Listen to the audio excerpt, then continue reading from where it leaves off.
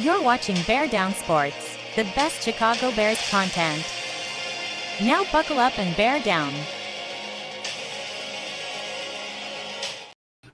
Bears fans, Bears Nation, welcome to the 2024 NFL Chicago Bears Draft Party. It's upon us. It's finally arrived. We are going to have some fun tonight, and I know there are a lot of options for where you guys can watch your draft content. I'm not offended at all to go back and forth. There's so many options, but I appreciate that you're here to spend some of it with me. It's going to be a lot of fun for us. We got some good coming on, more qualified guys than me, some guys that you guys will enjoy hearing from and being entertained from. I have been useless at work today. I have been useless for the last several weeks, to be honest. I think a lot of you guys can relate to that, and it was the perfect day for it, though, because it was take your daughter to work day, and this is actually my work. This is where I work. I've got two screens here, two computers. This one I devote to the podcast. This one I devote to my other job, and let's see if I can just show it here. I don't think you're supposed to show a lot of this stuff on there. There's the draft stuff. I'm not supposed to show any of that live stuff, but that was 2 seconds, and it didn't hurt anybody. So I got the draft on there. I've got to keep it quiet because I don't want to have too much revealed. We'll see if we can get away with a little bit of, but it's been a lot of fun to watch, seeing all of them come down the red carpet, seeing the hype, the buildup. It's here. We're finally here. We know 1-1 is going to be Caleb. 1-9 is up for dibs. See, I'm probably a little too loud there. All right, let's see how the chat's going. Mentioned some of you guys, already 50 people in the chat. Awesome. Appreciate all you guys being here. Let's see. Adam Morey, Jose Conclaves, Dylan Prescott, Fishing 702, Chapaquipa, Creighton Wilfong. Appreciate all of you guys being here. As I said, there's a lot of options for tonight, so I appreciate you guys being here. Florida Bears fan, Chad Wessels. We'll get into some of the chat in a minute. Jim Helms. Let's see. Mitch Osborne, Robin Leffler, Brian Courtbean. Let's see who I'm missing here. Sorry if I'm missing anyone. All you guys in the chat. Xander Z, Dylan Prescott, Relentless Mikey. Hey, what up, Relentless Mikey? Mikey's in the house. Evie's in the house. Evie Beardown, Jay Carr, Adam Morey, Mark Donald, G Mike. All right. First time in the modern era, the Chicago Bears have had the first overall pick. And many of you are well aware, it took me a minute to come around to the fact of taking Caleb Williams. Not because I hate Caleb Williams. He still needs to win me over. I'm getting won over by who he is and his personality and his character and everything I'm learning about him. The Pivot podcast did a ton for that. So if you guys haven't seen the Pivot podcast, it was spectacular. Go check it out. Let's see. Some other people hopping in here. Andy Anderson. Swifty in the house. Swifty making an appearance. Mark Donald. Appreciate you guys being here. Appreciate all of you tuning in. This is going to be historic. I decided to rep 58 tonight. My high school jersey number. Darnell Wright, baby. Last year's first round pick. So I thought it was fitting to wear that tonight to announce our 2 first round picks in. JC1 coming into the chat. Lucchesi Steve, all you guys, grateful that you're here. A lot of good things. If you guys didn't see, let me actually share this. Here we go. Share my screen. Let's go over to Twitter. I'm going to share my Twitter with you guys. Let's see here. Profile. If you guys didn't see my Twitter, man, I post a lot on Twitter. Swifty, you ruined me, brother. You ruined me right there. Yesterday, I did, in fact, let my little girls paint my nails. And they did a hell of a job. I'm going to tell you that right now. They did a great job. We had to erase and we had to start over a few times. My 7-year-old was a little disappointed in it. She wanted it to be perfect, but I think she freaking did pretty dang good by the end of it all. I think she did an awesome job. So good job to my little one. All right, we'll stop sharing that. Boom. Oh, but today, no, they're cleaned off. I'm not aware of where the paint nails on my hands type of. That was for my girls. I did it for my girls. So they enjoyed it. I enjoyed doing it with them. In fact, I'm going to share this with you guys. I try to protect them. I'm never going to show their faces on here. You guys will never see my kid's face. I just think that's important as a father. But I am going to share this. This was freaking adorable to me, and I'm going to have a dad moment here for you guys. Let's see any of the chat. All right, here we go. All right, I'm going to play this for you guys. This will probably be incorporated into my videos some point somehow. Go one more time. Good job. Bear down, huh? Bear down. Okay, 3, 2, 1. Bear down. Makes me proud as a father. They worked on that. That's while we were painting nails. They enjoyed it. It was a lot of fun with them. So just part of the festivities, part of a year we will all remember forever, 2024, the year the Bears picked their new franchise quarterback, and the year we moved into a new era of Chicago Bears. Jim? Nah, not happening, brother. Nope. I hope the thing that I was kind of ticked off with him for. I think he's just a young man, though. I think he's going to realize as he comes here and has that mantle placed upon him how important his example is. And I think a lot of kids are going to be looking up to him. I think he's going to be done with the maybe he's not. I don't know. I won't speak for him. Whatever he does to motivate himself is fine. It's up to him. We are going to have a couple special guests on tonight. First, in just a little bit here, we're going to have Dan Shorty from the Bears Country podcast. He's going to come on for a little bit before the first overall pick. After the first pick, some point, Swifty is going to come on. And then Samo is going to come on before the 9th pick as well. A couple of great guys that you guys will enjoy us chopping it up in front of. So let me see. Let's just get to some of the chat. I'm missing a lot of this chat. Draft looks packed. Yeah, there's a ton of people. I think I saw just barely there's already 200,000 people there, and we're less than an hour away from the draft beginning. So it's happening. It's hopping, man. I went to the draft with, in fact, I told him I was going to, you guys may be entertained by this. You may not. My buddy Brock, one of my best friends, he's a Colts fan. He came down. We went to the Vegas draft a couple years ago. We had a great time. It was so much fun. So those of you who get a chance to go to the draft, it's a lot of fun. Thought about going this year, but I can't do this from there. And I really wanted to be honed in on seeing the picks and presenting some stuff and being here with you guys during the draft because it's different. It would be fun to be but it becomes you're a packed sardine in there and you don't get to see it. It's fun for the experience, but this is a year I want to be here and see it all. So the draft begins in, let's see here. Stop that one. Let's open up. Bring it on. Bring it on.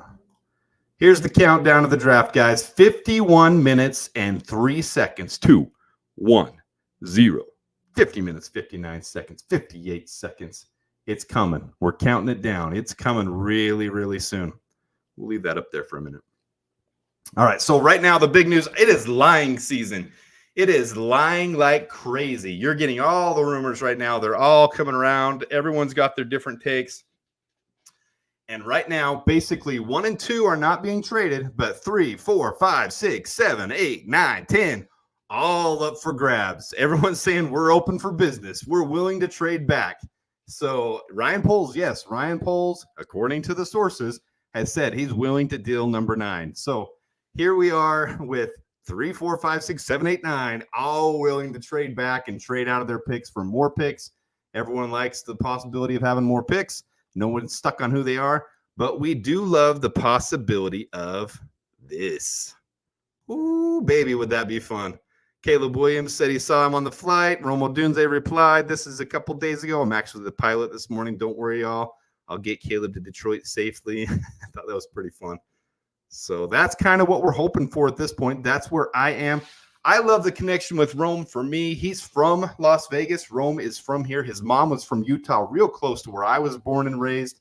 The family moved down here, and then his grandpa's mom's dad still lived in Utah from a farm. I came from a farm. For those of you who don't know, very small farm town. My family sells the tractors to farmers, and there's a connection there that I love the farm boys. That's why I love Cade Stover so much too.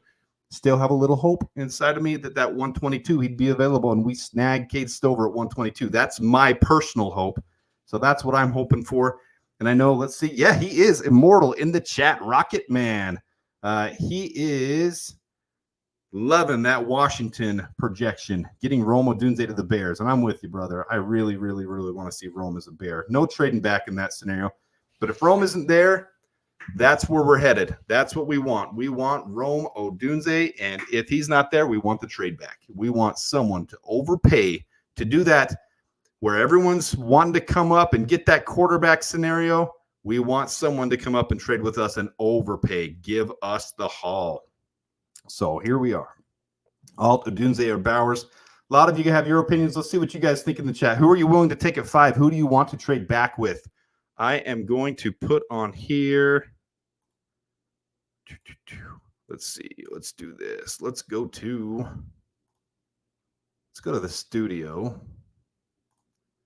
Let's go here. Let's go to the studio. I'm going to show you guys. Oh, that's not it. That's not it. That's not it. Let's try this again. Let's try it again. Let's try it again. Share screen.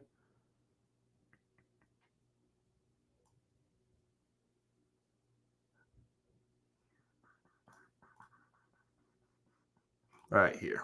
Okay, so here are some of the polls I've done leading up to the draft. Wanting to share some of these with you guys today. So here's number one. The number one question, the last one that we asked, draft day is 9 days away. Ryan Poles has generated more draft capital every year, but for teams that were in much more desperation than this one, the Bears currently have 4 picks in the upcoming draft. How many picks do you think the Bears will end up selecting? April 25th through 27th. Trading up was option 1. The least amount of people think we end up more than 6, that he's not going to be a wheeler and dealer. 9% of you guys, 1,600 votes.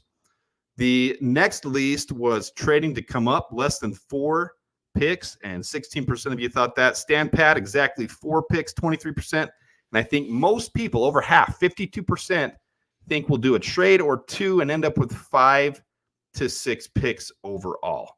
And that could just be 1 pick. If we trade down and we get 2 extra picks from trading down from 9, that could be what he does.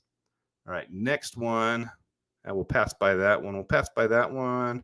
Here's the other one that really related to tonight. If all of these options are available at 9, who do you want? Who do you think the Bears should take? 4,400 votes on this one. Less than 3% want Brock Bowers. 30% say Joe Alt. 49% say Rome.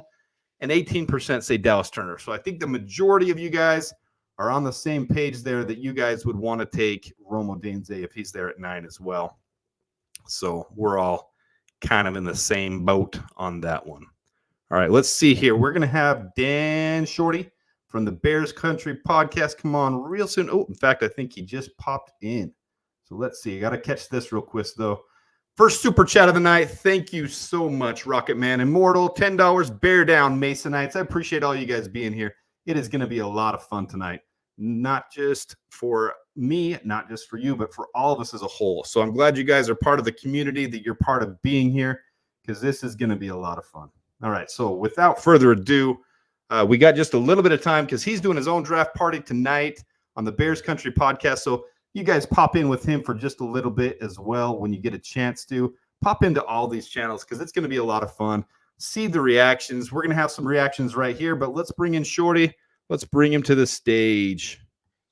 What's up, man? What's up, Adam? Thanks for having me on, man. And I'm so happy to have you here. I loved coming on your guys' show. It was a lot of fun. Love chucking it up with you, yucking it up with you, man. It's just a pleasure on this draft night to have other Bears fans, other Bears content creators come on. Tell me your thoughts, man. Where are you at with the draft tonight? It's 45 minutes away, and we're going to have Caleb Williams' name on the clock. I've been on pins and needles since the day they traded Justin Fields. I'm going to be 50 this year, and I remember being in my late teens, early 20s, and I had a draft. Oh man, I meant to have a marker board ready for tonight. Totally forgot about that. I used to have a dry erase board with all the players on there, and specifically quarterbacks. And I remember getting down to Tom Brady's still there. Why not just take him? I've always been wanting a quarterback that we could either draft and develop. But ultimately, what I've always wanted my entire life was to have the first pick with a quarterback just like Caleb Williams in this draft. By that, I mean someone who has been scouted since high school, somebody who has played a lot of games in college and everyone has been talking about him from day one, someone who has all of the mechanics and the special stuff that this quarterback has, someone that a team would lose a game or two for just to ensure that they get that pick. Luckily, Brian Poles with that trade with the Panthers last year. But, I growing up my whole life, and I heard you use this phrase of mine, I also have QB PTSD. I took it from you. You coined it, and I stole it from you from when I was on your show. So no, 100% credit to you, man. You didn't steal it. You said, I like that. I'm gonna have to use that. I said, please do. 100%. I'm glad you did. And you're welcome too. So, I have QB PTSD, man. And, all our entire lives, we've been rooting for the underdog quarterback, right? Yeah. Like last year, some of the things that I saw Bagent did better than Fields with the footwork and the timing and the rhythm of his passes. The ball came out of his hand quick. He spread the ball around to different receivers. I became a fan of that. But this is different. This is no longer being a fan of the backup quarterback. This is being a fan of the first pick in the draft, unanimous best quarterback by all accounts, special stuff. And so I have gotten to this moment, like I will believe it when it happens. So I'm still not, everybody is saying it's a foregone conclusion. They're already talking about him like he's a Bear. Strangely enough, you can't buy number 18 on the NFL shop, but you can buy any number from 0 to 19. That's kind of weird. So maybe he's not going to wear 13 if he does get drafted by the Bears. But I'm sitting here on pins and needles, and until it finally happens, long-winded answer, then I will believe it. Well, I think it's completely normal, though. What you just said is what every Bears fan's going through. And that's why we became enamored with the Tyson Bagent story last year. That's why we became enamored with bringing up the stats that Justin Fields was improving every year, because we live off that hope. We want to have the hope that our quarterback will be the next great quarterback, and we just haven't had it. And we've had to watch, even recently, Jared Goff and Kirk Cousins play better than our quarterbacks, but in history, Aaron Rodgers and Brett Favre and be owned in our own division and never had that quarterback that we've had more than 4, 5, 6, 7 years. We just haven't had it, and it's been so frustrating for us, which is why this is unique. We've never had the number 1 overall pick in the modern era, and now we get it in a year where there's a generational quarterback. Now, Shorty, I don't know, because we haven't talked about this, me and you personally. I took a long time to come around to Caleb Williams, and I still need September through January to get here, because there's so much hype that goes into some of these guys, and it doesn't always work out. Even Mitch Trubisky, I remember being so hyped for and being, this is the next guy. This is him. And I bought into it. I wasn't even looking at Pat Mahomes. I was bought into it. And I know that sounds dumb, because a lot of people realized even back then Mitch wasn't the thing. But to me, he was. Tell me about your journey with Caleb Williams. Have you been on board from day one? Are you coming around to him? Are you on board now? Where are you at? Because I'm hot on him now. I'm enjoying everything I'm seeing, from the Pivot podcast to the advanced metrics of 199 passes on 3rd and 4th down with no interceptions, to his release speed being at 0.28 seconds faster than anybody, and an average NFL quarterback being 0.5 seconds. Everything I'm studying, I love now, but it's taken me. I'm one of those guys that I really have to spend a lot of time, and I have to dig in deep to do it.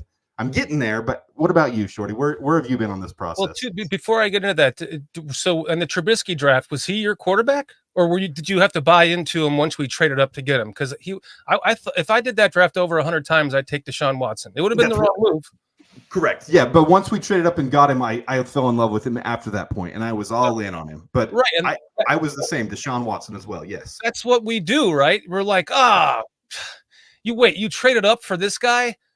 But then you have to go and force yourself to fall in love with that guy, right? Like this is different. Like for me personally, you're saying that you have, and I watched your last couple of shows, like you're talking about how you have watched the games, not just you can't just go watch the highlights.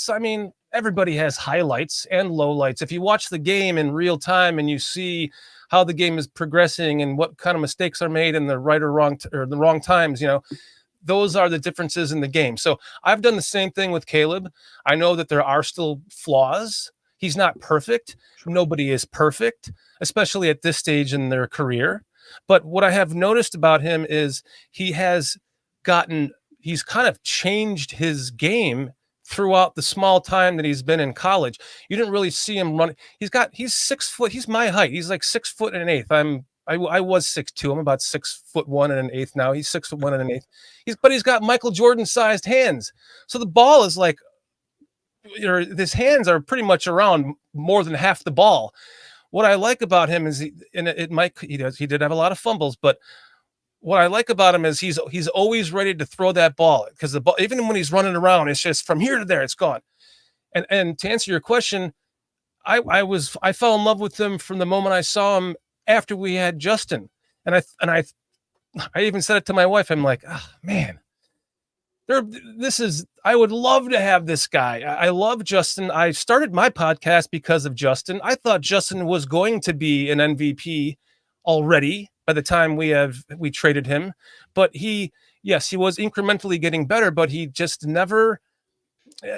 seemed like a 1 or 2 read quarterback. And there's plays that were left on the field that we heard him say that, oh, I was told not to look that way. I had to follow this the whole time.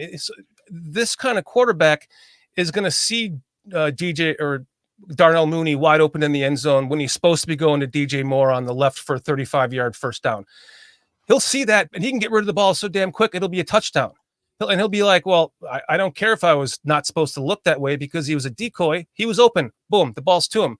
So to answer your question, I started scouting him after we had Justin, and I was like, oh, man, there is just no way on earth that we're going to be able to get this guy, because A, we'll never have the first pick in a draft where he's, in 3 years when he's coming out, unless we totally suck.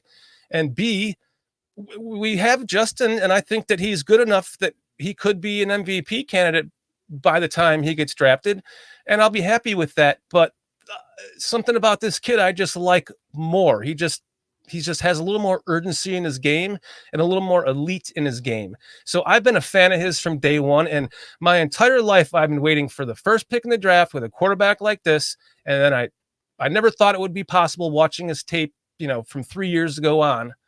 But here we sit, and I am jacked. I mean, I'm as jacked as when that call comes in and they actually say that they're drafting Caleb Williams instead of trading it. It's going to be like Devin Hester returning the opening kick in the Super Bowl for me. That's how I feel. Yeah. I don't know if the first pick, I'm going to be screaming and elated and crazy. I'm going to be satisfied that it's done, but yes, you nailed it. And I love seeing, I don't know if you were watching, I'm watching here on the other screen. I'm watching the red carpet. I'm watching them come out. I watched Caleb come out with his girlfriend, who apparently is not who I thought it was, but as I'm looking into it, nobody be alarmed. It's not some crazy thing. He's with a girl that he was with in high school, and she came back, and that's who he was talking about on the Pivot podcast. Little surprise to me, but so wait, so you're saying she's not a 12, she's like an 8? No, she's like a 15. Like she's very gorgeous. It's just I thought it was this Valerie girl that if you Google Caleb Williams' girlfriend, it's this Valerie. I don't remember her last name, but it's he's with Alina something. Her last name ends in God, so I've been joking that she's a goddess. But apparently that's who he was referencing on the Pivot podcast. Not that this is even that important. I mean, who he's with is he's grounded. He's very mature. But I watched him come out. He's with his mom and he's with his girl, and she's wearing this silver dress, that, just like he said, and he's got his silver pinky painted.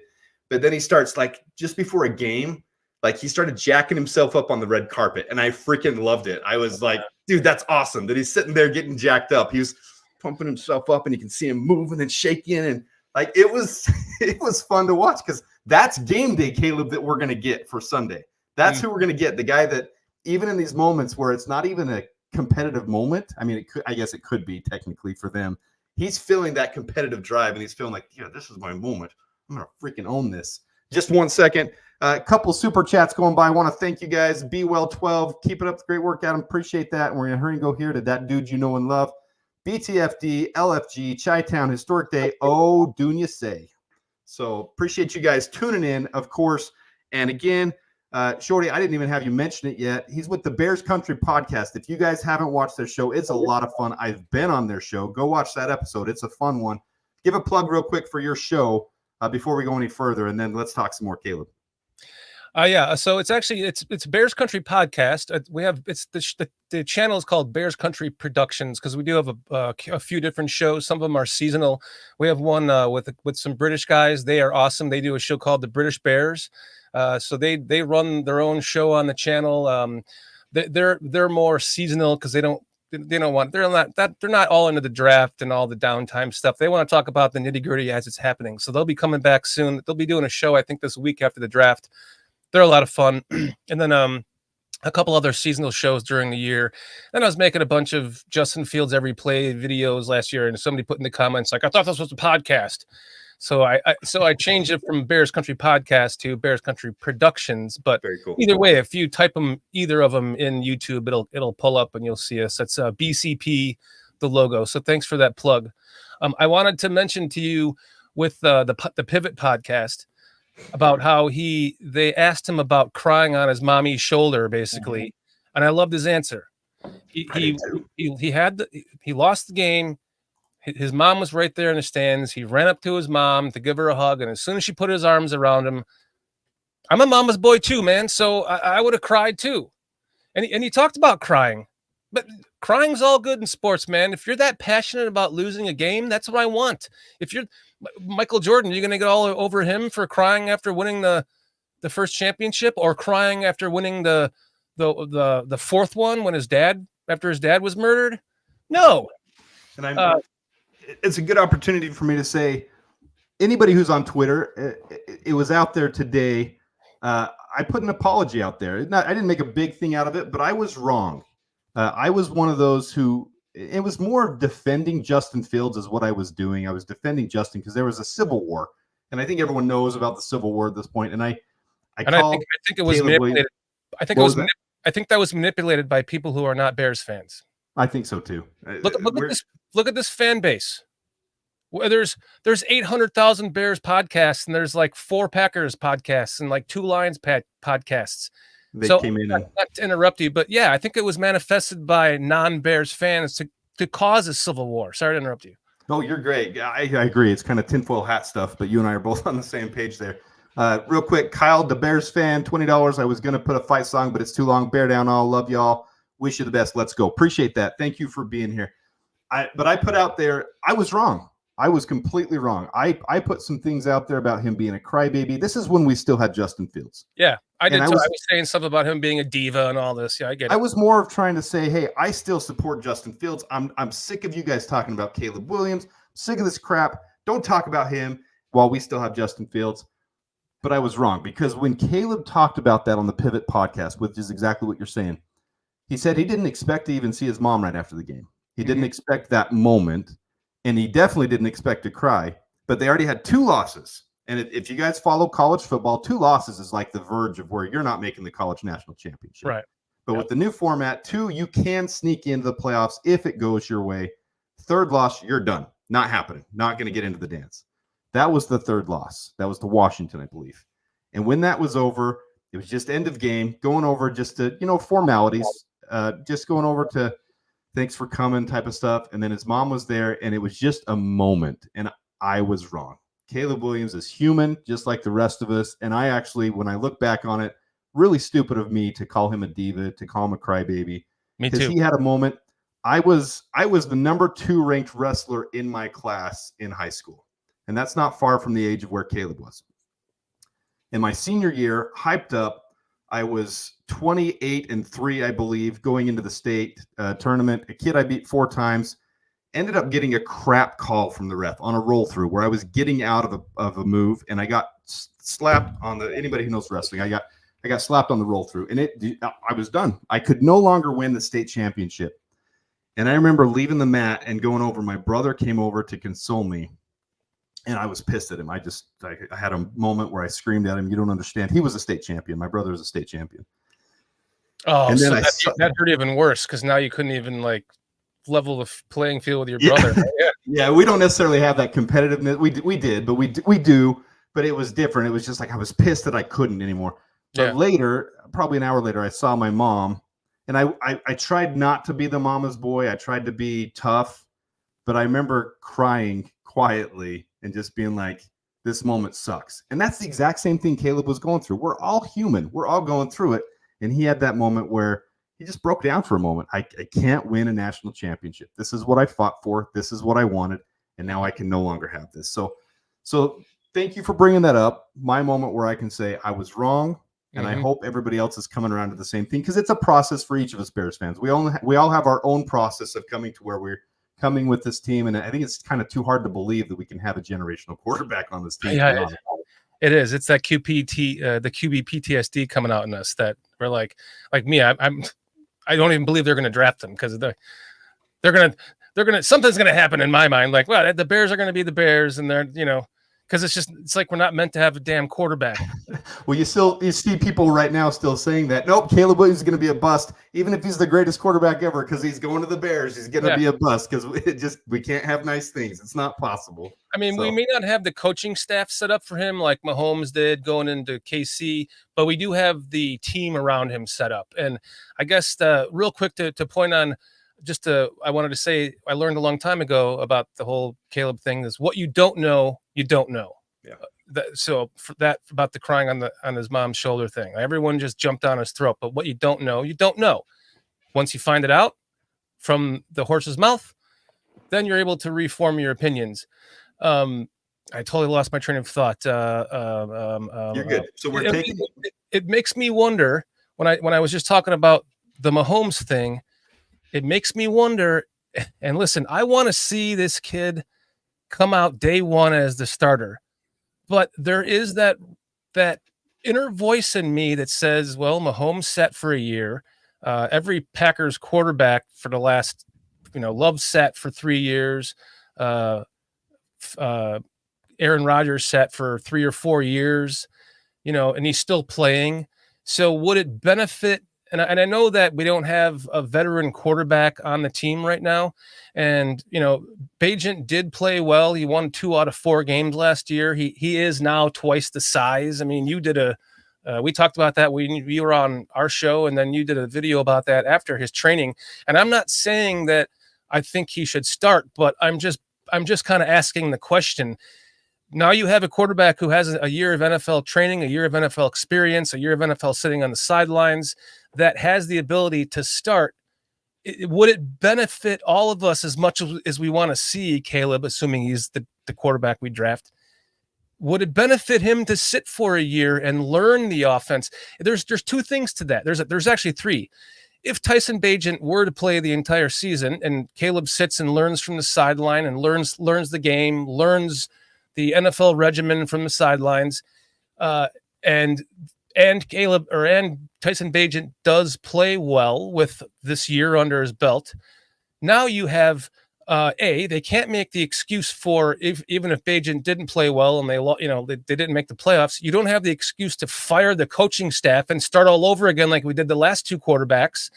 You have the excuse of, well, we sat him and we've been waiting for him for this next year, all the way to now if Bagent did play, let's just say the entire year, and we won 10 games and made the playoffs, now you have an undrafted rookie free agent that you can turn into a 2nd or 3rd round pick or more. So, and as much as I want to see him play, what I want to ask you that, do you think it would benefit him sitting for a year? Do you think it would benefit the team sitting for a year? Not at 1-1. And here's the question I asked back. Number one, with Jordan Love, I think it absolutely benefited Jordan Love, but he was the 4th, 5th best quarterback in that draft, right? Yeah. And I don't think he was refined and ready like Caleb Williams is. Number 2, you can't do that at 1-1. You can't do that with the 1st overall pick. That's what everybody's answer is to me when I say that. Yeah. He has to. But number 3 point here, I think if Patrick Mahomes started day 1, he would still have been just as effective. I think sitting behind Alex Smith wasn't the secret for him. Mm-hmm. I think it was just a matter of when his time did come that he capitalized on it. And I think he would have capitalized day 1 as well. He wasn't coming to a Patriots this year situation or a Bears last year situation or a Panthers last year situation. he came into a team that was a playoff team and had Alex Smith and was very, very solid. So I think he would have been fine year one. I don't think Jordan Love has even proven himself yet. Now, part of that might be the Bears fan in me. It might be that I hate the Packers so much that I don't want to admit it. I bring a lot of stats up that are honestly skewed, if I'm being honest, because his first half of the season was so atrocious. It was bad, but he improved a lot. So Jordan Love is one of those that I think did benefit from sitting the backup, from sitting for 3 years. And I think it took him 3 years because I think they wanted to move on from Rodgers earlier with the antics Rodgers was playing, but they couldn't because he wasn't ready yet. Mm-hmm. So I think with Caleb Williams, he's not that same class. He's not Jordan Love.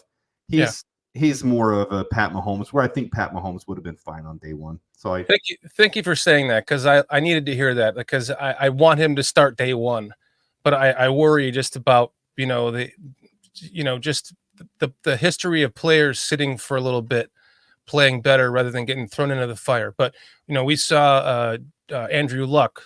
He didn't take them to the championship his first season, right? It was his second season. But I think they had a winning record his first season. Andrew Luck, I think they were 12-4, 16 games back then. Maybe it was 12. I don't remember when the 16-17 game switch, but he was 12 wins, I believe, that first year. So he took him to the playoffs. I think they won a game his very first year, though. Okay, that's great to hear. So that eases my anxiety, because I do want to see him start day one. I do. Yeah, it'll be a lot of fun. What time is your show coming on, Shorty? I don't want to hold you longer than we have to here. We start at 7:45 Eastern time, so 8 minutes. 8 minutes from now. So hurry before you leave. Give us your take on number 9, because everyone right now, if you look at what everyone's projecting, number 3, number 4, number 5, number 6, number 7, number 8, number 9, all say they're willing to trade back. And no one knows what's going to, it's all rumors right now. No one knows. I'm wearing my Hall of Famer jersey tonight for the show, because I think that I think we can come out of this first round with a Hall of Famer, nice, or 2. And I'm kind of secretly hoping that they trade up for MHJ. I mean, I know that the top 3 receivers are kind of somewhat equal, but I just think that MHJ is better than the other 2. And I think that if you can pair those 2 together for 10 years or more, it's going to be hard to keep both of them. But you have a Hall of Fame combination for a long time. And I don't care I personally don't care if we have to trade a first round pick next year or a second and a fourth next year, because that's just, you went all in when you decided to trade Justin Fields and use this pick for Caleb Williams and go and get him that supporting cast. I just think it would, who cares? Just let's do it. Let's go all in. I like it. Did you hear the news, though, about him not signing his NFL Player Association card? Like, that he's one of the first ones ever not to do it? I heard Caleb didn't either. Oh, I didn't know that. Yeah. So neither of them have. My buddy's a huge Madden guy, and he's like waiting for him to come out in Madden like right away. And that's not going to happen because he didn't sign it either. So yeah, I'm wondering if maybe there's something going on with that. Well, their endorsements, most likely. They don't, it's so right here. I'm looking from Adam Schefter 4 hours ago. I don't see anything on Caleb, but it says Marvin Harrison Jr. has yet to sign a preliminary NFLPA licensing agreement that all draftees typically sign, which would allow his name and likeness to be monetized after he is picked tonight and before his NFL contract is signed, per sources. His jersey will not be available. So I don't know. I don't think it means they won't be drafted. They're both there. I watched them on the red carpet. They're both excited to be drafted. It has nothing to do with them holding out and not being willing to play. In fact, if you listen to the Pivot podcast about Caleb Williams and not getting an agent, he said, I've got financial professionals. That's pretty much locked in what my contract's going to be. There's no point in me having an agent at this point, but I do have CPAs, financial professionals, like a team of 6 or 7 that help me go over everything. Yeah. So I don't know how much to look into that. We'll see what happens. I'm not looking into that, even if Caleb is part of that. I don't really care at this point. I used to be good at Madden, and then I got my ass kicked like 62 to zip by a 9-year-old, and I stopped playing. So that was it for me. And then I got my ass kicked like 73 to zip by another 9-year-old. So I'm done. Yeah, you can't keep up with the younger generation in gaming. That's not happening whatsoever. I play my kids, and I get my ass kicked by my kids. So there's no way I'm. Tell me, though, your thoughts. You see all this stuff with, let me pull this up here.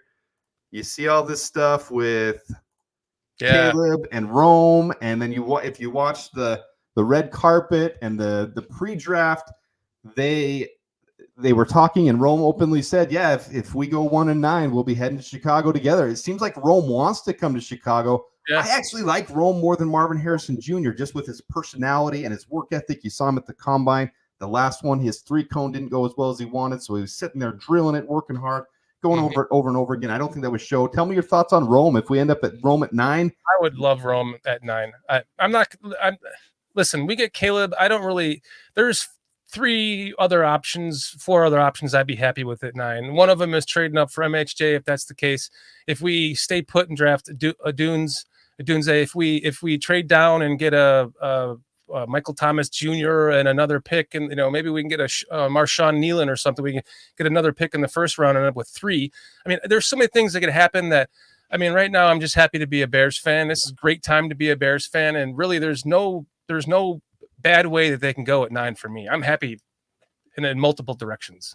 Yeah, I agree with you, man. I won't hold you up any longer. Your guys' show starts in about 3 minutes. If you guys get a chance to hop over there to 174 people on the show so far. Thank you all for being here. I know there's a lot of options. Jump back and forth between some of these shows. There's a lot of content creators creating some great stuff for Bears. So I do appreciate you guys being here. Anything you want to say before you head out? Shorty, thanks so much for being here once again. I do, man. I want to say thank you very much for having me on the show with you tonight. This has been an honor. Like you have just blown out of the gates, man. You got super chats going, man. And you know what? You deserve it. You have kicked some ass and taken prisoners. So you are doing an excellent job. I love what you got going on here. I like to watch you just for your personality and your analytics and what you have to offer. Great stuff. We're going to be doing the marathon on all 3 days on Bears Country Productions, Bears Country Podcast. I know that we're going to be sending you a link tomorrow to hop in with us a little bit. So we look forward to seeing you then. If you would like a link for Saturday too, we can give you that, and it would be great. It'll be great to see you tomorrow. And thank you very much for having me on, and looking forward to this draft, man. Yeah, so we don't know what time yet, but thank you, Shorty. But I am going to hop on with them tomorrow too. So come check that out, guys. I'm not doing a live show tomorrow. I'll probably do a reaction when we pick at 75 or whatever pick we have. I'll do a reaction, but I'm not doing a live show tomorrow. So go hop on with them. Check it out. Great to have you on. Thank you so much, Shorty. Enjoy your show. Appreciate it, man. Have a good night. Bear down. Right. Thank you. Bear down. All right. Thank you, Shorty, for coming on. That was awesome. Here, real quick, Rufus94. Thank you so much. $5 super chat. Is there anything you think polls will do to surprise fans today? I think I would be surprised if we trade up. With everything that they've said and everything they've done, I would be shocked if we traded up. I won't be like, oh no, this can't happen, because obviously it's going to be for a player that we really want and he fell in love with. I just don't see it happening. The other thing that would shock me is if we take someone that's not really at the top of this draft, in my opinion, someone like, I don't know, Olu Fashanu, you hear a lot of, because he played with Caleb in high school. Seeing Olu Fashanu go at 9 without a trade back would shock me. That would be a shocker to me. Obviously, the real shocker is like if we took a cornerback, if we took Quinyon Mitchell at 9, that would be a huge shocker, but I don't think that's realistic at all. So in the comments, let's hear what you guys think. What do you guys think would be crazy or would be a shocker or a surprise for fans today? What do you guys think? Trading up into the second and only pick 3 players this draft. That could happen. I don't think this was in response to shockers. I think that that was just something that could happen. I don't know, man. He might trade 75 and a pick next year and get back up into the second round. Yeah, absolutely could. I absolutely see that happening. That could happen. Shocker would be trading up for Marvin Harrison Jr. Tight end at 9. I can see that being a shocker, 100%. If we take a punter with one of our 4 kicks, that would be a shocker. I agree with that. Or a long snapper. Here, Immortal says that. But appreciate this. American Mafia Media, appreciate this a lot. Just got off work, had to stop by Adam Mason's first draft special. Appreciate you guys being here. I'm going to say that all throughout the night. We are roughly 15 minutes away from going on the clock. The clock we won't make the pick right at 7 o'clock, but we'll be going on the clock at that time. Brock Bowers at 9. I think a lot of people feel that way. I'm not shocked if we take him because of his size. He could very much be that X-type receiver. We could run a lot of 12, 13 personnel sets with 3 tight ends on the field. And DJ Moore and Keenan Allen still on the field with all 5 of those guys. I wouldn't be shocked, but I'd be shocked if we took him at 9. That's an overreach for a tight end, in my opinion. If we traded back and took him at 9, I wouldn't be completely shocked. Punter at 75. I don't see that happening. All right, if you guys didn't check it, my new logo, I just created this. Let me know what you guys think about this. This is the new logo. I just changed it up a little bit. It was Spider-Man and Sweat before. Now I've created it with the Spider-Man web in the background and the little web coming out. That's the new logo I have for the podcast. Just created that. Let me know what you guys think. I enjoy it. I think it's a lot of fun. 2 of my favorite players on the team right now. Sweat is by far one of my favorite. And Kyler Gordon, to me, is that guy that I want to see the untapped potential come out this year. I want to see him break out this year and be that nickel in the league that's just the dominant threat. And I think he totally can.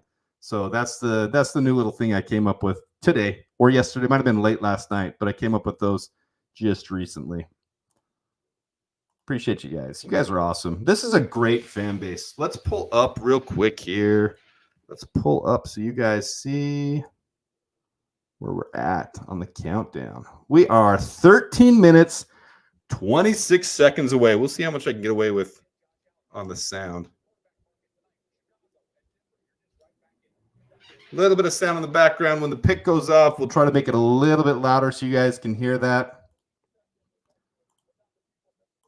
We're getting close, though. We're getting real close. 13 minutes, 6 seconds away. 5, 4, 3. 13 minutes away. I like that right there. Rocket Man, Immortal. I'm wearing my Kyler Gordon jersey right now. I do not have a Kyler Gordon jersey. I would like one. 4 interceptions for Kyler this year. Rome looking fresh. All those guys, man. I did like Caleb's jersey or his suit, and he looks pretty fresh as well. They're coming out for the national anthem. They're getting ready. All right, so the big news right now, the big rumors, this is lying time. Lying time comes all the way up into the draft. We're not going to know what happens. But everyone's saying 3, 4, 5, 6, 7, 8, 9, all up for trading down. Who's trading up, though? Maybe the quarterback teams. That's all you're hearing. And 12 doesn't really have much of an option to do that. Doing introductions right now. Yep, they were all on screen. So I'm watching on NFL Plus. I will announce as things go along. I know some of you guys don't have NFL Plus or access to it. We will announce what happens. Appreciate this, Gabriel Ruiz. Congrats, Adam, on your first live draft. Everything changes for Chicago for the better, finally. And I think that's the general consensus we all have. Just as I was talking with Shorty, man, I really, really liked him coming on. That was fun. Thank you, Shorty, again, if you catch this post after your show. Really appreciated that. That's how a lot of fans feel. That's how I've been. I wasn't sold on Caleb day one, but I'm going to tell you guys right now, the more I look into him, the more I'm excited about it. I'm still hesitant because I've never seen it in Chicago where we've had that 20-year guy, but he wants to be it. He wants to chase number 12. He wants to chase Tom Brady's legacy, win 8 Super Bowls, and hopefully he's doing it number 12. Man, what do you guys think? Do you think they're going to be there with a jersey presented with his, or is it going to be the generic number 1? Man, I'm going back and forth. I think it'll probably just be the generic number 1 on it, but I would love it if they came out with like a number 12 on it, his actual number, and if that's his number. That's what I'm predicting right now. But if they come out with his number 12 on there, that's when I'll freak out. Oh, look at that. Look, number 12. But, okay, let's see this. Adam, you know it's Rome at 9. I really hope so. I just don't see the Giants passing up on him. But that's the big rumors right now, is that the Giants are trying to trade up to be able to get Drake May. That's what everyone's saying. So if there's truth to that, sorry, guys, I'm going to have to drink a lot of water. I might have to get a water run here in a second before we start. If there's truth to that, that gives some big hope that Rome can be there. But I'm afraid of a team trading up for Rome. He's that good. So just like all of our fans, are wanting to see Rome come to the Bears at 9, other fans love Rome too. In fact, I hear a lot of buzz about the Jets liking Rome and be able to, they're going to go all in this year. They've got Aaron Rodgers for one more year. And if they really want to capitalize and get a guy that's NFL ready, 75% contested catches, very low drop rate, 4% drop rate. That's Justin Jefferson and Jalen Waddle numbers. Nobody else in the last half a decade have put those type of numbers up. So Rome is going to be sought after. If there's one player I'm okay with us trading up a little bit for, say Tennessee wants to trade back 2 spots and we give up just a tiny bit, I'd be okay with that for Rome. Yeah, a lot of you guys are in the same consensus. Giants could take a quarterback regardless. Maybe. Yeah. I mean, with Daniel Jones' contract, I don't know. With this special wide receiver class, Giants take J.J. McCarthy. I don't know if J.J. McCarthy is even worthy of. I mean, I like a lot of things about McCarthy, but I don't know if McCarthy's worthy of going in the top 10. I can see teams holding back and drafting him at 11, 12, or 13. I think the Broncos have to pick a quarterback at 12, but I don't see them trading up. They don't have the draft capital, but I think they have to pick at 12 because then they don't have another pick till the third round, and you're basically getting the scraps of what nobody else wanted. So that's where you could see a Michael Penix or a Bo Nix, or if J.J. McCarthy falls, I don't see him falling to 12. But if that's what that happens, you could see all 5 or 6 quarterbacks taken in this first round because of that. I like this. Rome is my huckleberry. I trade up to get him. Man, Rome Rome is from Las Vegas here. He went to Bishop Gorman, which is a national championship high school competing team or school every single year. Elite of the elite, and he broke records there as well.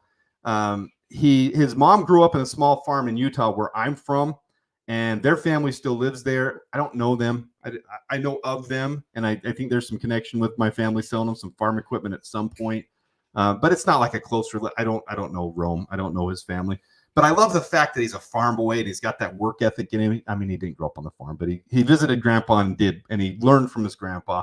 That's why I like Cade Stover too. So I'd love to see him. Some of you guys are hoping for other guys though, and that's totally cool. There are 3, I mean, really, in my opinion, 4 solid wide receivers. They could be wide receiver 1 on any team this year. Ooh, and you guys know I love this one too. I love Leggett. I'd be super happy taking him in round 1. At 9 though, ooh, if we traded back, I'd be okay with late. Like if one of these rumors is true where a team wants to trade up from the late end of the round, like the Niners or the Bengals, and they want to trade way up and we get future capital and a second and a third and multiple things, and then take Leggett, I'd be very happy with that as well. I think Elway likes Bo Nix. Man, we're getting close, guys. Oof. You guys feel it? I feel it. I feel it. I feel it. I'm starting to get the jitters. I think Denver, Las Vegas, etc. that need a quarterback but miss out on the top 4 will move back to grab Penix and Nix. I don't see those guys going 12, 13. I agree with you. So if they don't get their guy, man, my ideal scenario right now is if the Raiders want to trade up at 9. But you have to remember, Atlanta could be willing to trade back as well. They could be willing to trade back and let someone jump ahead of us that wants a quarterback, but that would even lead to more scenario where there could be another player there that we want. So, I mean, it's just going to be how this thing falls. It never goes the way we plan. That's the thing. It never, ever, ever goes the way that we plan it out. Of your 5 billion mock drafts you've done, I guarantee it didn't hit on the head how this is going to happen. Oh, there's Caleb coming out to the stage. Caleb Williams getting all excited, and why not? His wait will be the shortest tonight. All right, they introduced him. I had a moment there. I had to announce it. Let's go. Let's do this. It's coming. It's almost here. We are 7 minutes away. Could be 4 quarter. I think at this point, I'm going to say that's a given. I think that's happening. All the hype you hear leading up to this, I think absolutely Caleb, Jaden Daniels, Drake May, and J.J. McCarthy are all going in the top 10. It's just where. Who's going to trade up? If we don't trade back and we take Rome, I can absolutely see the Jets trading back and getting some draft capital, a spot or 2, and getting a 3rd rounder out of it. 100%. That's like what the Bears did last year, where we traded from 9 to 10 just to get a 4th rounder, which is the pick we have left this year. So that absolutely could very much happen. Where's JPJ going? That's a great question, Timothy Morrissey.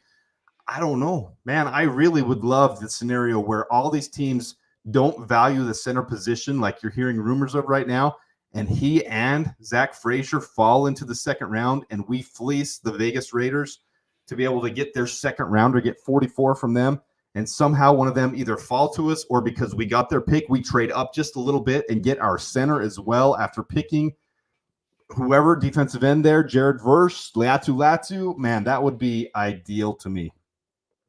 Ooh, look at that. I didn't know that. So thanks, Jim Helms, with the update. A.J. Brown just signed 3 years, $96 million extension. Wide receivers getting paid lately. That and the Amon-Ra St. Brown signing, that makes me want to get a wide receiver right here in the 1st round more than ever, because you're going to have to pay Keenan Allen. You're going to have to pay DJ Moore. We need to start investing in the wide receiver room. So that is huge. All right, Swifty in the house. Thanks for that update. I did not see this yet. Obviously, I'm with you guys. I'm on here. Keenan Allen is officially number 13. So that's why the jersey swap happened. He is officially number 13. That's kind of what we speculated. And now it's done. Sounds like it's an official thing. I'm going to trust Swifty. He's a reliable source. Guys, we're 5 minutes away. We're 5 minutes away from this happening. Yep, 5 years of rookie wide receivers. We're in a position where our roster is coming together. We can start doing this. We can start investing in those premium positions, in wide receiver, in running back. We have 2 second-round picks next year. If we want to get a running back next year, we can absolutely do that. So we're finally getting to a place where Ryan Poles has rebuilt this roster, and I love it. All right, let's see what you guys got going on. What's up, Swifty Mason? All right, let's see here. Directly from the pictures of Keenan's 13 jersey hanging in the locker room at Soldier Field. Very cool, man. We'll try to find that here in a little bit and pull it up. All right, guys. Man, the jitter's coming through me. I'm getting excited. Looking to see if I missed any super chats from you guys. I really appreciate you guys being here. All right, we had, and I'm going to go through them again just to say thank you in case I did miss any of them. Immortal gave a $10 super chat and said, Bear Down Masonites. Gabriel Salazar gave a $10 super chat and said, love the content. Looking forward to the season. All right, we got BeWell12, $20 super chat said, keep up the great work, Adam. Appreciate that. Thank you all. We got that dude you know and love, $2 super chat. BTFD, LFG, Chi-Town, Historic Day. Oh, done you say. And then we got Kyle the Bears fan. I was going to put the fight song, but it's too long. Bear down all. Love y'all. Wish you the best. Let's go. And then Rufus94. Is there anything you think Poles will do to surprise fans today? And we kind of went through that already. Just don't pick a defensive back in the first round, Poles. Don't do that, and we're all going to be happy. Everything will work out just fine. All right, we're getting there, guys.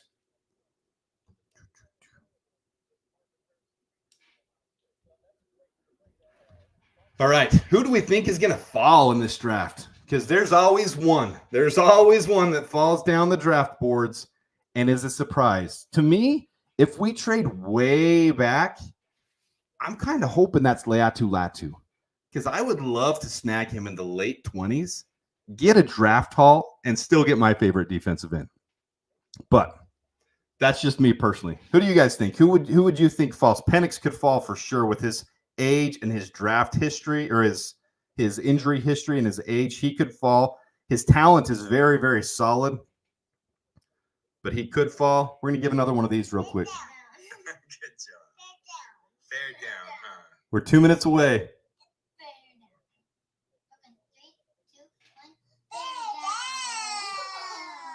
Bear down, Bears fans. We're there. It's getting real close. We're getting super close. Let's pull up.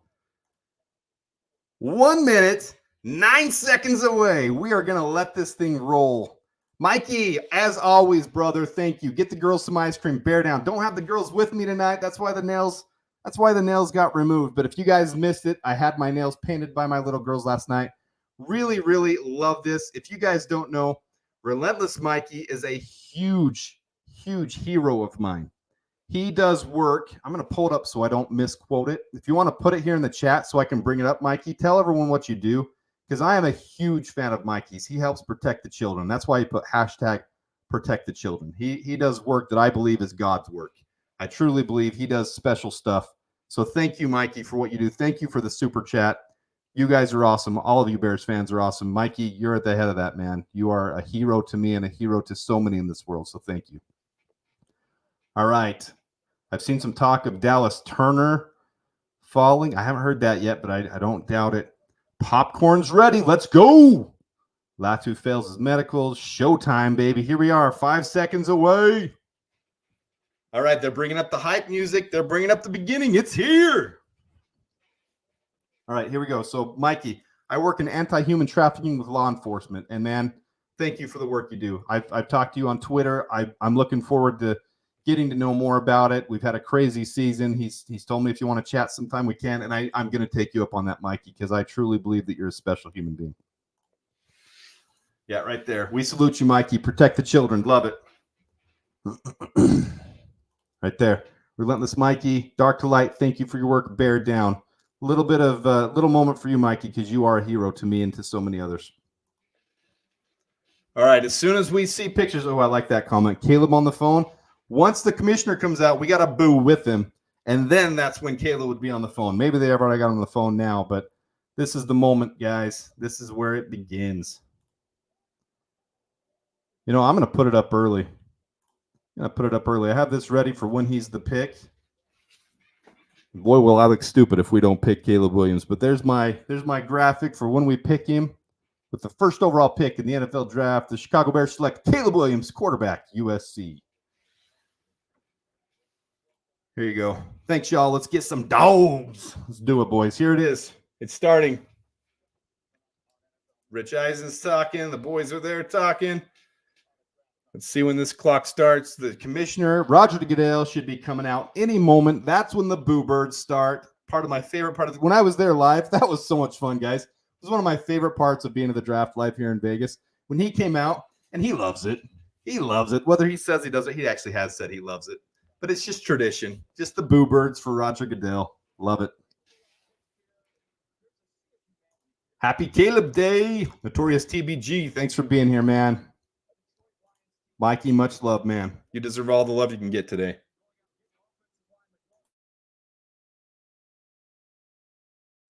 I had to clear my throat. We can trade down and get Olu. If we get Olu, I truly hope it's on a trade down. I do not want to take him at 9.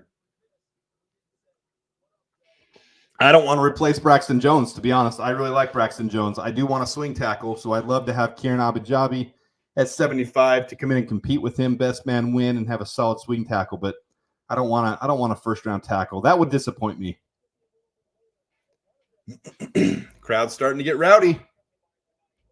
Sweetness is the reason I love the Bears. Not wearing it tonight, but this is, man, I just got this year. It's last year's edition. But when I was at the outlet mall, they had that thing on clearance, and I have no freaking clue why it was on clearance, but I snagged that sucker up. $40. I paid $40 for that jersey. Thank you real quick to Lovie Smith, to the Indianapolis Colts, to the Houston Texans, to Ryan Poles for making this first overall pick possible. Brought to you by good fate and fortune and a history of the Bears going through crap and being due and finally being our turn.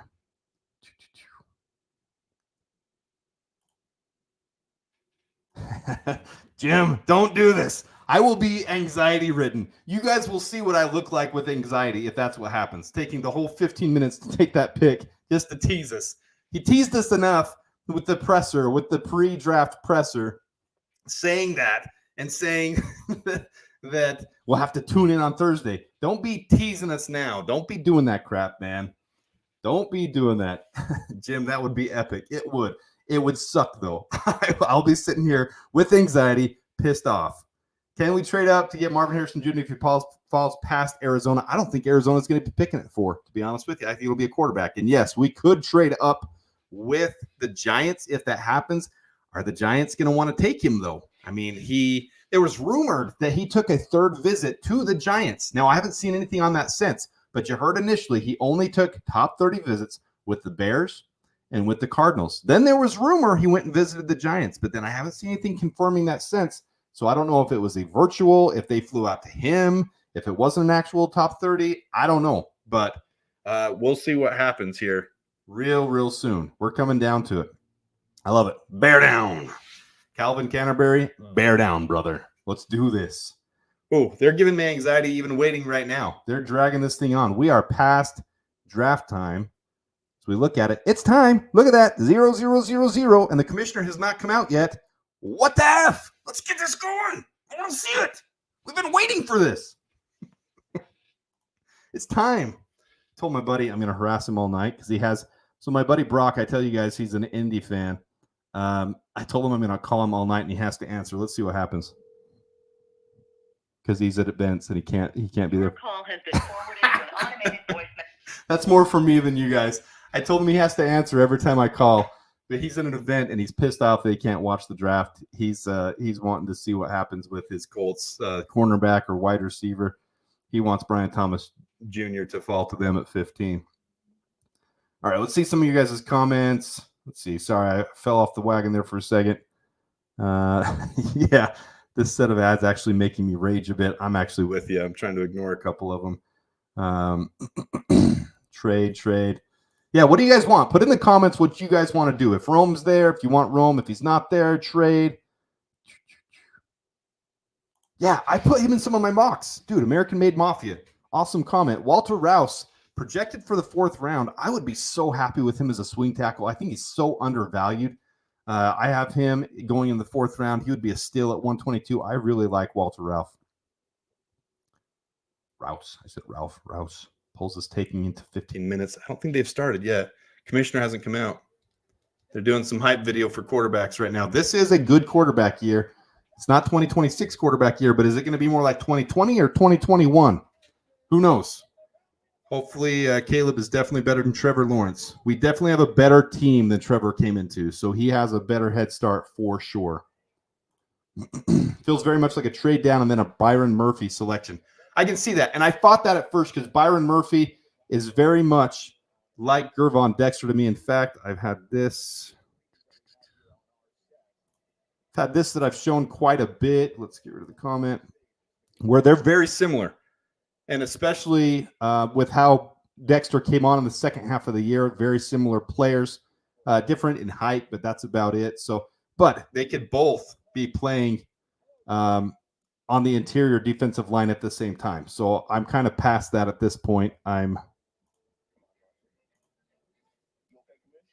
Sorry, got distracted. They're doing an intro.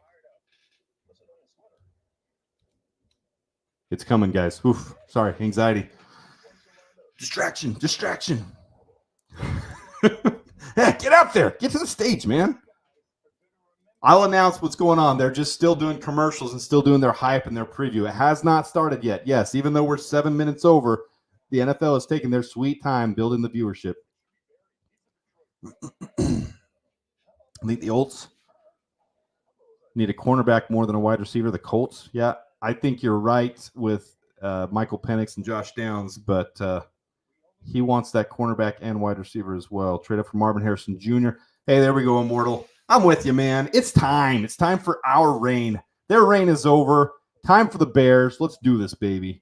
Trade up for MHJ. Trade. Roam out Bowers. If not, trade down. We taking Caleb. I will support him fully. I want to trade down from 9. I'm with you. I am all on board with supporting our quarterback, guys. I want Caleb to succeed. He's going to have to prove it to me. September through January is going to be huge. He's got the cast to do it. He's got the team to do it. Here we go. Commissioner's about to come out. I'm going to turn it up just a little bit. Try not to get in trouble. Playing some Eminem since it's in Detroit. Here come the Boo Birds.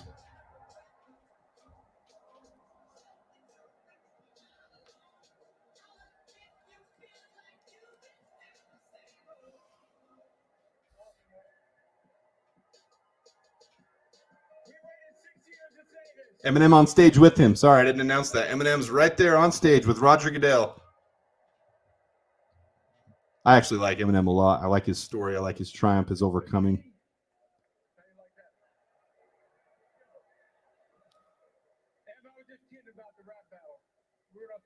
Another day, but the pride of Detroit has got a little some surprise for you. Bringing out a few other surprises for you. So, Em, here you go. Surprise! Here we go. Eminem making an announcement. Detroit, what up? It's here. Make some noise for the Detroit Lions. Let's go. Mikey, I'm going to trust you, brother. They're bringing out some Lions players. Jared Goff. Looks like Jahmyr Gibbs. Amon-Ra St. Brown. Aiden Hutchinson. Calvin Johnson, who many compare Marvin Harrison Johnson or Jr. to. Barry Sanders.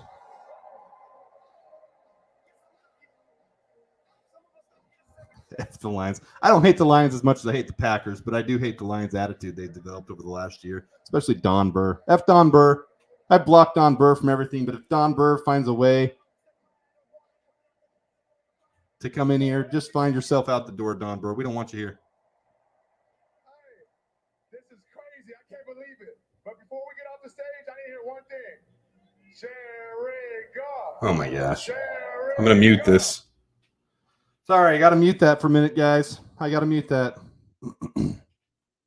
Yeah, I agree with you, man. Notorious, this is cringeworthy. Bye, Amon-Ra. Get off the stage. Detroit, let's go, baby. Screw you, Detroit. Love Barry. That's good. Barry's an idol. Tonight, baby. Let's get it. All right, Aiden, go away. You're overrated. Not really. He's a great player, but all right, we'll bring the sound back on. Motor City Kitties. I like it. Motor City Kitties. What's up, Detroit? What's up, football fans? Thank you for showing the world how we do it here in Detroit. Great job, guys. Classy. See that? Very classy. We already own the Lions, guys. We already own them. They were lucky to get away with a win last year. They were lucky. Yeah, Megatron's a stud. I do love Megatron, too.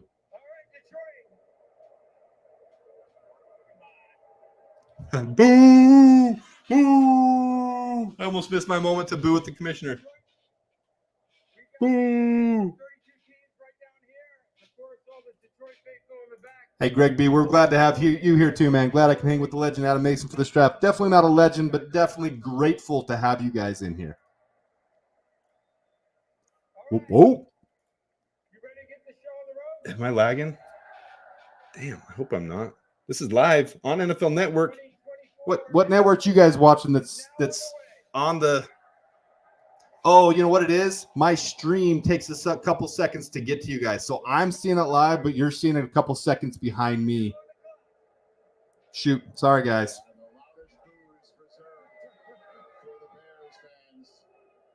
There's 8 Mile. With all due respect, Sanders is 10 Mile. 10.4 miles of all-purpose yards. In case you Bears are on the clock. 9 minutes and 30 seconds left to make their pick. Have not made the playoffs since 2020. That is going to change this year. It should have changed last year. Here we go. Yeah, I don't know if it's that much ahead of my audio. I think the live stream that I'm giving you guys is delayed by a couple seconds. So, sorry. All the way. Bear all the way down, baby. Detroit still hasn't been to a Super Bowl, and they still won't be to a Super Bowl. Picks are 10 minutes. Let's go, Adam. Bear down. Here we come. Okay, we're going to put it up there now. And it shows up repeatedly. It's littered through his tape. From the pocket, that's one of the questions. Can he play from the pocket? Well, when he's As Swifty brought on, and when he comes on here in a little bit, when Swifty comes on, we'll have him talk a little bit about his last video he did. Learning some stuff from that was really good. 0.28 seconds to release from his fingers to his throw. That's elite. The way he throws on schedule, off platform, the way he throws across his body, the way he can throw without having to plant his foot and still be accurate. I'm getting more and more excited about Caleb Williams. The biggest thing that I learned was what he's clutch in 3rd and 4th down, 199 attempts in 3rd and 4th downs, and he didn't have a single interception. I'm a fan. I just need him to prove it to me, and I think so many of you guys are like that too, where we just need to see it. He looks calm. He looks collected. Last time we had a first-round quarterback was 2021 when we traded up from 20 to 11 to do it. And get ready for the Bears errors, fellas. Let's go. Artist and a surgeon. Here we go. Daniel's already gone through the accolades, tells you what he's about. Joel's seen him on tape and in person. He can tell you. Guys, my anxiety is high. It really is. My anxiety is ridiculously high. It shouldn't be this high. Special time for Bears fans. Here we are. Caleb's phone hadn't. There's the Bears war room. That helps a young quarterback. And last but not least, he goes into a division, and they have to have this guy because Detroit is out here with Jared Goff. Yep. Green Bay. He's texting. Caleb is texting. Oh, he's taking a phone call. There it is, boys. Phone call. It's on. The call is on. And you guys are a couple seconds delayed. You're seeing it at the same time I am. Oh, that's it. It's done. It is done. It is done. He's on the phone. It is done, boys. Caleb Williams is a Bear. I'm more excited than I actually thought I would be because the last couple weeks I've really been diving in deep to him, and I'm enjoying him more and more, especially after the Pivot podcast and everything we've seen there.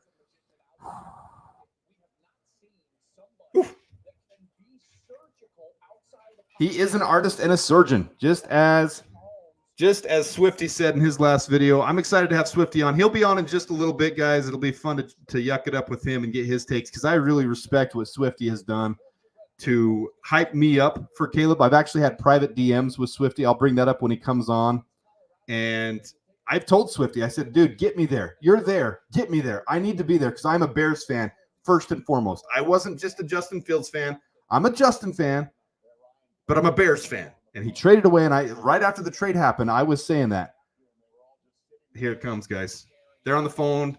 Ryan Poles is smiling. Matt Eberflus is smiling. Ian Cunningham is smiling. They're just having a conversation. Ryan Poles is just chatting with him. It's done. They're just talking at this point, and they're just having their formalities. It is done. Caleb's on the – he passed the phone. Ryan Poles just passed the phone to Matt Eberflus. This is how you see it when you watch the follow-up videos. When you watch them afterwards, I can't wait for 1920 Bears Drive or whatever it's called. I'm so scatterbrained right now, guys. I can't wait for the Bears show to show how this all went down because it's going to be fun to see that phone call right there. 30 points a game of offense coming. That's the big difference, guys. Our defense is there and our offense is about to be there. I'm child levels. Dude, that's how I feel. Kyle, the Bears fan. I didn't think I would be this excited. I really didn't think I'd be this excited because we knew what the first pick was going to be. And I'm legit excited right now. Here it comes. Woo-wee. He's on the phone with Poles right now. Yep. It's happening. Take the North and never give it back. Kings of the North coming and never give it back. What you've missed is they're on the phone right now with Caleb Williams. 4 minutes left on the clock, almost exactly 4 minutes left on the clock, and they're just doing the formalities. Caleb Williams answered his phone. First, Ryan Poles was on the phone with him for a couple of minutes. Then Matt Eberflus. Now they've cut away. I don't know if Ian Cunningham's getting to talk. I don't know if anybody else is getting to talk, but they've been on the phone with Caleb Williams. It's clear and obvious. It is done. It is done. So this is how it's going to look at this point. Live results, Caleb Williams going 1-1 to the Bears. Next up would be Washington. That's how it's going to look in just here in a couple minutes. The pick is in officially now. The pick is in. This is what it's going to be. Whew, man, I've got anxiety. Bears are about to return to glory. We didn't have to trade up for this, guys. We did not have to trade up to get the generational quarterback of this draft. I had to get sold on him, but we didn't have to trade up for this. That feels so freaking good. We didn't have to trade up for this. We had to trade up in 2021, and I was stoked when we picked Justin Fields. I felt like he fell, and it was handed into our laps, but we had to give up that first-round pick. And before that pick, we'd missed two prior from having to trade for Khalil Mack. We got this handed to us on a silver platter. Ooh. Green Bay just got daggered. All the Green Bay fans right now at home. I can't believe the Bears are relevant, finally. I can't believe this is happening to us. Screw you, Green Bay. Yes, sir. Caleb Williams. He's here. Pick is in. It's Caleb.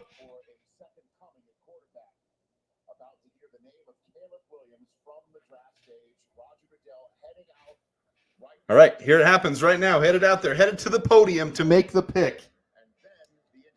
It's coming. I know it's a little lagged, guys. What I'm saying right now is coming to you a couple seconds later, so I apologize. In the select Caleb Williams. It's done. It's done. Detroit is booing like crazy because they're pissed off that we're relevant again. But it is done. He's hugging his family. He's walking to the stage. He's got tears in his eyes. He's holding it back. But who wouldn't be emotional in this moment, baby? It's Caleb. Let's go. Let's effing go. It's done. Caleb Williams is the new quarterback of the Chicago Bears. Bear freaking down, everyone. Bear freaking down. Let's see if he holds up a jersey with a number. Bear down.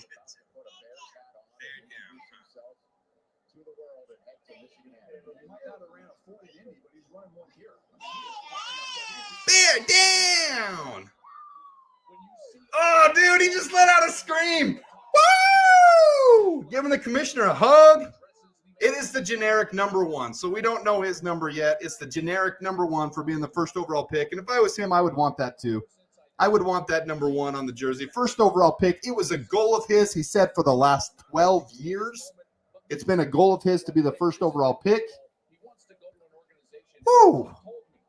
Dude, he wants to change the culture. He wants to be a 20-year quarterback here. He wants to change history. He wants to chase Tom Brady, get 8 Super Bowls with us. And guys, if we get 8 Super Bowls with Caleb Williams as the quarterback, none of y'all going to be complaining about Caleb.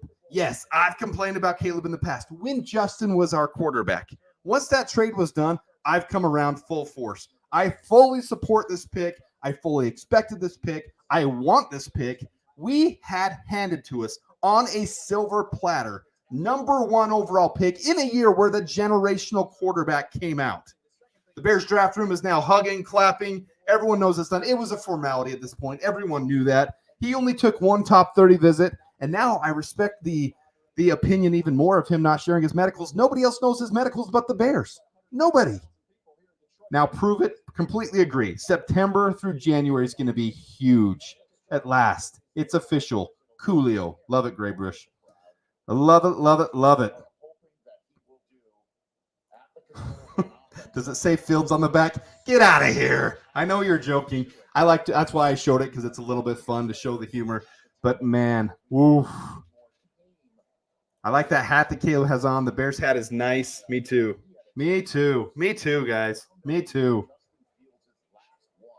All right, I've never complained about Caleb. I've complained about the Bears going right back into the same pattern they always end up in and ruining another talented quarterback. Hope to be wrong. And I felt the same way. Oh, man, he's got the tears. He's wiping them away. Dude, I love the raw emotion. I love that this is real. He knew for weeks. He knew for months he was going number 1, and it's still his moment. Very, very grateful for that man right there. I really, really hope it pans out. I'm just like you guys.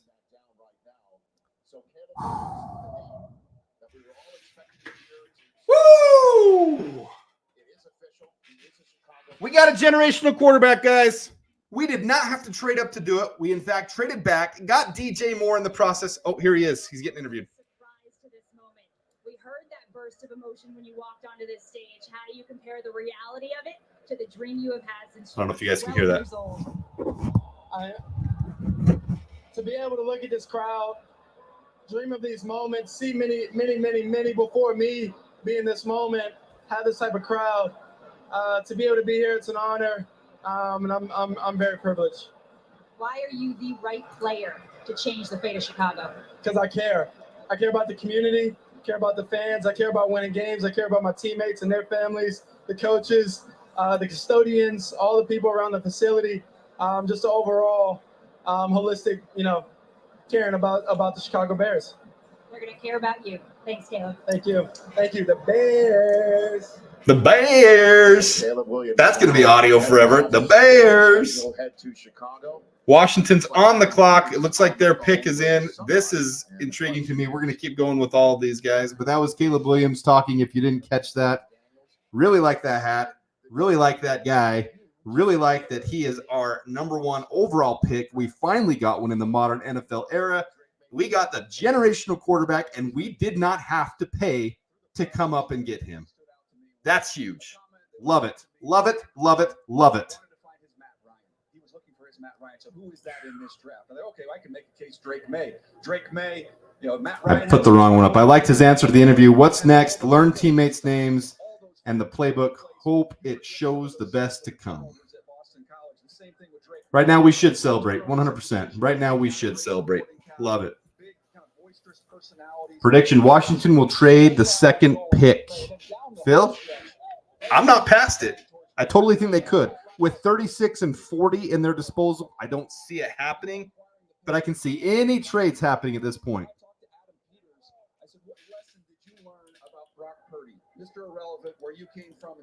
Yeah, I didn't mention that. Caleb was out in the Bears fans. He's down taking pictures with some of the Bears fans. He went back to his family first. Now he's taking some pictures. All right, so here comes Washington's pick. I might fall behind just a little bit here. And phone calls could be firing away between New York, New Jersey, and Minnesota and Foxborough, but that's for another moment. I turn to Ian Rappaport right now. Ian? Rich, it has been quite a journey for Jaden Daniels, and specifically. Do we think it's going to be Jaden? It might be. A year ago, through his friend Brandon Ayuk, Jaden Daniels wondered for Adam Peters. What is Guys, this is surreal to me right now. Biggest surprise pick at 9 for us. I would say if we go things that aren't going to happen, I'm going to rule out. So we're not going defensive back. But if we went Brock Bowers at 9, I would probably be surprised by that.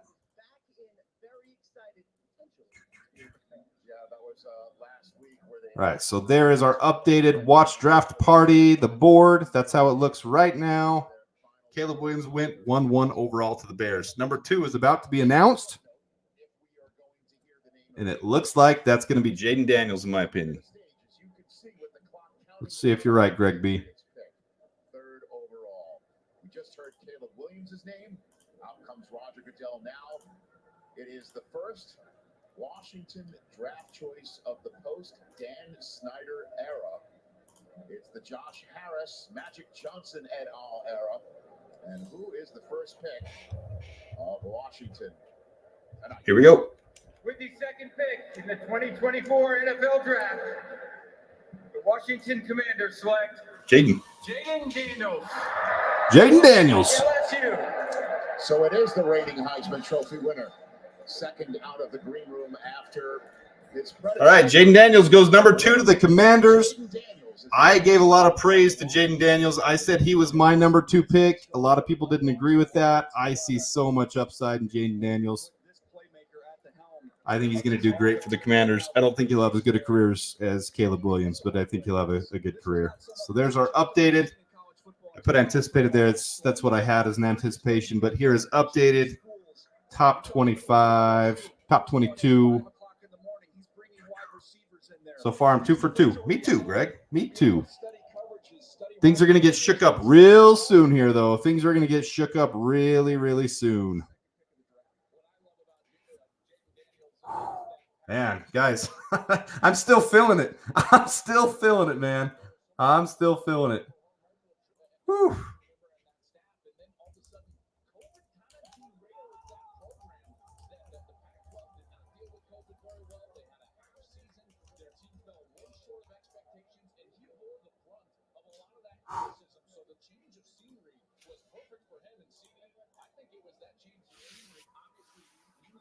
It's actually going a little quicker than I thought to get to 9. I was thinking we'd have 10 minutes between each one. I think they'll slow down a little bit here, and I think we're going to see some trades start to happen. We're going to see some trades. The first trade that happens, I've got something that I think is a little bit funny, but I don't know if you guys will think it's funny, but I'm excited to show it. First time a trade happens here. Keep the quarterbacks coming. I agree, Andy. Keep those quarterbacks coming off the board. Right now, my anxiety has changed to wanting it to be all quarterbacks so that we can get Rome at 9. Keep those wide receivers on the boards, baby. Keep those wide receivers on the boards. Now the draft begins. What will the Vikings do? Phil, I expect the Vikings to trade up. 11 and 23 are going to be gone. They're going to trade up, and where's it going to be? Are the New England Patriots willing to trade back from 3? This is the first spot where I can see it happening. The Patriots have so many needs. I can see them dropping back to 11. I can 100% see that. This is where it's going to get juicy. I agree. Man, I've got anxiety, guys. I truly have anxiety over this number 9 pick. Like, I'm feeling it now, and the pick is not going to be for another half hour-ish. That I'm feeling a true anxiety here. No, not Rome right now, but Rome at 9. Woo, woo, woo.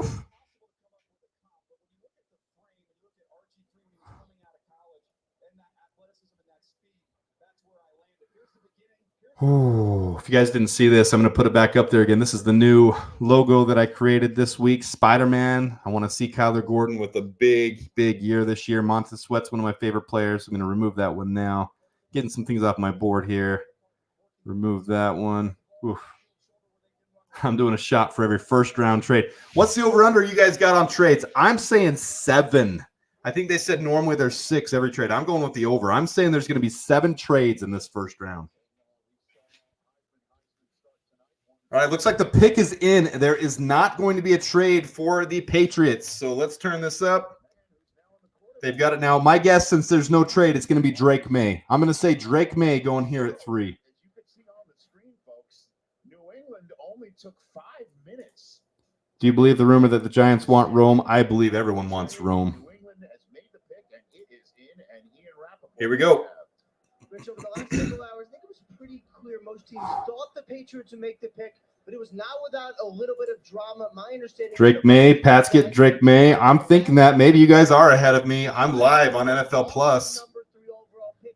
In the end, the Patriots Taking the under on the trades. Man, I think this is trade season. If you guys didn't hear what Ian Cunningham said, I got to pull that up here in a second. In fact, let me see if I can find. I tried to get it written down. He basically alluded to the fact that the Bears are trying to trade down from 9. Let's see if I got it. I don't have it saved. But Ian Cunningham basically alluded to the Bears trading down from 9. Doing their mock scenarios. What happens if you're not able to trade back is what he said. What happens if we're not able to? Who do we take at that selection if we can't trade back? My dog's not my dog. My neighbor's dog is very excited for whoever the Patriots are picking. I'll take the over. I'm with you. I really think there's going to be more than 6 trades in this first round. Oh, Swifty. Swifty's in the house. Looks like Swifty just showed up. I'm going to add him to the stage now. Here comes Swifty. Swifty's in the house. What's good, boys? What's good? You I feel like ready, I'm man? having a heart attack. This has been a wild one. I got more excited for that than I thought I would. I was thinking 1-1. Did you hear him woo when he came out? The woo! Did you hear him? That was- Yeah, dude, that got me psyched up. Oh, here's the 3rd pick. It's Drake May. We know that. Yeah. So far, it started just like we thought. Yep. Jaden Daniels 2, Drake May 3. So I expect Marv to go 4. Yep. And I think the Chargers might trade number 5. Yeah, I think so too. Drake May. You guys didn't see it? Drake May is officially the number 3 overall pick to the New England Patriots. Drake May is the selection. My draft sound isn't coming through, is it? Mine is. I know. I just have make mine sure so you don't hear people can mine hear it, here. but I'm going to turn it down a little bit so that they can hear you since you're on now. Appreciate you coming on, Swifty. This is No, a you're huge good. moment I'm for gonna Bears step away fan. and get a drink real quick. I just wanted to talk for a minute. I'm gonna need Yeah. a minute. Yeah, stay on the chat for a I'm while. still Go get a calming down. drink. My heart is racing. Go wash your hands so we have that good luck for number 9, I baby. gotta wash my hands, get a drink, and I'm here. I'm hanging out till pick 9, at least. I just gotta calm down. We'll see how Love this it, goes, baby. guys. And if you guys don't know, on Swifty's podcast, Monsters of the Gridiron, they're doing a post first round draft show. So check that out tonight. Anybody who comes on, I'm definitely going to plug. Go check out every content creator for the Bears, especially if they're putting good stuff out, which you guys know Swifty is. Monsters of the Gridiron are. Go check out their stuff when the draft is over because there's some good stuff coming out with Bears fans right now. Appreciate all you guys who support this channel. It has been an absolute blast. If you guys don't know, I had no intention whatsoever of starting a YouTube channel. I had no desire. Swifty had talked to me a couple times when I was on his threads, just like you guys are on threads, and I would argue different opinions and I would give my takes on stuff. And I would give my stuff and he'd say, come on my show. And I said, no, dude, that's not what I am. I'm just a dad. I'm not a content creator. And then all of a sudden, 4 weeks before the season ended, Courtney Cronin and a couple of these reporters were constantly talking about Caleb Williams and not Justin Fields. And I said, I'm not standing for this crap. I'm going to give a fan's take for where things are right now. And I started creating some stuff. And then, as you guys know, some of my graphics got taken and putting on Sports Night, NBC Sports Night in Chicago. And then I went on Swifty's show. And here we are. And I'm going to tell you guys right now, I love it. I love this more than my 9-to-5 job. I can't do this full time, but I love doing this. This is a lot of fun for me, interacting with you guys, interacting with Swifties out there, interacting with the Dan Shorties, interacting with all the different guys out there. I am truly convinced the Bears community is the best community on the face of the earth, 100%. So thank you guys all for being here. Swifty and Mason, dynamic duo. Appreciate that, man. The love for Swifty. Let it roll in. All you guys let that love roll in for Swifty. So proud of you. Mikey, I appreciate that, man. I chat with Mikey on Twitter.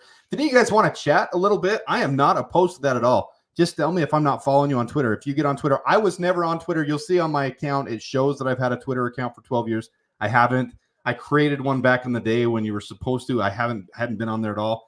Now, if you go on there, I've made, 800, 1,000 posts. I have no idea. As the Bears community grows, I'm on there nonstop, but I've only been on there for a month or two. So if you get on there and find me, it's at Adam H. Mason. You can come find me. Tell me if I'm not following you. I'll follow you. We can chat on Twitter. I appreciate all of our fans. So Adam getting us teary-eyed. This is a great community. It really is.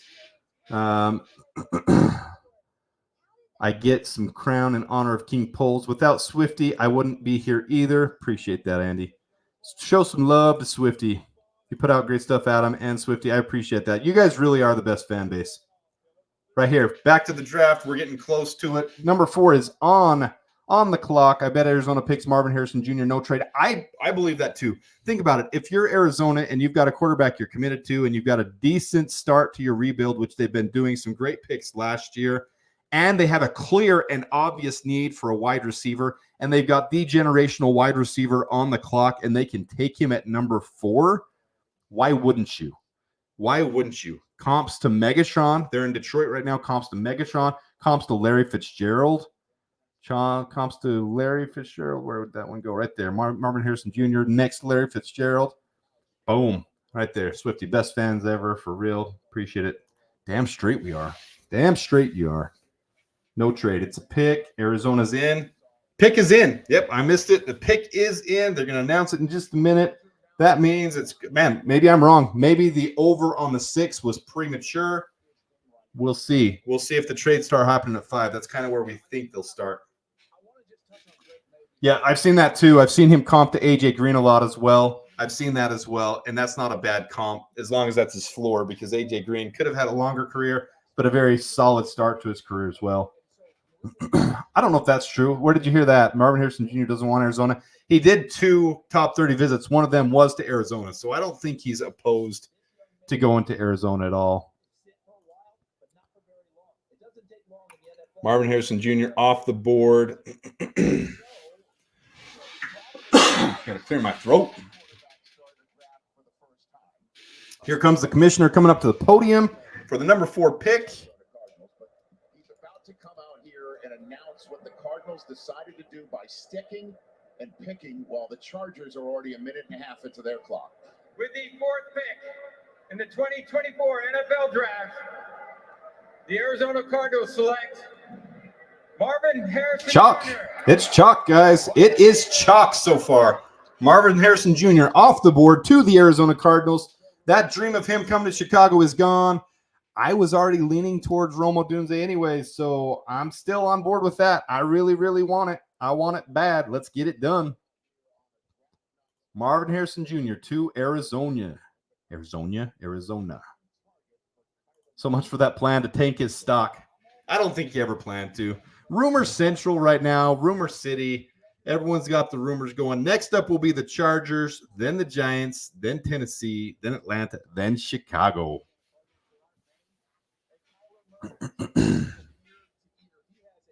Now the fun begins. All right. What will Jim Harbaugh do, guys? What will he do? Will he pull off a crazy trade and trade away Justin Herbert? No. That was fun for a minute when they proposed that because of the connection with JJ McCarthy. I don't see it happening. They've got their franchise quarterback. They're going to go cheap health now. They need an offensive tackle for sure. They need a wide receiver. Like a man in the desert means a drink of water. They've traded, obviously, we know we got Keenan Allen. They've traded those away. So we're sitting here on the clock for the Chargers. What's it going to be? I can see a trade back, but if you've got Malik Neighbors staring you in the face and you've got no wide receivers in your wide receiver room, how do you pass up on that? Let's hope they trade back and allow someone behind us to come up and take a quarterback so we can get Roma Dunze. Yes, Chargers could take Alt. 100% they could. Oh, man. Man. So Marvin Harrison Jr. off the clock. I don't know if you saw that. Chargers are on the clock. They're into it about 5 minutes. It's just straight chalk so far. I think this is where it can get crazy. This is where we could see a trade. I think this is the key to the draft in the next 2 picks. What happens? I did my over-under on the trades. A normal first round of a draft has 6 trades. I did my over-under. I said over 6. So far, I'm not right. I thought there'd be a trade by now, but I was wrong. Oh, no, I thought the first 4 was going like this. I thought the first chance of the trade was right here at 5. Well, this is what I originally predicted, but I was kind of hoping for some trade magic, some draft day magic where you see something crazy happen. That's what I was kind of hoping for. The only way I saw that happening was if Washington took Drake May. Yeah. I thought all along that New England wanted Drake May. So if Washington would have taken him, I think New England might have traded out. All right, so what are you thinking here? They going wide receiver or are they going tackle? Oh, they're going tackle. Yeah. Tackle or trade. I think the trade's going to happen. I think this is where a trade happens. If they're going tackle, trade back makes the most sense for the Chargers. If all the JJ McCarthy hype is as real as it said it's been, this would be the first time in NFL history that you had 4 quarterbacks in the top 5. Yep, never happened. It's a chance for it. If not, then he's going to sit here and take Joe Alt or JC Latham is a popular name right now too. Yeah, you see that happening over Joe Alt though, man. I talked to Greg Gabriel about this, and I told him because Greg said he didn't see it either, and I said I think it's more of that they think he fits the Chargers better because he's a right tackle. Yeah, and they have a left tackle already, so they're like, why would you move Joe Alt? So then why wouldn't you trade back? Nope. Why can't I press the? Okay, there we go. So tell us, Swifty, what was your reaction to Caleb? What did you feel when that happened? I just sat here and took it in, got kind of teary-eyed a little bit, and then when he came out and was like, "Whoa!" and then when did you hear how he yelled, the Bears, baby!" Like when he was leaving the interview. And then he went down. Did you see him go down with the fans? He went and saw his family, and then went down with the fans. Like, yep, hyped up, man. I mean, honestly, I actually got a little more. I wouldn't say choked up, but I got a little more in the moment than I thought I would because I knew he was coming. I knew he was going 1-1, and then when it happened, I gave my little speech on here and I did my little thing, but then. Man, I felt it. I felt the reality. We just got 1-1, the first time in the modern draft era that we've had the number 1 overall pick on a year that we had a generational quarterback come out, and all the things I'm learning. So before the pick is made, we're on commercial now. I'm going to ask you because Swifty in DMs in Twitter, I've been saying it to you since we traded Caleb or since we traded Justin. I would say to you, I would literally say, dude, you're there.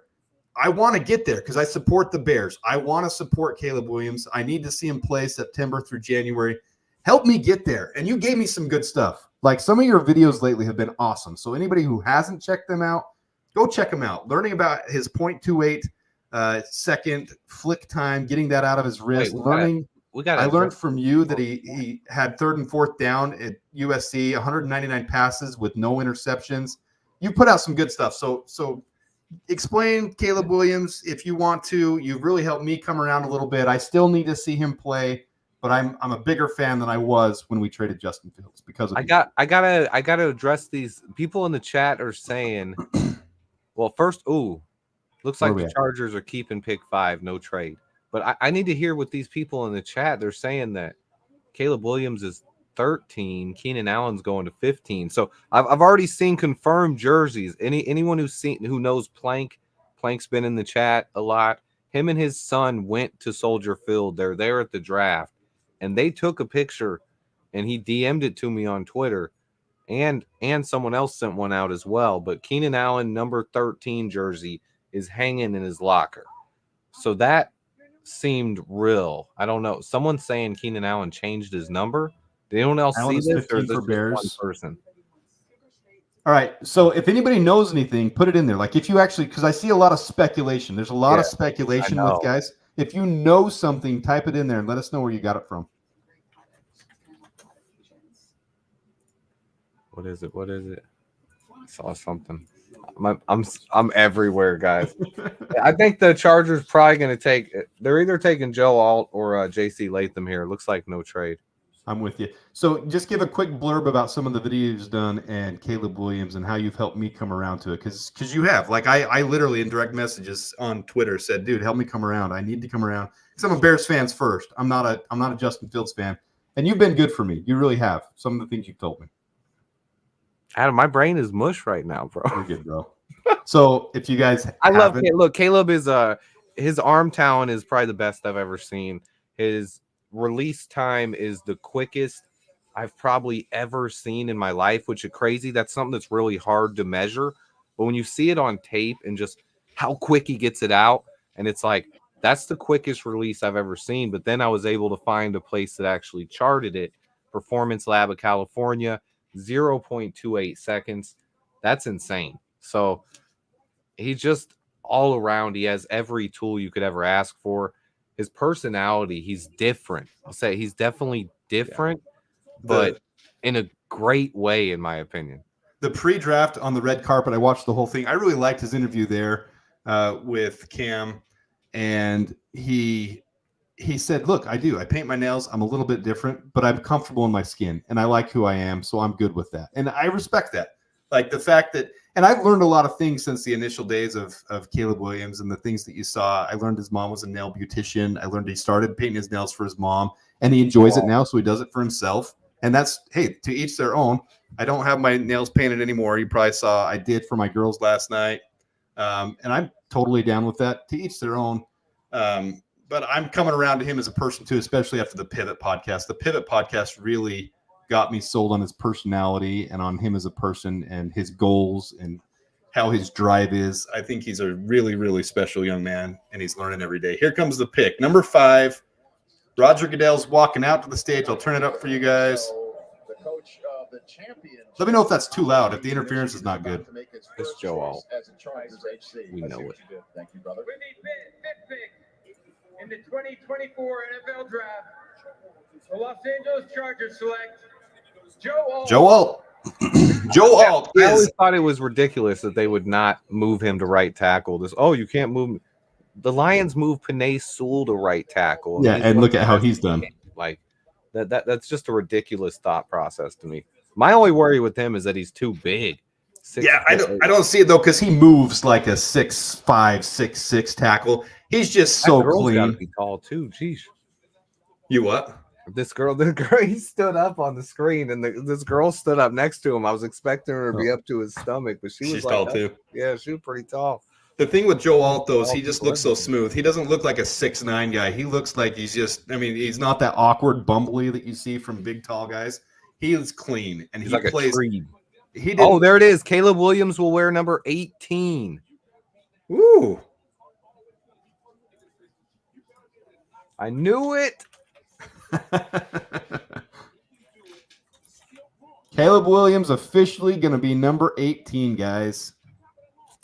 18, baby. What was the significance with him and 18 again? I can't remember. I don't remember exactly, but I know he wore it in high school. I remember hearing the story. There it is. 1-8. 1-3. Oh, the Bears just put a transition out on their Twitter where he's wearing the 13 and he claps, and then it goes to an 18 Bears jersey. Let's find it. I'll pull it up for everyone. Let's see here. I'll what's it called? I'll DM it to you. But the Bears just tweeted it out. It's fire. Wait, did I? Oh yeah, oh that's it. My mind ever. This is the okay. So this is the biggest. This is honestly the key to the draft right here. This pick.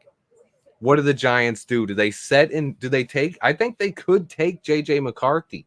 They could trade out, but these guys all along have been the team I thought would take Romo Dunze. Yeah, that's my concern too. I hope they go quarterback. I really do. I need Odunze to get by here. All right, here we go, guys. Oh yeah, there it is. Oh, There it this is is. fire. Watch. Let's move this. Look at this. Clap. Oh my goodness. Ladies and gentlemen, number 18. Wait a minute. I'm hearing it's Malik Neighbors, bro.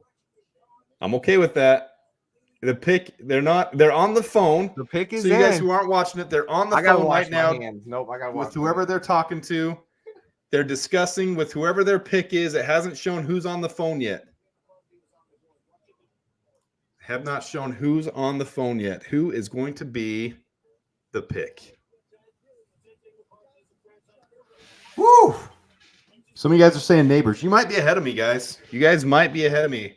I'm feeling really bad for my lag here, but My TV is slightly ahead of yours, but I'm not going to announce it when it comes up. I'm going to let you do that. Are you on ESPN too? I'm hearing. No, I'm on NFL Network. I'm hearing early though. But it's What happens Malik. if I refresh? Maybe I just got behind some now. Let me refresh. Come on, Romo Dunze to the Bears. Uh-oh. Something went wrong. Ah! With what? I hit refresh to try to see if I was behind, and now it says it can't be played at this time. Uh-oh. Here it is. It's loading back up now. Oof. I just went into panic mode. Okay, we'll let you do that. All right, we're back. We're back. I think we're getting Odunze. I think everyone wants that, I'm man. a nervous wreck now. If they don't take Odunze here, I'm a nervous wreck for 3 picks. Oh man.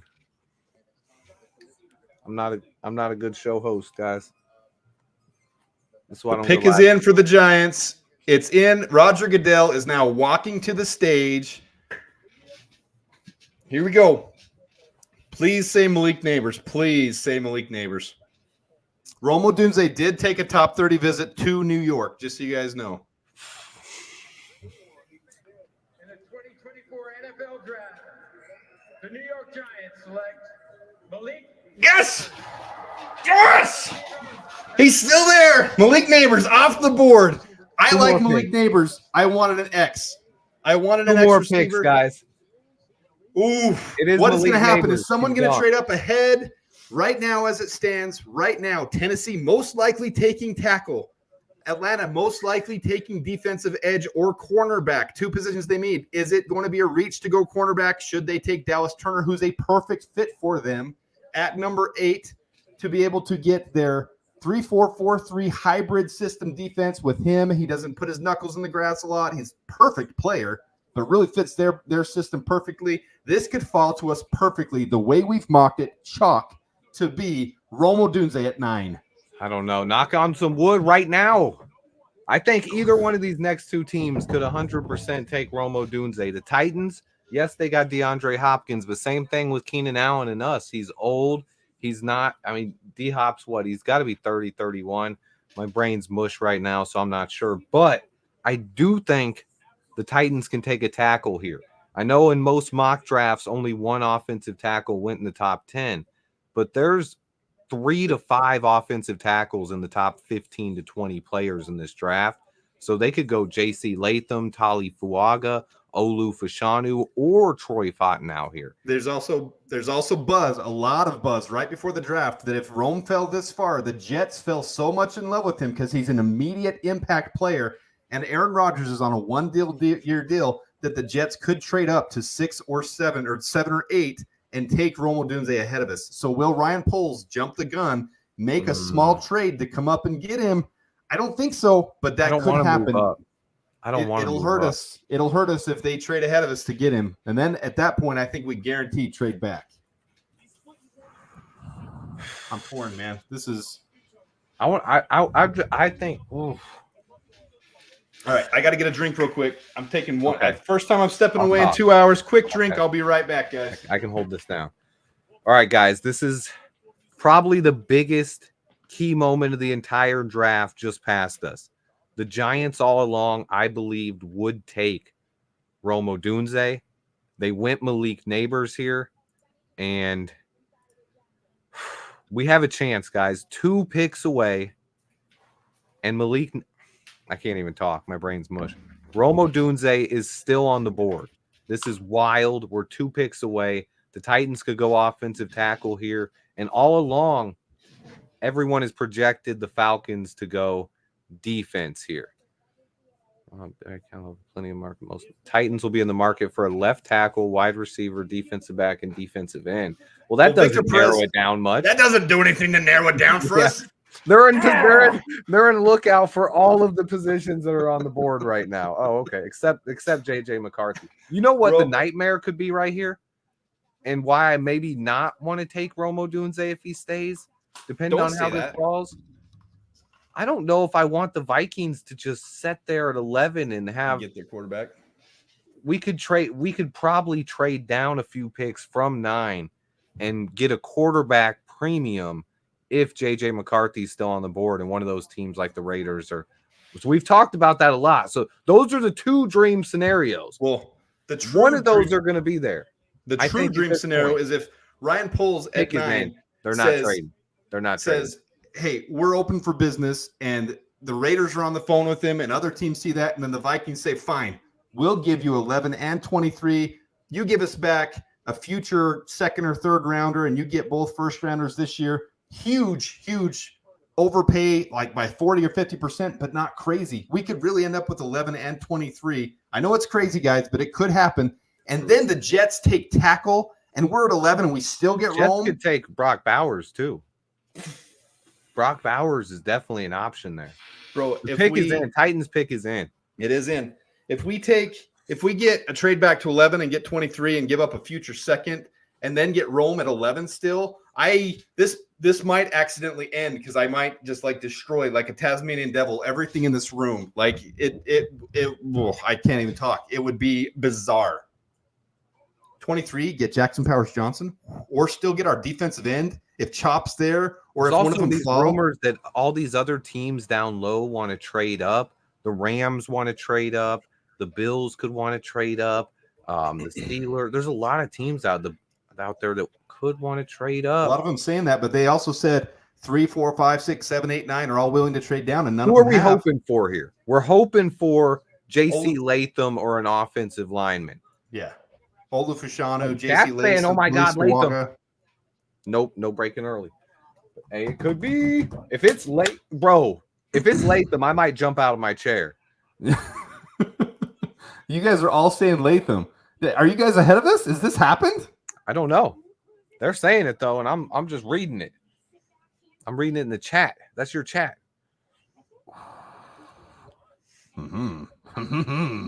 Latham? Aha. Guys, this is too much fun. It's on commercial. Get off of the damn commercial. I know. I was trying to find before this a picture of me in high school football with number 58 on, and I didn't have anything digital, so I didn't get it up. I'm going to try to find one and put one on my channel soon. Just in, Adam didn't get it up. No. You said it, bro. Before the draft, Adam could not get it up. Pick has not been announced yet. I can't breathe. I got to pop my back. Maybe. Hey, 266 of you in the chat. Thank you guys for tuning in. I'm going to keep saying it throughout the draft. We have the best Bears fan base in the world. The best NFL fan base as Bears fans. This is such an honor to be here with you guys tonight. Really, really appreciate you guys choosing to be here. Thank you, Swifty, for coming on. Thank you for Shorty earlier, and thank you for everyone who's been a part of this. We have Samo, who's now, sorry, Samo, if you've been sitting there, we're going to bring you onto the stage. We're going to have 3 of us here. Samo, what's up, man? Sorry, have you been sitting there for a minute? Samo, can you hear me? Wait, Samo in the building? Yeah, Samo here. I don't know if he can hear me, if he's lagging. Samo. Nope, I just see black screen. He's not black screen for me, but he's lagging. I'm gonna DM him. Oh, he see is. I just see. what's All going I on see here. is it just blank. Give us a minute here, guys. Ooh.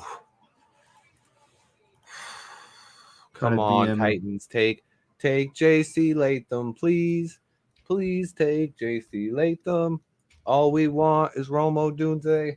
Hey, Falcons. Hey, listen.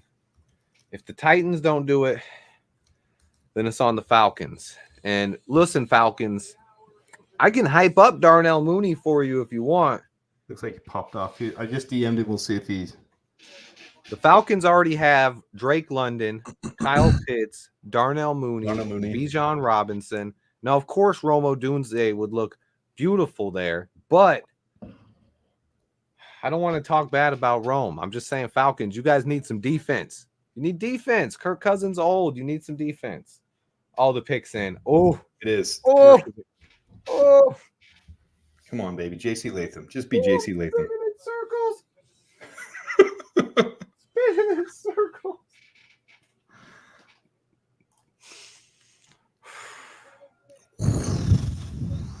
Oh, my heart is racing. One more pick. You guys are all saying Titans take Latham. You're so behind, Adam. I'm trying to keep my mouth shut. Dude, I even refreshed it. Right now, I got the commissioner almost to the stage. Oh, you're killing me. You guys are gonna know what happened to 9 before I know what happened to 9. This kills me. I know. I'm turning my mic and camera off for 30 seconds before it happens because I can't ruin it for you. But the chats go. I can't stop the chat. You need to just not read the chat. That's fine. You guys tell me ahead of time. It's fine. JC Latham. Hey, I love JC Latham. He just needs a little refinement. He is built like one of the best sized tackles to ever play in the game. He just needs a little bit of refinement. But we don't care about JC Latham, bro. Listen, I love JC Latham. I'm he's glad gone. We don't care about him. Listen to the players of the board right now. I love him. Romo Dunze, Dallas Turner, Byron Murphy.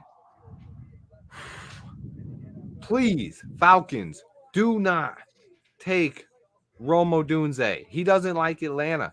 I heard him say he doesn't like Atlanta. Fishing in 702. If you guys don't know, 702 is the area code for Vegas. Adam, we did it. Rome bringing it to Chicago for us Vegas boys. Rome is from Vegas, for you, those of you who don't know. Played at Bishop Gorman High School, who is one of the always, every year competing for the national championship of high school football.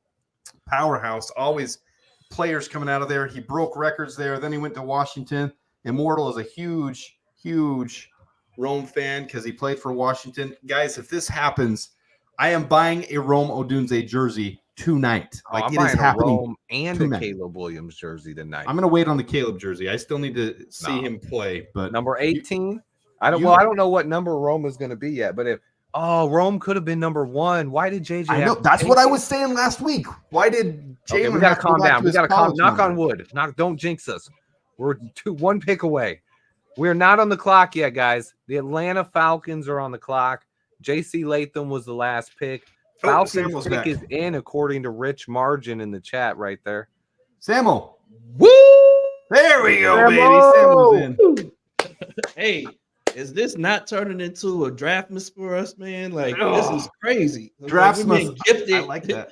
Draftmas, like Christmas, baby. How long are you going, Adam? Are you going to still be up later? I was going to say, you could pop over and join me and Samo later on. What time are you guys doing yours at? I'll be available. We're starting in an hour and a half, 10:30 East. Because our picks should be in there. I should have had time to calm down and breathe. Figure maybe scout this guy. This is nuts. No way. I think it's going to be who is it? I can't tell you. I'm gonna tell you, if this is true, Young, you guys are gonna lose your freaking mind because it is someone that no one is saying. No one is saying. Great. We're in great shape. We're trading back, man. That. We're trading back. What? That who? Oh no! You want me to say it? No, I know that's not true. I know that's not true. But it's true. I got a source backstage. That is insane. Do it. Say it. Michael Penix Jr. to the Atlanta Falcons. What are they doing? Thank you, Ryan Pace. Immortal, where's your reaction, baby? You wanted Penix to go in the top 10. It's happening. Where is our Husky guy? Yeah, what? Did they not just pay a guy to be 3 years quarterback for 3 years? He's like 100 million or something, right? Something crazy. Oh my God. We got to trade down. Do we take Rome or do we have to trade down, man? We have to trade down now. But I have really to. hope There are that too many good I players. hope it's I hope it's 211 and that they overpay to get JJ McCarthy and we can still get Rome at 11. I'm praying right now. Oh, I think that's possible. This is 11? real. I am holy. Oh, would they trade with the Vikings though? Maybe 12. Maybe you 12. have to for the right trade amount with the Vikings. You can't trade to 12. They don't have a second round. Don't have a second round pick. They don't. Oh, well, they're out of the mix. Then. Well, if we don't, all the Vikings if we don't get the first.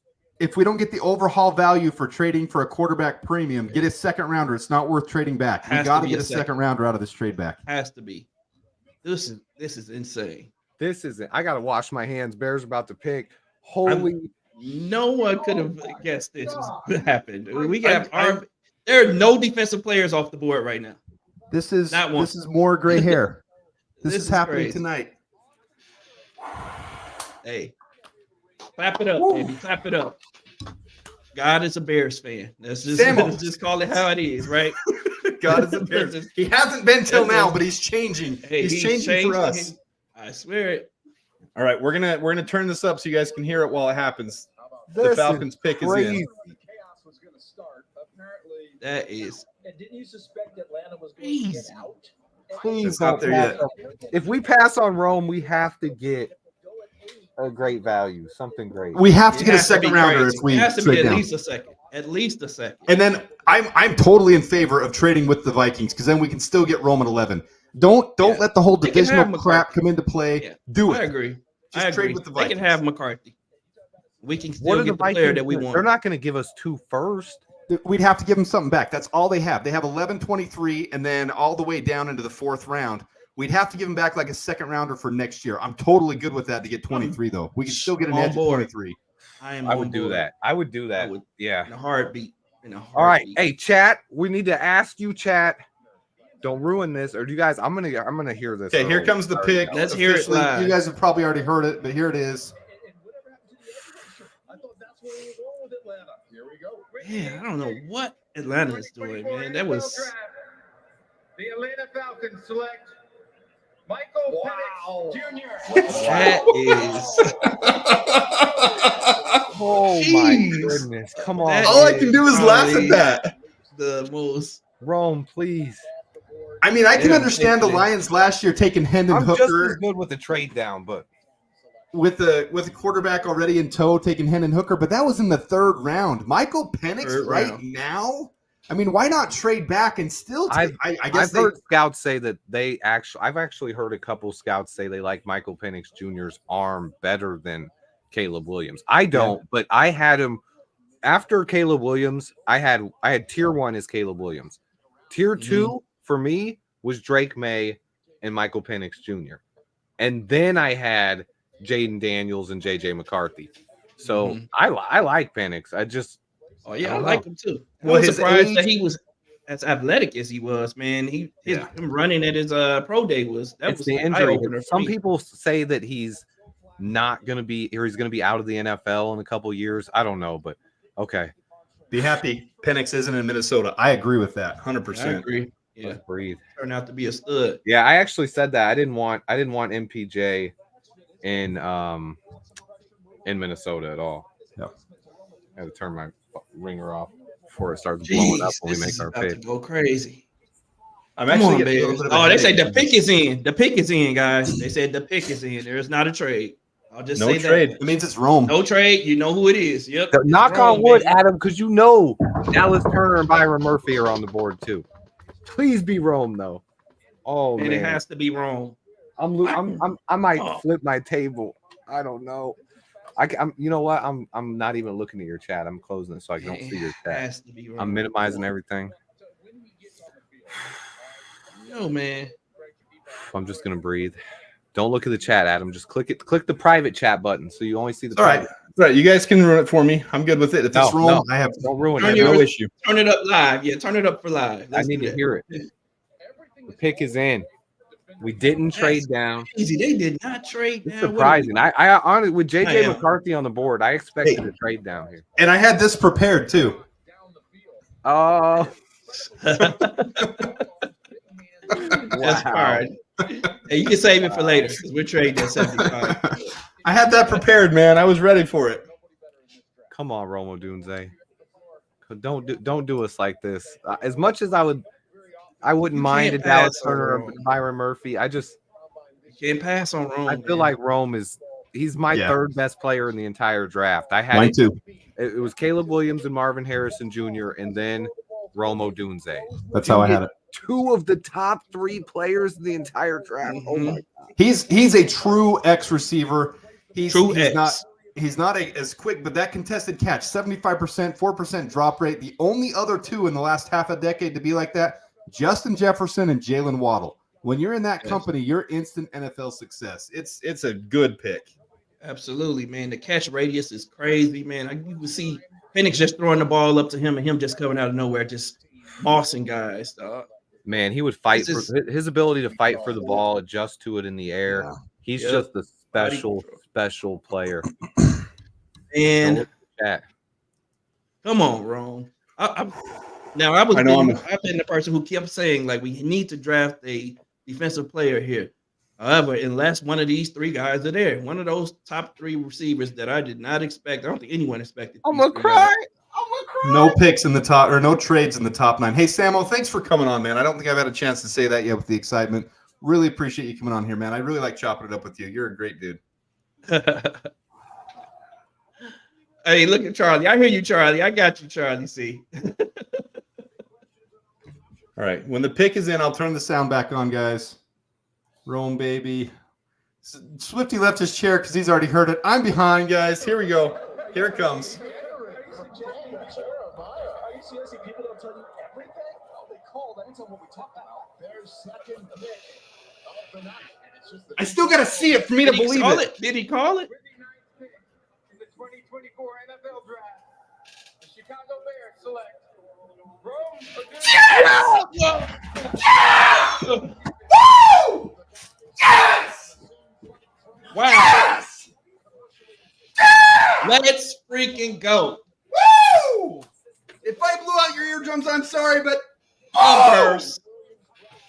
baby. Oh my God, dude. I cannot believe it. Samo, did I break your eardrums? No, I just snatched the cord out. Like I can't believe We have the best wide receiver core in the NFL. Period. Point blank, period. Romo Dunze, DJ Moore, Keenan Allen. Maybe he saw the future. I need to know what jersey number you are, Rome. I got to get that jersey tonight. Man, I really wish he was number 1.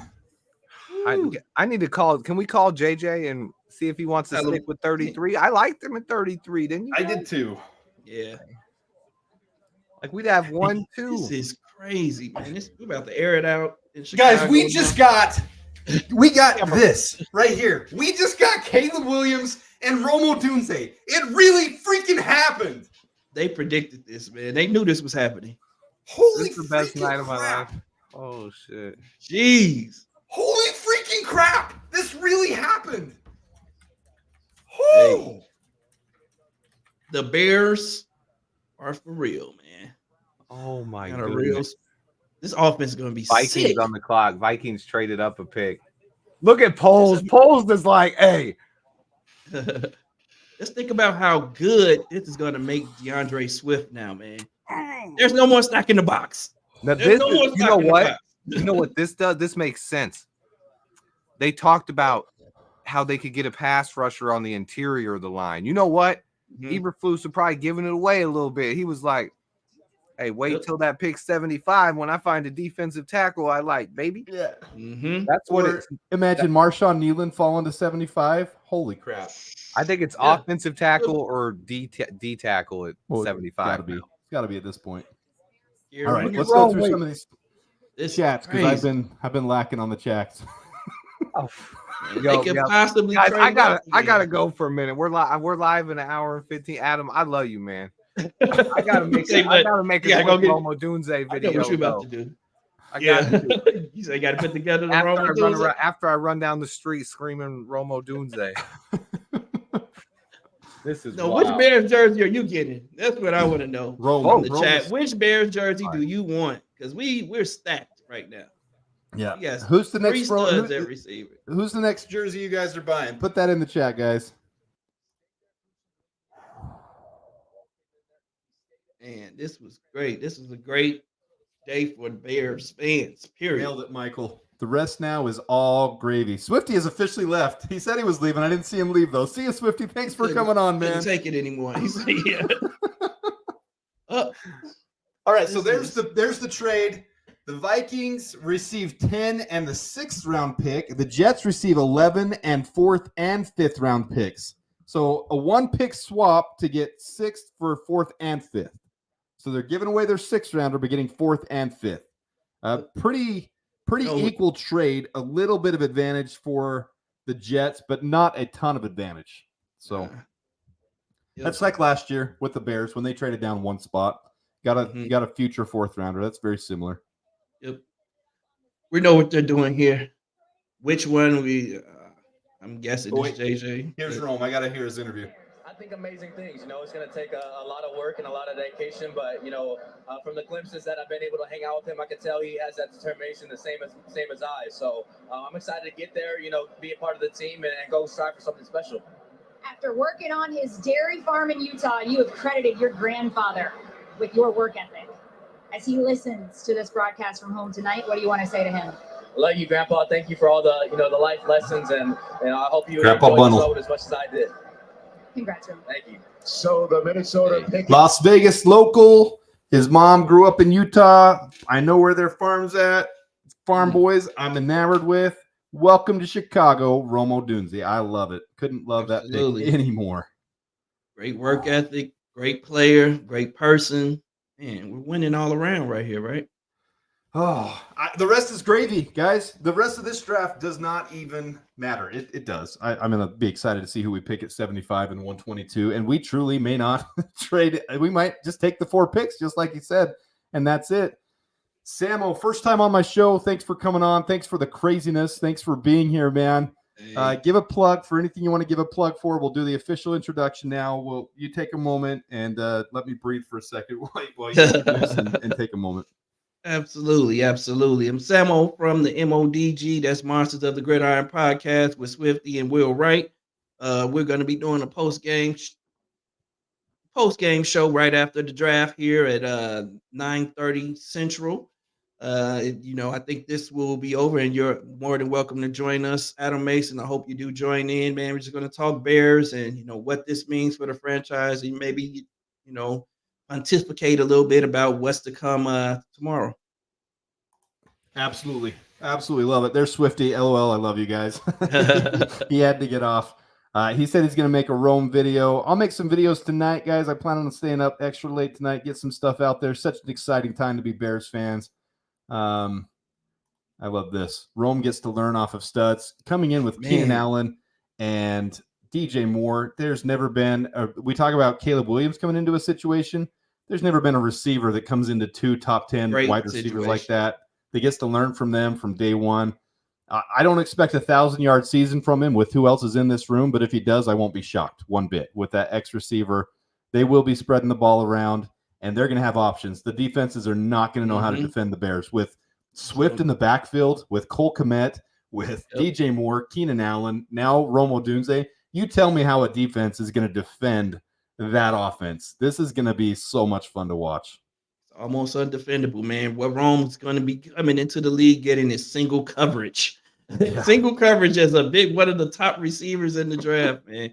Because I don't know how guys are going to single up on DJ or Keenan. So I'm thinking Rome's probably going to be that guy that gets singled up and he's going to eat. He's going to eat. So I wouldn't be surprised if he got to 800 yards this season, man. And those contested catches, he's gonna be feasting all day long. Holy red zone. crap. Oh, he's gonna kill in the red zone. He's gonna kill it in the red zone. Yeah, this is going to be an exciting offense, man. Last thing, a center. Guys, I don't know if you got that. The other day, I did put out a video about potential undrafted free agent centers because I didn't see us taking a center. There are 5 centers right now projected to be undrafted that have RAS scores over 9.8, which is not normal. So there's 5 of them, and not all from small schools. North Carolina State. I can't think of them all off the top of my head because I'm still getting acquainted with them when I made the videos when I learned that. So there are some options for undrafted free agents at center. Some teams might take them late. Who knows? They obviously aren't being drafted for a reason. They're not the top 257 in the draft. But if you're talking about coming in behind Coleman Shelton, if you're talking about coming in behind Ryan Bates, great opportunity for one of these undrafted free agents to learn and have an opportunity. All right, number 10 pick is in. It is to take J.J. McCarthy because Michael Penix was selected by the Falcons. They traded up, so it probably is for J.J. McCarthy, but To help make the Minnesota Vikings selection, we are honored to have with us the surviving mother, brothers, and nephew of fallen hero, United States Army Sergeant Zachary Ewing.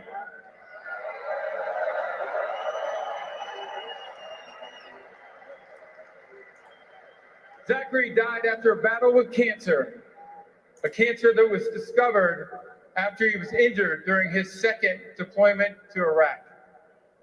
We salute him and thank his family and TAPS, the Tragedy Assistance Program for Survivors, which offers care to those grieving the loss of a military loved one. I'm now going to turn this over to Sergeant Ewing's nephew, Asher, who will announce the pick in honor of his uncle.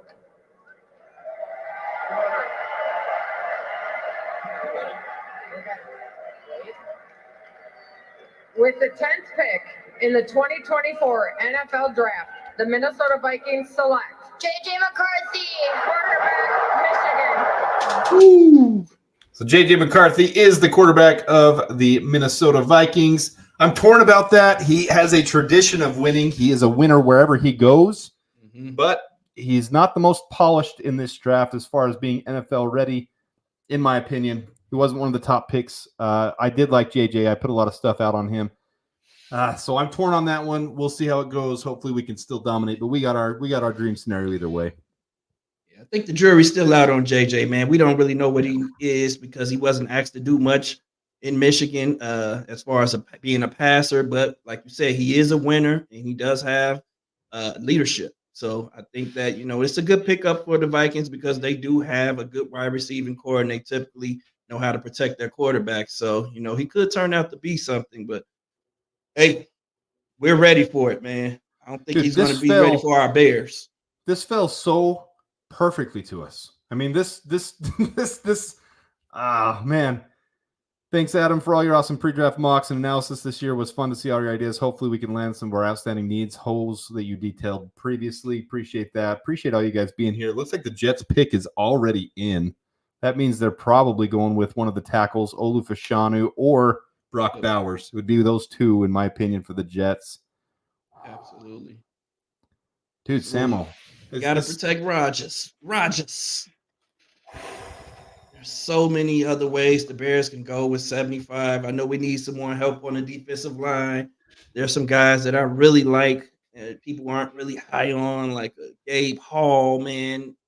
I think that guy he's comparable to Chris Jones, man. Everything I look and see, like as far as their combines from Chris Jones and what Gabe Hall has done, man, it's almost apples to apples, man. It's so crazy. And in some cases, Gabe is a lot more explosive and so forth. So there's something, Adam, I would love for you to take a look at. But dude, I haven't really high on Gabe. I haven't seen those two. I have been high on Gabe Hall lately, but I haven't comped him to Chris Jones. That'd be something fun to look at. So let's do that. It is insane. When you see this, you're gonna be like, "This is nuts." It's nuts right now. And we've seen Ryan Poles talking a lot. Well, Matt Eberflus too, talking a lot about disrupting from coming on the inside of the line. How it works when you're getting that pressure from the inside. So I'm not past it at all. I was kind of opposed to it at first because of how much Gervon Dexter's been coming on at the end of the year. But then we start realizing Gervon Dexter's been coming off of 3-tech a little bit more than we thought he was at the end of the year. He started off the first half of the year only about 2 to 3% of plays there, By the end of the year, a total of 15% of all of his plays. So that means the second half of the season, he really put quite a few out between the tackle and out on the edge.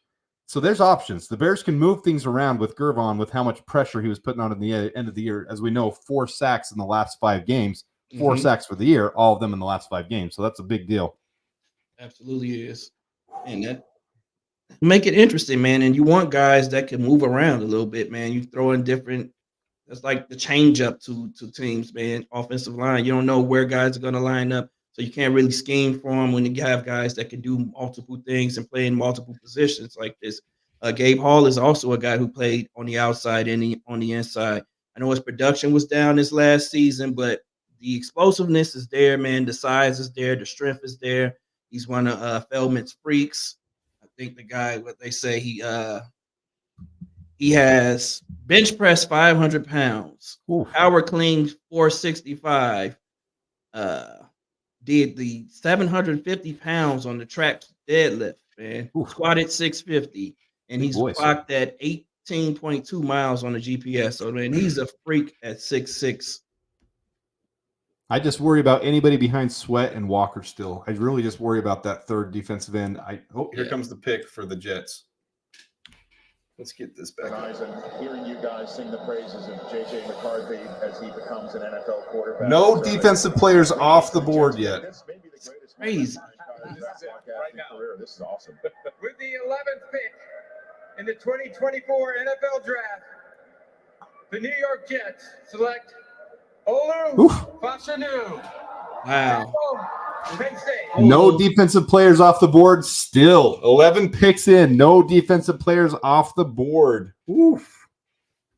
Jeez. What will the Broncos do now? Are they going to pick Bo Nix? Are they going to make this a clean sweep of the quarterbacks in the top 12? Or do they now say, we're going to risk falling all the way to the 3rd round to pick him? That's the problem. If they had a 2nd rounder, it would be easier to wait. It'd be easier to say, we'll take another need and wait till the 2nd round, but they don't have a 2nd rounder. So do they pick Nix now, or do they wait to the 3rd round and risk that somebody else could take him as a backup developmental quarterback? Ooh.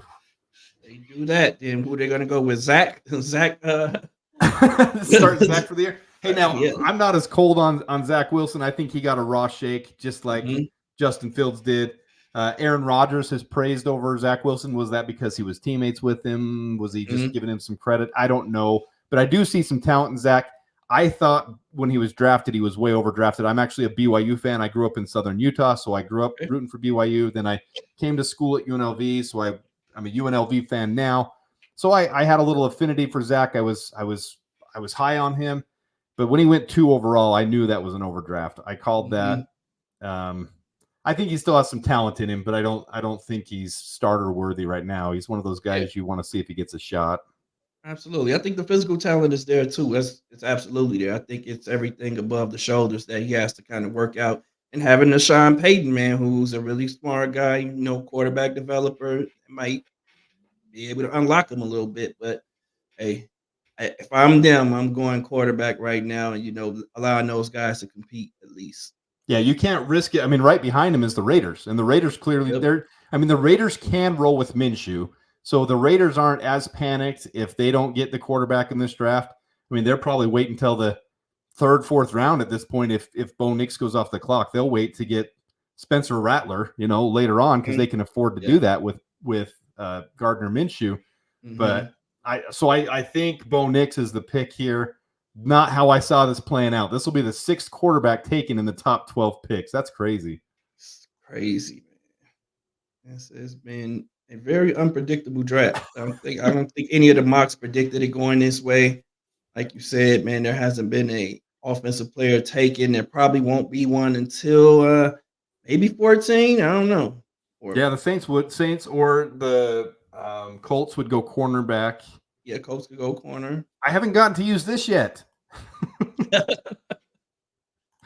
Hey, no, there was a trade. Tomorrow, baby. There was a trade from 11 to 10, but I didn't get to use it for the Bears. Still got tomorrow, baby. They'll I like trade back a little bit. Phil Long, any idea if trading a pick from next year makes sense at some point? Yeah, if someone starts falling that you didn't expect to fall, especially someone like a Jackson Powers Johnson or as Zach Frazier starts falling and gets into that late 40s and 50s range, you absolutely take 75 and package it with a third rounder if they'll take it, if not even a second rounder from next year. Because think about it, a second rounder next year or JPJ this year, who to me is a first rounder, you package that. I absolutely would take 75 and a second rounder from next year since we have 2 of them. Package those, come up and get JPJ. I'd do that in a heartbeat.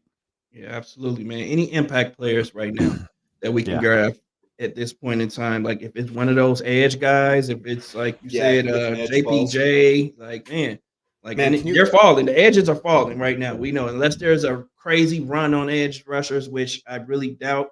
Just looking at the teams that are picking later in the draft, and hey, there's going to be someone there in the second round that's going to be attractive to the Bears. So, there's a real strong possibility that we do trade up. So watch early tomorrow. Even on that, so what I said with center might not be the situation. What you're saying, Samuel, is dead on, because we still have the option of going and getting Connor Williams when he gets healthy, if that's the situation. I would love that. Sign a 3 or 4 year deal, $6 million cheap this year to fit within our salary cap.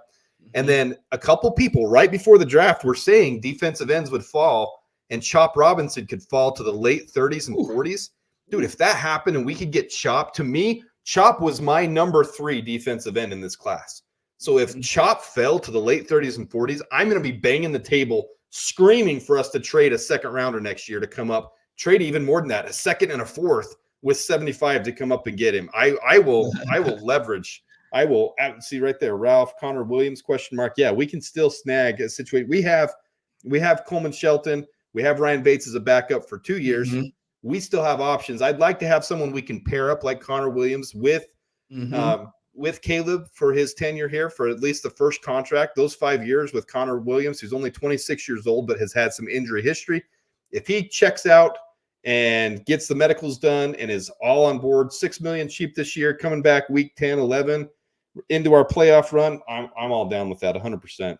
Yeah, I'm definitely down with that, man. Connor Williams is a stud when healthy. Allow that guy, we sign that guy now and allow him to get healthy, maybe sometime towards the middle or end of the season. If he's ready, we can push him in or save him to next year. I still like him a lot. And like you say, if we can get Chop Robinson, man, that speed off of the edge is going to open up everything for that defensive line. I think that's what this defense is missing. Speed off of the edge. We have Montez Sweat, but he doesn't bring that speed, that immediate threat that teams have to pay attention to. And that's everything that Chop Robinson is. I know people are enamored with, the guy that could set the edge, but speed kills, and you want to get pressure. And that's what Chop is. Chop's getting a raw deal too. I've done a video on that. I'm going to bring that up tomorrow if he makes it out of the first round. My hope for Chop. He had the lowest missed tackle percentage of any defensive end in this class, 7% missed tackles, which is what you see from the defensive interior. Those guys where it's easier to wrap a body up that's coming by them. On the edge, it's harder. You have more space where they can get past you and you can miss a tackle easier. He had a 7%. And to compare that, Latu, Dallas Turner, and Jared Verse all in the 20s, all of them. Here comes the number 12 pick. So, yeah, Chop Robinson is not a scrub on the outside. He gets those tackles other guys don't get from the outside. He can set an edge. He's not got an issue in my book. Here we go. Number 12, Broncos. With the 12th pick in the 2024 NFL Draft, the Denver Broncos select Bo Nix. There it is, Bo Nix. Hey, they had to get him. They had to get him before the Raiders. It makes sense. Now the quarterbacks are off the board. What do the Raiders do? Probably tackle, in my opinion. But Raiders, are they going to regret not trading up? Looks like nobody was willing to trade up. All the rumor was 3, 4, 5, 6, 7, 8, 9, all willing to trade out of their spots for the right draft capital, and none of them did. 10 was the first one to trade out, and they traded one spot back. This has not been, I said over on the 6 trades in the first round. We've had one trade in the first round so far. And it was one space up too, which is surprising. So, hey, man, that just says that, teams are valuing these draft picks a lot more than people think right now. You get more chances at rolling the dice, if you have more picks, and, people are valuing that. So this year, and I think that teams are probably trying to ask for a lot to move up into those premium picks. And, the other GMs were balking at that. And hey, it it is what it is right now. It's shaping up really well for our Bears. So, hey, that's all I really care about. Yep. I love these two comments in a row. Getsy is not a happy man right now. Oh, wah, wah. And then Getsy can lick my I'm with you. Unprecedented number of quarterbacks picked. Yeah, 6 quarterbacks in the top 12 picks, guys. 6 out of the first 12 picks, quarterbacks off the board. Is this going to be a 2020 draft class or is this a 2021 draft class? Will in 4 years of these 6, only one of them be with their original team? Who knows? Time will tell. Who knows, man? And it's about more than just, the player. It's about where you go and who's developing you. And we've seen that here in Chicago because I think Justin Fields could have been something, but we had to move on from him, and it was the right decision to make because financially you don't want to be, banking on what he could become as opposed to, resetting the market with a guy who is pretty good right now in Caleb Williams. So that was the right decision to make. But I think all of these teams, man, it's about quarterback development. That's just what this is proven. That's what 2020 has proven to me is that, quarterbacks have to develop in the NFL. They're not coming into the league and tearing it up. Not everybody's a CJ Stroud. I don't know but you see what they did for him. I don't know what they saw in him to know that he was going to be that guy, but they developed him well, man. They developed him under center, allow him to drop back and, do play action passes. And, he just took off from there. So I'm happy for them. And, I'm hoping that we have the right people on the offense right now to make the calls and to really develop Caleb into a NFL quarterback, because I think that's what's most important. And we've got the pieces around him now. That's what we've never seen before. We didn't have him around Mitch. We didn't have him around Justin, and we didn't have it around Rex Grossman. All these first round quarterbacks we've ever drafted, they've had a hard deal, to come in, and everything was on their shoulders. We've never had a wide receiving core that looked like this. Well, maybe once when we had Brandon Marshall and Alshon Jeffrey, but never anything like this. This is insane, man. Yeah. And the offensive line is going to be better. We got a good play caller. Running back is sick. This is 2 good tight ends, 2 great tight ends. And right, so we're going to be undefendable. We got the 13th pick with the Raiders coming in right now. In the 2024 NFL Draft, the Las Vegas Raiders select Brock Bowers. Brock Bowers, tight end out of Georgia. All right, so to recap, no defensive players off the board. I do think the Saints will start that with the defensive end right here, having their pickings. But so far, 6 quarterbacks, 3 wide receivers, 3 tackles, and now a tight end. This is an offensive draft. We talked about it being an offensive draft. Mm-hmm. This is truly an offensive draft. I can't believe the Raiders took Brock Bowers, though. That was not their glaring weakness to me. They needed a tackle. Maybe they liked one of the tackles that already went and weren't prepared for that to happen. Maybe they didn't find someone to trade back with. Maybe they love Brock Bowers this much. When a team loves a player, it doesn't matter. Just like we saw last year with Sam Laporta, they might be saying, this is the key to our offense right here. We need Brock Bowers. Everyone knows Brock Bowers is great, but I did not see that coming from the Raiders at number 13 overall. I think anyone saw that, man. Like, who's going to throw the ball to him? That's all I'm going to say. Like, who's going to throw the ball to Brock? It's got to be Gardner Minshew. That's going to be how they're going to have to roll this year. And he filled in very well for the Colts last year. He played very, very well. But the Colts are a very established team. They have a solid line. They've got a solid receiving core. At least they did. They could use a little help on their receiving core. Solid defense. I mean, if you look at the Colts grade board, everything is very above average, but just barely. Nothing that screams elite at any one position other than defensive tackle, Mike, what's his name? Their wide receiver that's a stud that just got franchise tagged. For who? The Raiders? For the Colts. I feel like a goof. Pittman. Michael Pittman. I said Michael, and then Penix came out, and I was like, I just screwed up you my almost brain. made me say the same thing. Like, so Michael Pittman, he's way above average. DeForest Buckner's way above average. They've got a couple guys, but across the board, what you notice is there's no red, there's no orange, there's nothing alarming. So they're a very solid team. So Gardner Minshew could play very well in that. The Raiders have a solid defense, but they've got some glaring weaknesses on offense, such as tackle. They need to address. So I'm shocked they didn't take a tackle there. But I think Minshew, with his experience, could help them bridge that gap until they find someone. Maybe in a later round, they like Spencer Rattler. I don't know what they're going to do. Spencer Rattler actually might fit Getsy a little bit better, obviously, than Justin Fields did. Yep. Fields is obviously way better than Spencer Rattler, but maybe a better fit for Getsy. But Minshew is a great game manager, man. He has been that way since he came into the league. He's a guy who's going to get the ball out as long as you protect him and you got some weapons around him. He can get you out of a game. He's just not going to beat you with his arm. He's not one of those guys that's going to beat a team. But if you have a great defense, which they do around them, and some playmakers on the edges out there balling, so maybe it'll work out for him this year at least. Teams that need defense are lucking in. Completely agree with that. This is absolutely fabulous for both the Saints and the Colts picking that. Excuse me. 14 and 15. It should be Saints with defensive end. Who do they like the most? And I would say probably Jared Verse is the best fit for the Saints, in my opinion, with their scheme. And then I'm going to say Quinyon Mitchell to the Colts, getting the first cornerback off the board. It depends on who you like the most. I would have said Cooper DeJean before his injury. I think he's probably going to fall a little bit because of that, even though he had his individual pro day and showed that he's not lacking. He came out looking absolutely phenomenal once he healed. Terrion Arnold is another one that a lot of people have been saying, but I would go Cooper DeJean number 1, Quinyon Mitchell number 2, but with DeJean's injury, that probably puts him back a little bit and puts Quinyon Mitchell as number 1 cornerback off the board here in just a minute.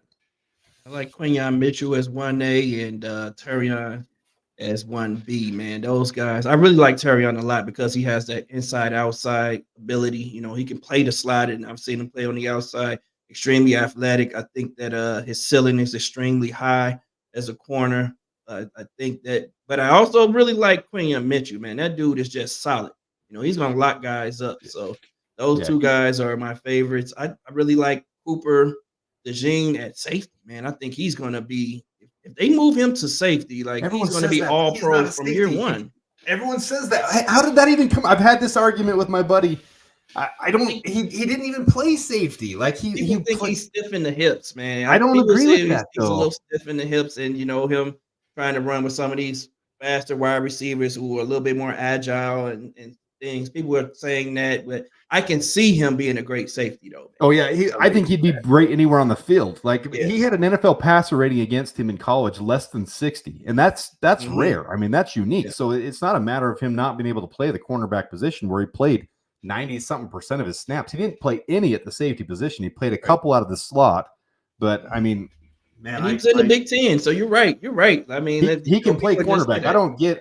I saw that on the mock draft simulators where they turned him into a safety. I'm like, where's this coming from? And then you start hearing it on the different shows where they're talking about him as a safety. I'm like, what the crap is this? Like, how did this even happen? He's not like, they do that sometimes. They change positions, and I'm just like, am I missing something here? But maybe he started working out for other teams as both, to see if they wanted him at corner or safety. But at least, if he can't play corner, he's going to be a great safety. I think that's really where this is coming from. But I think he can play corner in the NFL. I agree with you. Those numbers are insane. 60 passer rating that's sick, especially in the Big Ten. All right, so the best thing that can happen for the Bears now is a run at the end of this first round, which could happen. A run of wide receivers goes off the board. We're good at wide receiver now. We're not taking another wide receiver in this class. We might take an undrafted free agent to come in and camp. Every team does that. They stack up their camp room, get 90 players, end up with 7 or 8 wide receivers. But with ours, we might not even end up with that many at camp because we're not looking to compete at as many spots. I really like Colin Johnson as for our practice squad. I thought he played well at the end of the year. We've got some solid bodies. We don't have a lot to determine at wide receiver now. What we want to see is a run of wide receivers and some of these defensive ends not to come off the board, which there's some teams that can use defensive ends starting right now with the Saints, who it looks like the pick is in. They're not walking up to the podium yet, so I won't turn on the sound until they walk up to the podium. But the pick is in for the Saints. I expect defensive end here, but we want to see no edges come off the board. We want to see wide receivers coming off the board like crazy, just like quarterbacks did. That would be great for the Bears. Woo. It's going to be crazy. I just saw it. Yeah, I like this comment too right here. Tyler Scott is a good position to learn behind Keenan Allen for a couple years and hopefully develop into a very good slot receiver. I haven't given up on Tyler Scott. Some of the plays he made at the end of the year, he's got potential. And I think he understands his weaknesses, and I think he's working on them. He's the type of mentality. He's smart. He's intelligent. I like his potential. So I like that comment right there. Yeah, and he has the speed, man, to take the top off of a defense, man. And right now, with the other good wide receivers around him, he'll have less attention on him. So I'm not giving up on him either. And I think that, our issue with the wide receivers we drafted was coaching. Like, we haven't developed a wide receiver in years. We finally have Beatty. We finally have a good wide receiver coach. Yeah. People underestimate the value of a good coach, man. Position coach, especially. Like, those guys make players good, great, and, bad players good. This could be one of those situations. Proof of that is with us, with the Bears, with our defensive backs. Matt Eberflus is to credit for this defense becoming so stout. A lot of people wonder why we kept Matt Eberflus with all the influx. He has brought a culture to Chicago, and he is the reason with defensive backs, corners and safeties especially. I think coaching is what separates in the NFL level, coaching more than anything with defensive backs and cornerbacks. You can take average players and make them look spectacular with good coaching. And the same with wide receivers. Wide receiver coaches, look at what the Packers are doing. They're picking mid-level guys, and they're turning them into special players. Absolutely. I think we have one of, if not the best, DB coach out there. So, we definitely are winning in that situation, in that department. We've seen all those guys come in and develop. And when guys get hurt, we see guys step right in and they're playing well. That's all attributed to coaching, man. Good coaching. When you see that, you have a really good coach. 100%. Here comes the Saints pick. With the 14th pick in the 2024 NFL Draft, the New Orleans Saints select Tolaise Fuaga. Unbelievable, right? You can't make this stuff up. I just saw that and I was like, wow. You can't make this stuff up. We're at the 15th pick right now, right? Is it 15? This is going to be, I'm going to try to hurry and dial my buddy. He is a Colts fan. I'm going to try to bring him on just over the phone. He told me he doesn't want me to bug him because he doesn't like to be on. I've tried to have him on here before just for fun. We'll see what he does. I want to see what he thinks about the Colts now having the first defensive player. Straight to voicemail. No, you're like, no. He did that earlier today too. And I love Fuaga, by the way, man. That dude he's a monster. And I think he can play any position on the offensive line outside of center, maybe. I think that he's a little, overly aggressive sometimes, but he is a beast of an offensive lineman. I watched him go against Leatu Latu. He shut Leatu Latu down, and that's when he kind of came. And there aren't many that did that. Like, what is this? No one was doing it. And then Leatu Latu was going from side to side. He go on the other side, instant pressure. You come back to the right side, and Tali was just shut down.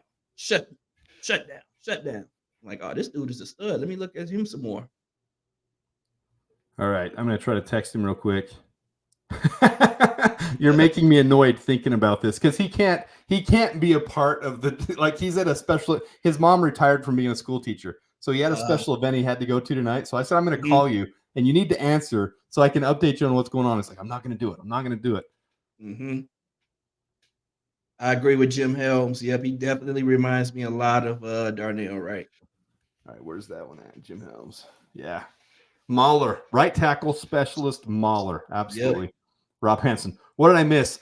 Only that we got Caleb Williams and Roll Tuesday, baby. Woo! And no defensive players off the board yet. This is just, has this ever happened? Not this far. I don't think so. We'll have to look it up, but I don't think this has ever happened where it's been straight 14 straight picks on one side or the other, defense or offense. I can't ever remember something like that happening. No. Adam, when's your first 2025 mock draft? Luther Burden is going to go off the board number 1. That's all I can say right now.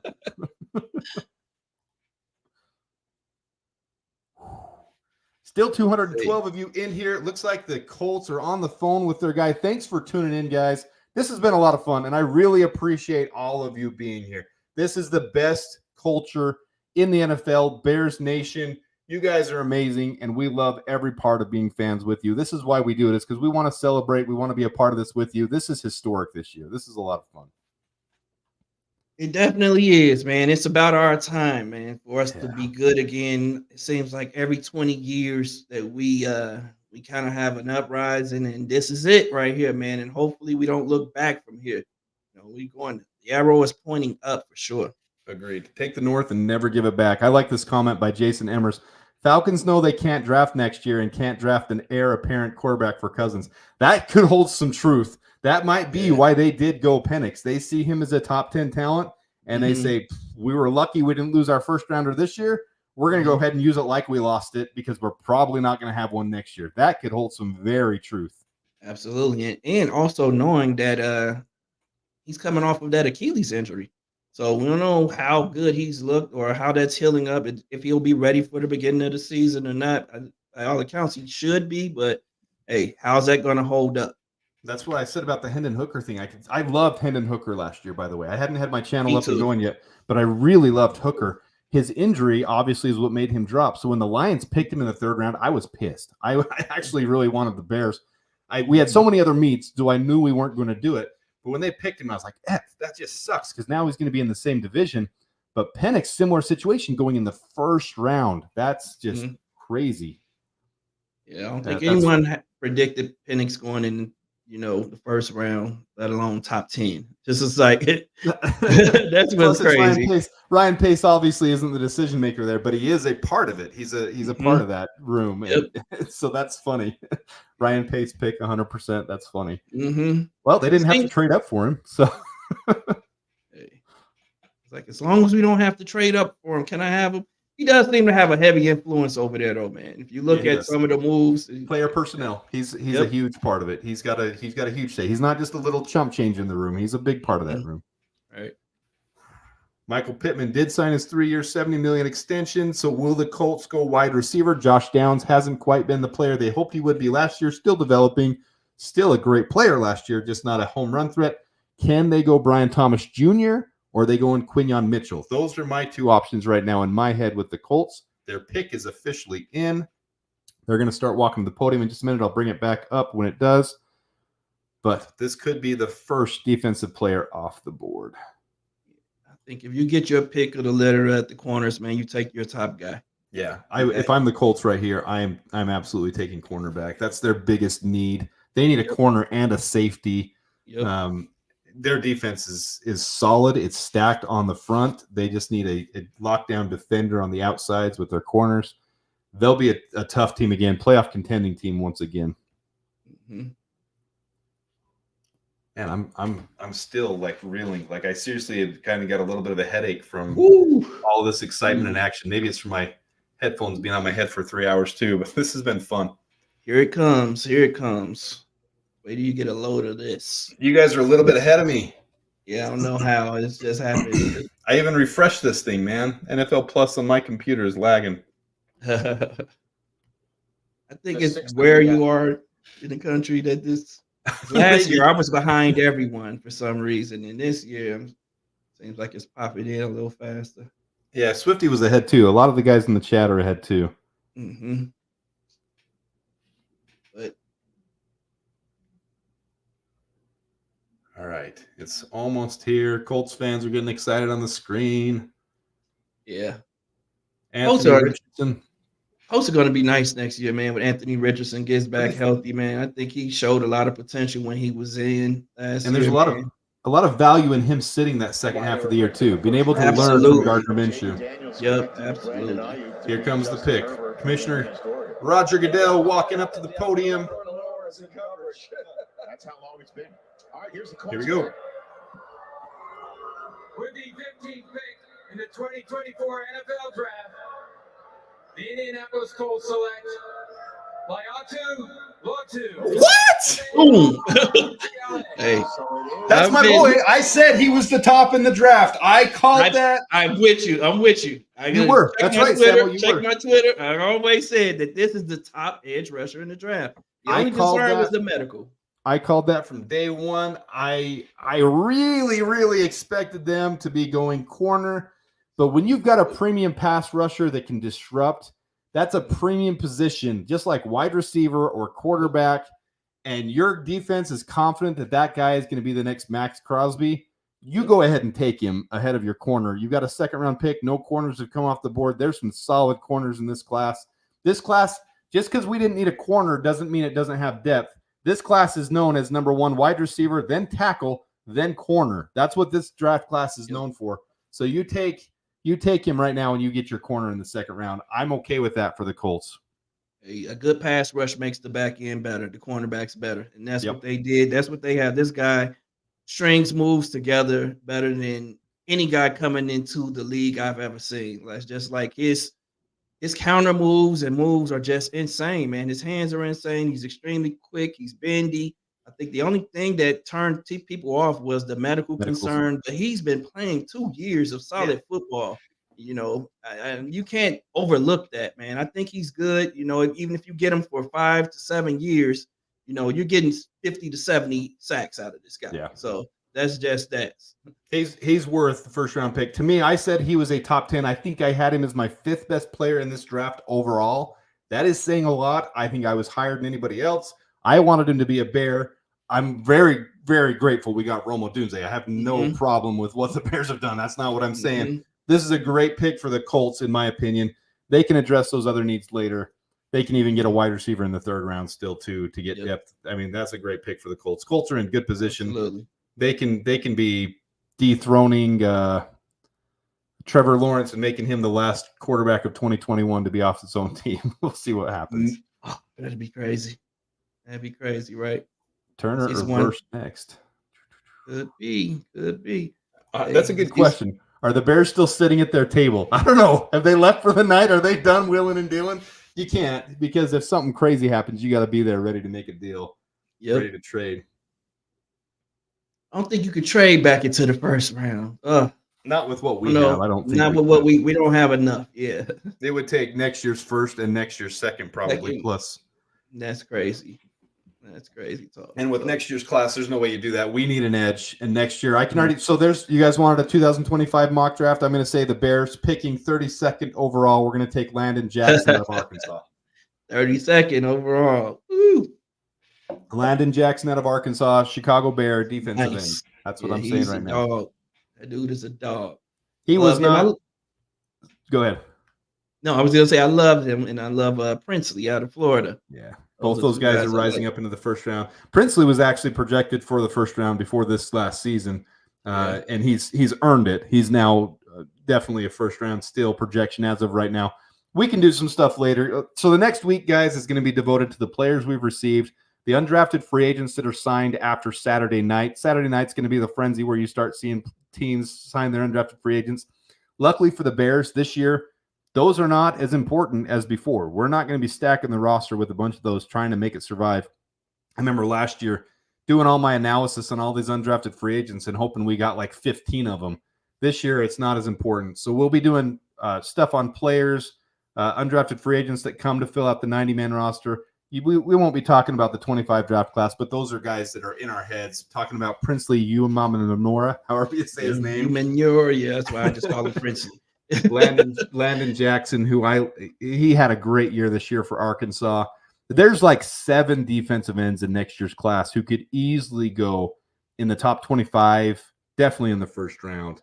And there could be more. I mean, a lot of them went back. JT Tuamaliao out of Ohio State, Jack Sawyer out of Ohio State. I mean, I've got them all listed down, but there's a stacked defensive end class next year. And I'm actually like JT at 3-tech, man. I think he would have been a heck of a 3-tech for the Bears if he'd have come out this year. Yeah, this is good stuff. Let's see if he's saying anything about his medicals. Like your last. Like your last. Let's do it. I missed this. I missed this interview. Sorry, guys. Dang it. Oh, so here it is. Prior to tonight, 14 offensive players off the board before a defensive. The last longest time was in 2021. There was 7 in a row, and then number 8 went to Carolina. J.C. Horn was the 8th pick. So this beat it by double. 14 picks before a defensive player was taken off the draft. It's crazy right now, man. Can we trade both of our 2025 second rounders and pick 75 for Byron Murphy? It's expensive. That's a lot. You think that Byron Murphy is that good? I don't think he'll make it out of the first round to do that. If you're trading both seconds and 75, it'll have to be second round to do that. You're not going to get him in the first round for that price. We'd have to pay first and second round plus 75 to get into the first round as a minimum. So, yeah, this is true. No expert had these picks right so far. Nobody. And nobody's even projected 6 quarterbacks in the top 12. So this just proves that. Samo, I know you got a show here in a little bit. Whenever you need to pop off, you let me know and you're good. I was just about to let you know, man. It's 9 p.m. here. I'm gonna have to pop out, man. I enjoyed this show, man. You guys absolutely killing it over here. Hopefully you can come over and join our show. If not, then I'll see you tomorrow and just talk to you and chop it up with you on Twitter a little bit. Would love to. Hey, have you or Swifty shoot me a link and we'll see if I can pop in for a minute in a little bit when I get off here. All right. All right, cool. All Thanks, right, Samo. Appreciate you coming on. For sure. Take care, brother. You betcha. All right, guys. Woo! 3 a.m. here. Where you at, Andy Anderson? Where you at that it's 3 a.m.? Appreciate all you guys hanging out with us here in the draft. Those were the special guests for today. I planned on going through at least the next 5 picks into 2021, see what happens. We'll see how long it goes. But I am going to take a brief moment here to go refill my water, to go use a quick bathroom break. It's been 3 hours, and we haven't done any of that. Ooh, muted it too fast. So I'll be 2 minutes, and I'll be right back with you guys before the next pick.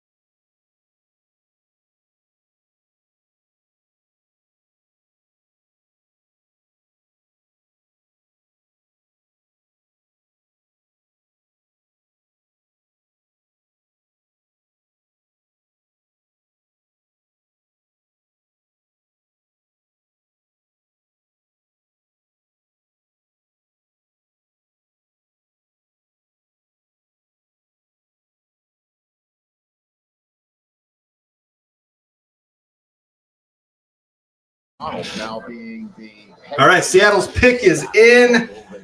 I think this is where you start seeing Byron Murphy being a possibility going off the board. You could see edges. You could see a lot happening here. This has been a lot of fun. Really appreciate all of you guys who have been tuned in. We still got 145 of you here. Appreciate you tuning in for the draft. It's been a lot of fun to have you guys to have special guests. Shorty was on first. Then we had Swifty. Samo came on after.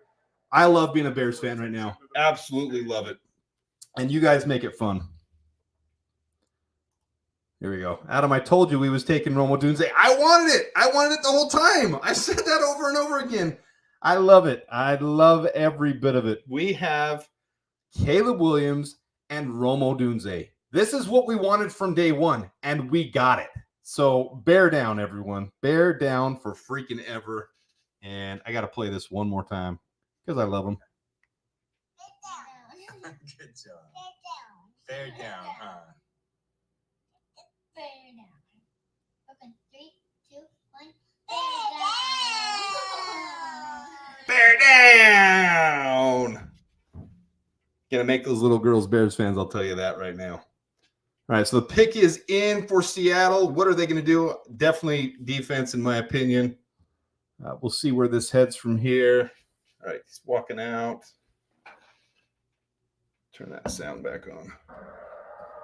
Thank you to our men and women who serve in the United States military. Your sacrifices to defend our country's freedom do not go unnoticed. Thank you so much.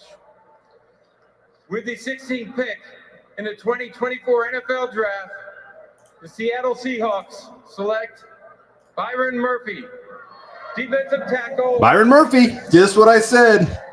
That's where you'd see him go off the board. That makes complete sense. No shocker there. Let's see. I might be missing something here.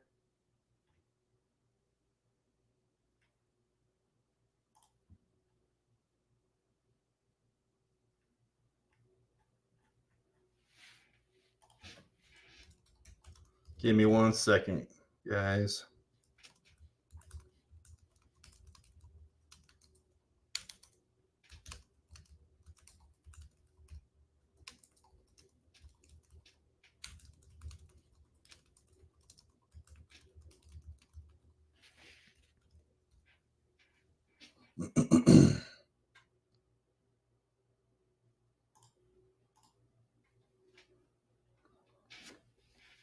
All right, let's go through some of the chats while we're here. Byron Murphy is off the board. He went to the Seahawks. So after 14 straight offensive players off the board, we've got 2 straight defensive players.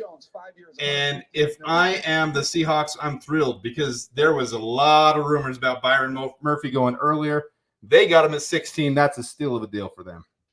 All right, let's see here. You were right. Take Murphy. That's right. We got it right. JJ will haunt us. But I'll take a legit wide receiver for once in my life. Yeah, there's nothing we could do to stop them from taking JJ, just how it fell. And it could be worse. I would be more worried if Drake May somehow went to them, if they traded up for Drake May. That's what I was really worried about, if they traded up and got Drake May. And we could have got Brian Thomas Jr. or Verse all this way back. Yeah. But I would rather take Romo Dunze 100%. Ooh, look at that. I missed it because my sound's off, but you nailed it. Vikings moving up again, and their pick is in. So the Vikings are moving up from 23. Let's see what the trade is. Trade alert. We got a trade alert. We got a trade alert. A trade is happening, and there's what it is. The Vikings are getting 17. They're trading with the Jaguars, 23 overall. 5th round pick, 167, and next year's 3rd and 4th. So the Vikings are leveraging their future. I love that because everyone's already talking about how next year's draft is deeper. They're giving away their 3rd and 4th rounders next year, as well as this year's 6th to come up 6 spots. I love it. I love it. Now they're probably going to get the edge they want. This has got to be Dallas Turner, you'd think. Here he comes. So Minnesota, there's only been 2 trades tonight, and Minnesota's pulled off both of them. Yeah, Minnesota's been a part of both trades so far. With J.J. McCarthy. The Jacksonville Jaguars have traded. I don't like them getting Turner, but leveraging their future for it, I do like. It's just one position. In the 2024 NFL Draft, the Minnesota Vikings select Dallas Turner, linebacker. That's what we thought. Good fit for their scheme as well. I don't love it. I don't love the Vikings getting him, but I don't hate it either. And I love that they leveraged their future for it. So that would have been fantastic. Minnesota trades up 6 spots and takes a punter. That would have been fun.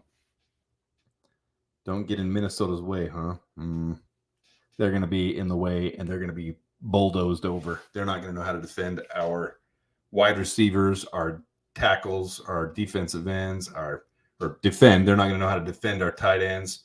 They're not going to know how to handle Caleb Williams, baby. They're screwed. They're done. They're over with. Vikings, you don't have a chance, baby. J.J. McCarthy ain't nothing. Ain't nothing. Yeah, that's true, though. Bob Killen, our division is nasty. Our division's getting nastier every year, and I think this is going to be a division for years to come that's going to be rough, tough to reckon with, tough to compete against. So it's going to be hard fought every year, but this is a year absolutely that we can take the North 100%. Yeah, Verse and Turner this far down is crazy, but what that means, I'm really hoping Chop falls to the 2nd round. I would love to see Chop fall and us trade up and get him. I would absolutely love it. Leverage for that move 100% all the way. Vikings will suck. I agree. All right, let me see if I can change the lighting. It's getting darker here. I know you guys are already super late.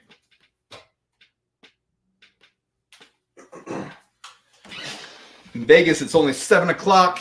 I was going off natural light out the windows until now. It's starting to get darker, so I got to get some light on in here. So we're not in a Swifty type of dungeon. Bear down, fans.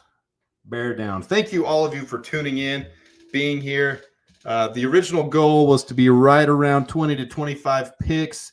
If the Bears traded back, to definitely be here for it. But I want to see how some of this pans out with some of those defensive ends. See if they can make it out of the first round. See where Jackson Powers Johnson, Zach Frazier, if they make it out of the first round. And then I'm going to log off. I'm going to start doing some videos for overnight, some stuff for some of our studs that we got for Caleb Williams and for Rome Odunze. Guys, Rome Odunze. We got Rome Odunze, number 9 overall. We seriously did that. Everyone projected him to be in the top 6. They thought it could go quarterback, quarterback, quarterback, wide receiver, wide receiver, wide receiver. And here we are, sitting with 6 quarterbacks off in the top 12 and us getting Rome Odunze falling to us. Woo! It's 4 a.m. in Denmark, man. It's a holiday, though. Thanks for tuning in. Really, really appreciate that. Yeah, this is what I want too, Rob Hansen. Now, if only polls would sign Connor Williams. You won't see that happen anytime soon because they've got to make sure he gets healthy. They've got to make sure that his medicals get cleared, that he gets full, and that's not expected to happen until mid-season. But I hope we're in the running for that. I hope he takes a $6 million deal for this year, 15, 14, 13, to offset that, to kind of play with the salary cap a little bit. Finagle that. Ryan Poles is a master at that. Get us 3 or 4 more years on that contract if he's completely healthy. So, boom.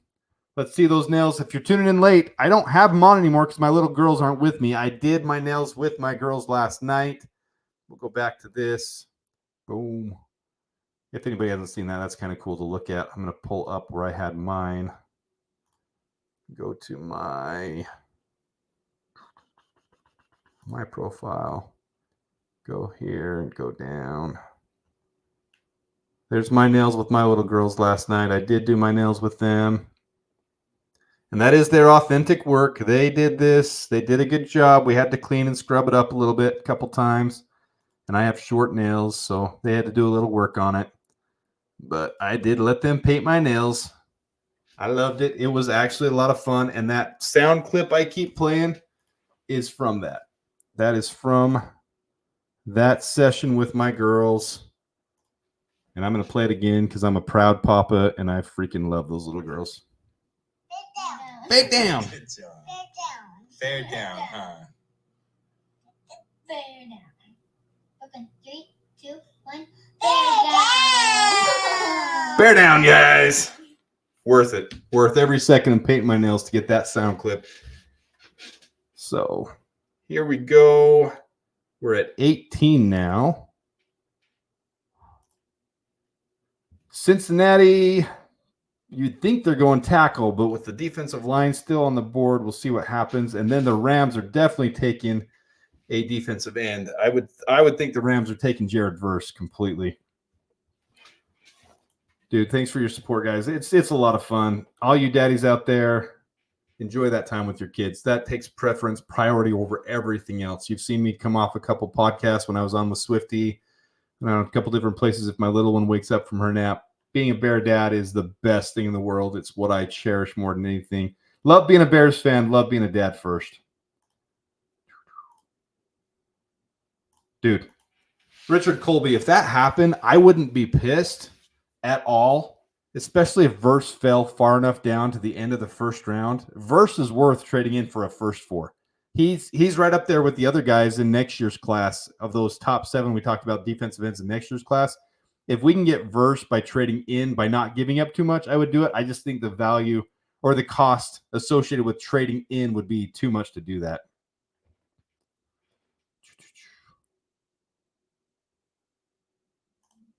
Yeah, we can switch up a lot. High Noon 23. Imagine switching back from our 2 tight end sets to 3 wide receiver sets. We've explained this a couple times. Not going to go too much into tutorial here, but 11 personnel just means 1 running back, 1 tight end. 12 personnel means 1 running back, 2 tight ends. The more tight ends you have on the field, the less wide receivers on the field.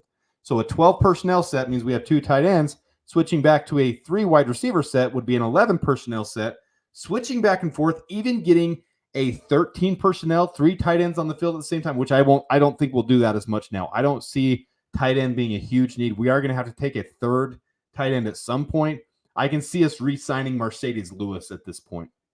So being able to switch back and forth from those personnel sets will keep teams on their toes. It's going to keep them guessing a lot more. Add that to adding more pre-snap motion like Shane Waldron likes to do a lot more than Luke Getsy, being able to expose the defenses. We're going to have a lot of fun watching the offense finally. We're not going to be scoring these 17 to 20-point games. Our defense is going to be holding up to the 20-point games like we have. Our offense should be clicking 30 points a game now. With this offense, there's no reason we shouldn't be clicking. Give Caleb a couple games to get into it. I want to see him playing a little bit in the preseason at least, but get him clicking, and this offense should be churning at least 30 points a game, 100%. All right, what am I missing here? 3 girls, 2 boys, 1 granddaughter, and 3 grandsons. Damn, I'm old. I love it though, man. That's what it's all about. We have a true X. We do, and the best one. We have a high point and a contested catch master. I put a lot of stuff out about Romo Dunze. I freaking love him to death, and I'm so glad he's here. Would you take Trice at 75? 100% at 75. That's a value spot for Trice. I like Braylon Trice. I don't love him much more than 75, but taking him to 75 is a great spot. We need a good center. Go up and get him against Chris Johnson in the draft. I agree we can use a center, but we don't need a center compared to other spots. I like the idea now with what we've done with no trade backs to take Connor Williams if he gets healthy. Other than that, I'm not opposed, but there are some undrafted free agents that I really like in this class too. The Bengals are taking their sweet little time. I think they're having a hard time deciding who they want, but here comes the draft now, so we'll unmute it. Henderson trade request, because if all of a sudden an edge rusher goes off the board, they're going to honor it. I don't think we're that far along yet. There's one thing to keep in mind. Tackle was my prediction here. We'll see what happens. With the 18th pick in the 2024 NFL Draft, the Cincinnati Bengals select Marius Mims. Tackle. More tackles off the board. They called this a solid tackle class. This proves it. Bengals can use him. Good pick by them, I think. Not necessarily who everyone was expecting. It's what I expected, though. Mims to Cincy. That would mean I expect Jared Verse to come off the board next to the Rams. That's what I'm saying. And then you're going to get into Pittsburgh, who could be the first team to take Jackson Powers Johnson. We'll see what happens, though. There's a lot to be determined yet. Pittsburgh could go cornerback with so many good corners still on there. Dolphins need a tackle and need a center as well, especially with Connor Williams out the first half of the year. So we're getting right to that sweet range. We're going to start some things, seeing some things happen with some centers and some cornerbacks as well.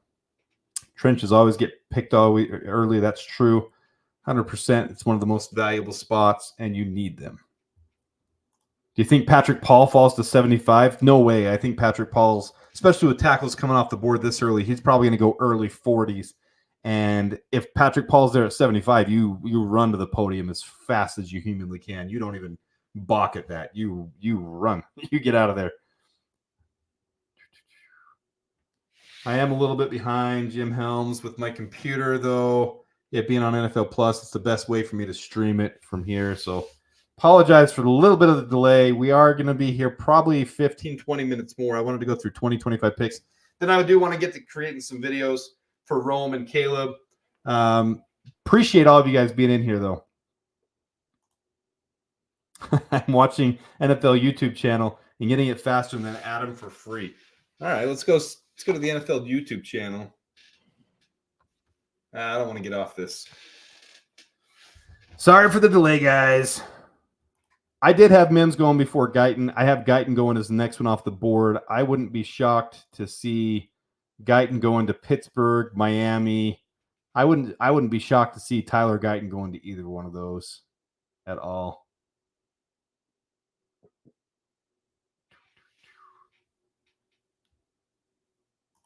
All right.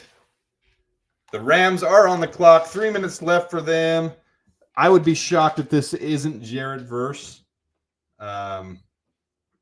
Could be Jerzon Newton if they loved him enough with Aaron Donald retiring this last year. It could be Jerzon Newton. I would be shocked if it's not Jared Verse, though, at this point. Yeah, Richard Colby, you said that right as I was saying it. Newton to the Rams could be 100% possibility. Brian Thomas Jr. could be going. I would think cornerbacks would be going off the board a little bit at this position now.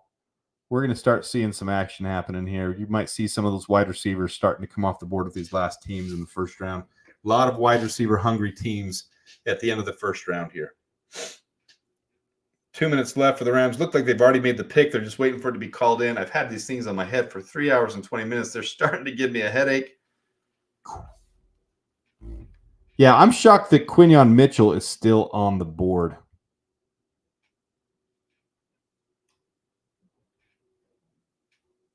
Let's see here. I need to go over here and check what that message was.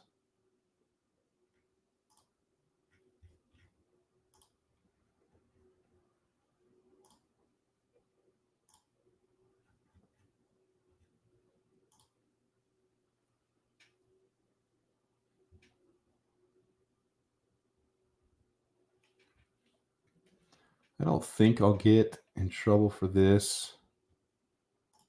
I don't think so. So I'm going to play it. If you guys didn't see this on the Rich Eisen show, I hope I don't get in trouble for this. If you didn't see this on the Rich Eisen show, it's something I've retweeted. I really, really enjoyed this. Together, right? Yeah. I mean, Definitely. Yeah. Definitely. Do you guys talk about that, like when at all? A little bit, definitely. I mean, he's trying to have a tremendous wide receiver core, which he'll already have, regardless of how it shakes up. But definitely, been in talks a little bit, just seeing how it would all end up. But definitely would, be a fan of that. Did you have a top 30 to Chicago? I did. You did. Yeah, I did. And how did that? How'd you come out away from that? It went well. I thought, there was a sense of winning in the air, in the sense that they were going to make things happen, and the team was prepared to go all the way. And I think I could be a vital piece in that. But they're looking to add a few weapons for Caleb, or some protection for him. So it was a good visit for sure. Obviously together, right? Yeah. Exciting. It's exciting. Oh, I got to turn that off now. It's exciting. Exciting time to be a Bears fan, guys. Versus not Myles Garrett. I agree.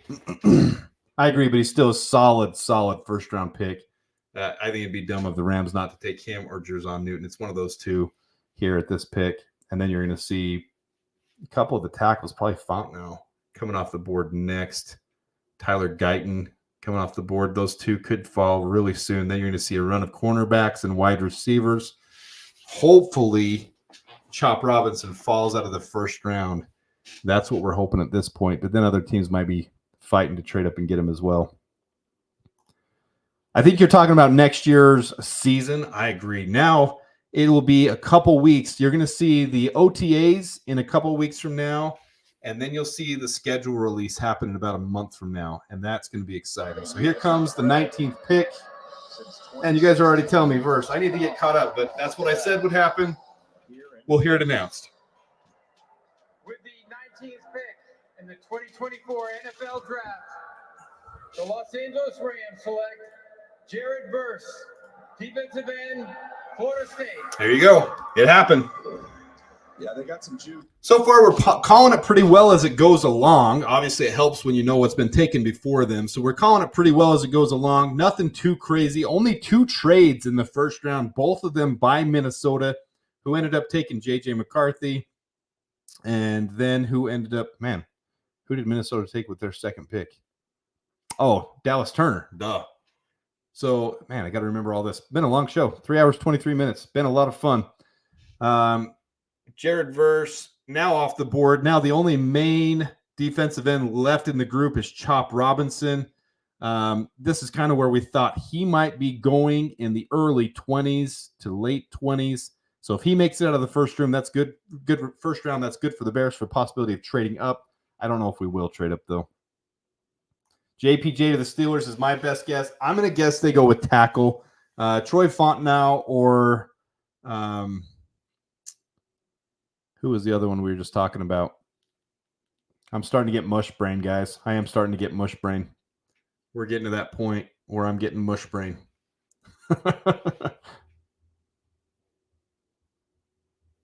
Yeah, the under 6 trades in the first. Who knew? I didn't know. I said the over. I really did. And you even heard Ian Cunningham talking about the amount of trades. He said there would be more trades than normal this year with the amount of teams wanting to move to get to that. And that could happen a lot tomorrow with that value being in the first 2 days of this draft. A lot of teams could be wanting to trade up into the premium positions for this draft into the second day. Yeah, Tyler Guyton, you're right. Man, I'm getting mush brain, guys. I had him. I said either Troy Fontenot or Tyler Guyton, and then I just couldn't remember. But I think those might be the next two picks. Both Pittsburgh and Miami need tackles. Miami could be the first one, or Pittsburgh could be the first one to take center too. I think they need a tackle more than they need a center. So I think we're going to see tackle here and then tackle again. You've got mush brain. I've been shooting tequila. I feel like the Bears will trade into the second if they do anything. I think they could absolutely trade into the second if some of these guys fall out of the first. And it would be, we've got the draft capital to do it, and it could be fun to see that happen.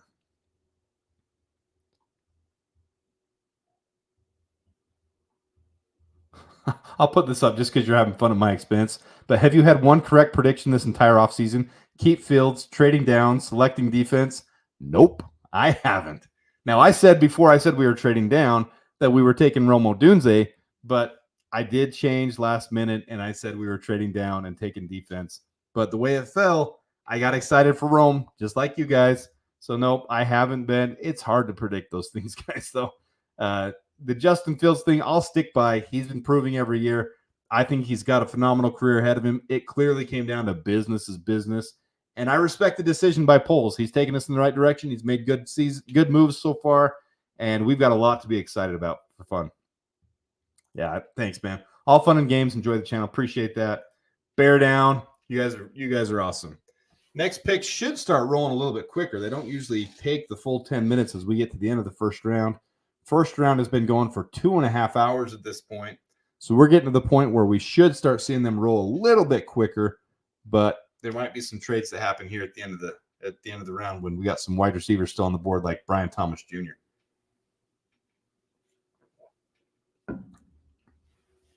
I truly didn't think Rome would be there. I didn't either. That's why I said we'd trade down. I said that several times. I actually said we would take Rome if he was there, but I didn't see any chance Rome would be there at 9. I really didn't. And then these quarterback needy teams proved me wrong and went ahead and selected. I didn't see the Giants picking quarterback with the position they have with Daniel Jones. They went ahead and did it, and more props to him.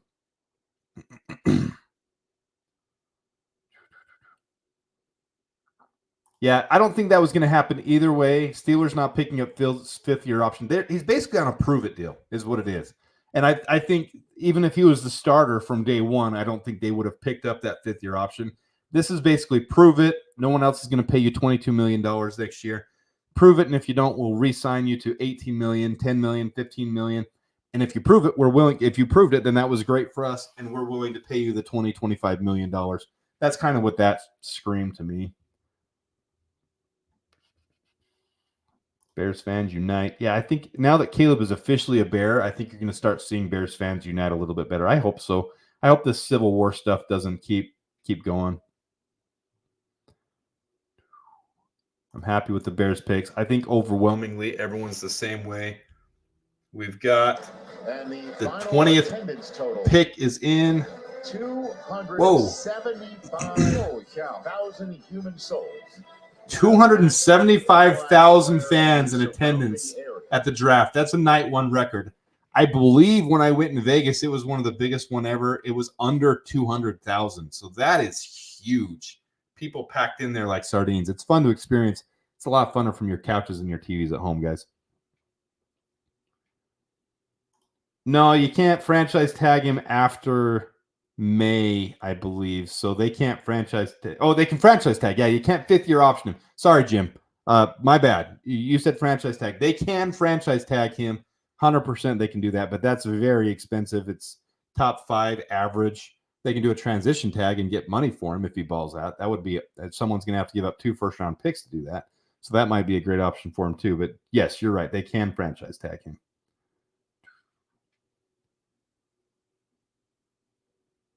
I'm looking at some of your guys' comments. Sorry, I want to see some of the things you guys are saying as we roll down here, and as we wait for Pittsburgh pick to come in. Yeah, Chargers choosing Atlanta, Falcons picking Penix, choosing Alt, and Falcons picking Penix were the catalyst for us getting Rome. That's what led to it. And I'm going to add in there the Giants taking quarterback as well led to it as well. Because I thought the Giants were going to be the one to go ahead and pick a wide receiver as well, and they didn't. I'll take Aaron Rodgers 2.0. Yeah, baby.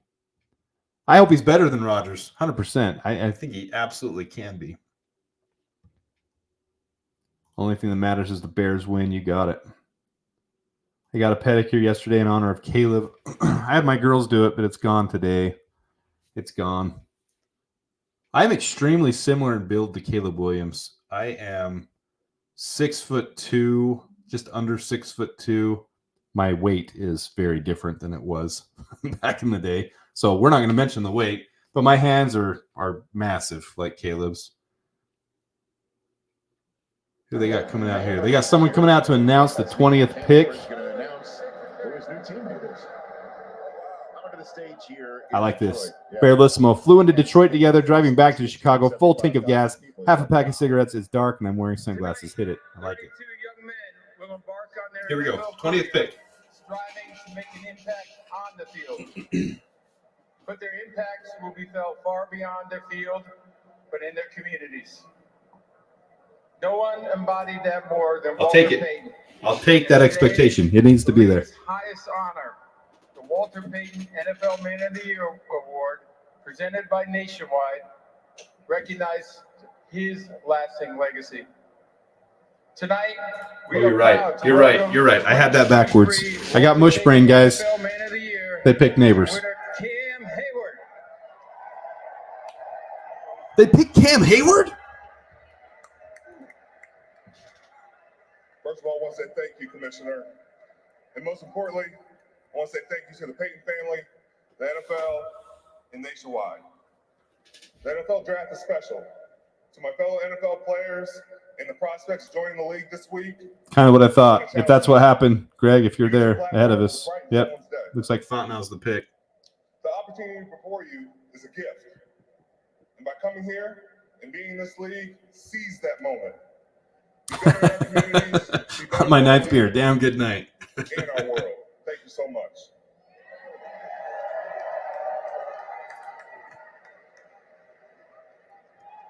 Here we go. And with the 20th pick in the 2024 NFL Draft, the Pittsburgh Steelers select Troy Fautanu, tackle, Washington. There you go. Fatanu. Is that how you say it? I've been saying Fontenot this whole time. Fatanu. He's in tears. He's on the phone. He's crying. He's got the Hawaiian or Polynesian heritage. The lays on. That is a cool moment to see him take this in. Yeah, good to see. He's going to love playing for the Pittsburgh Steelers, and his play style very much fits with the way the Pittsburgh Steelers. Good protection for Justin Fields there. That means Tyler Guyton's probably going next. He's probably next off the board. Miami could take a center with Connor Williams going down. They do have other options there, so I wouldn't be shocked if they go center and take Jackson Powers-Johnson. But everything you're hearing is that centers are going to fall out of the first round this year. So I'm not shocked one bit if they take center or if centers fall all the way out of the first round.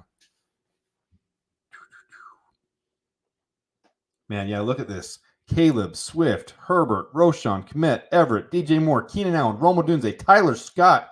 Even add back into that Dante Pettis, who I think was really coming into his own until the year before last year. And he's going to be great on returns for us. I mean, we're stacked. We are stacked. Love it. Green Bay and Detroit are shaking in their boots. Hell yeah, they are. Hell yeah, they are. Does he dare take another receiver in the fourth round? If someone fell that wasn't expected to, if Jerry Rice's boy, if Brennan Rice falls, I can see him doing that. I just don't think he will. We got a couple holes to fill still. We could use an interior defensive lineman. We can use a edge. Edge is our biggest need at this point. A swing tackle, offensive tackle. Now we did pick up two. Let me see if I got it right here.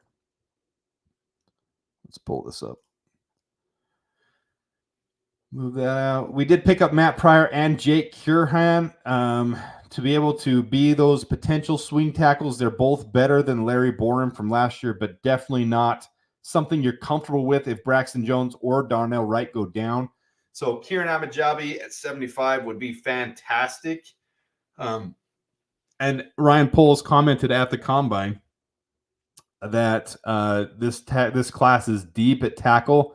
I think that's probably the 7th tackle off the board already. So will they still be there? Will they start going off the board even earlier in the 2nd and 3rd round? I don't know. But we have some holes to fill, so I don't see us taking a wide receiver in the 4th round. But if the right one falls, if Brennan Rice falls, I can absolutely see it happening. Marshawn Nealand is one of my favorites too for edge now that we're at 75. Yeah, I like that a lot, Bearlissimo. If we can get Frazier and Rowe, I can't ever say it. It's oh, you missed an H. I might just explode. I might internally combust as well. So we are building a Madden team. I love that. Hi, Nude. Thanks for the compliment, man. Adam, great channel. Great job on the channel. Appreciate it. I appreciate all you guys. I'm going to say that again and again. This has been a lot of fun to be with you guys, to be Bears fans, to be able to go through this experience together. We're never going to be picking 1 and 10 again, or 1 and 9 again. We're never going to be picking 2 picks in the top 10. We're going to be a perennial playoff team from here on out. So even if we pick another first rounder up somehow, if we end up getting a franchise or a transition tag from someone that someone steals from us and we get another first round pick, their pick might be in the top 10. Ours will not be in the top 10. We're going to be a playoff team coming up here. Let's see here. Will this be an all offensive draft for polls? No, I see our next pick being defensive tackle or defensive end. I think we definitely need to hit that up with the next pick. Marshawn Nealand would be awesome. Darius Robinson, Quinyon Mitchell, Terrion Arnold, and Brian Thomas still sitting there wondering what the F. Why am I here in Detroit? Yeah. I don't think Darius, I said that from the start, though. I hyped up Darius Robinson when he was a 4th round projection. Now, we know that those don't mean anything. How teams see them is more important, but I kind of said Darius Robinson wouldn't go in the 1st round. He was a little bit too slow to be a defensive end and fits right there between a hybrid of 3-tech and a defensive end. So he's great for teams, but did that make him 1st round worthy? I didn't see it with he was a little bit slower. Oh, row. We'll get there. We'll get there, guys.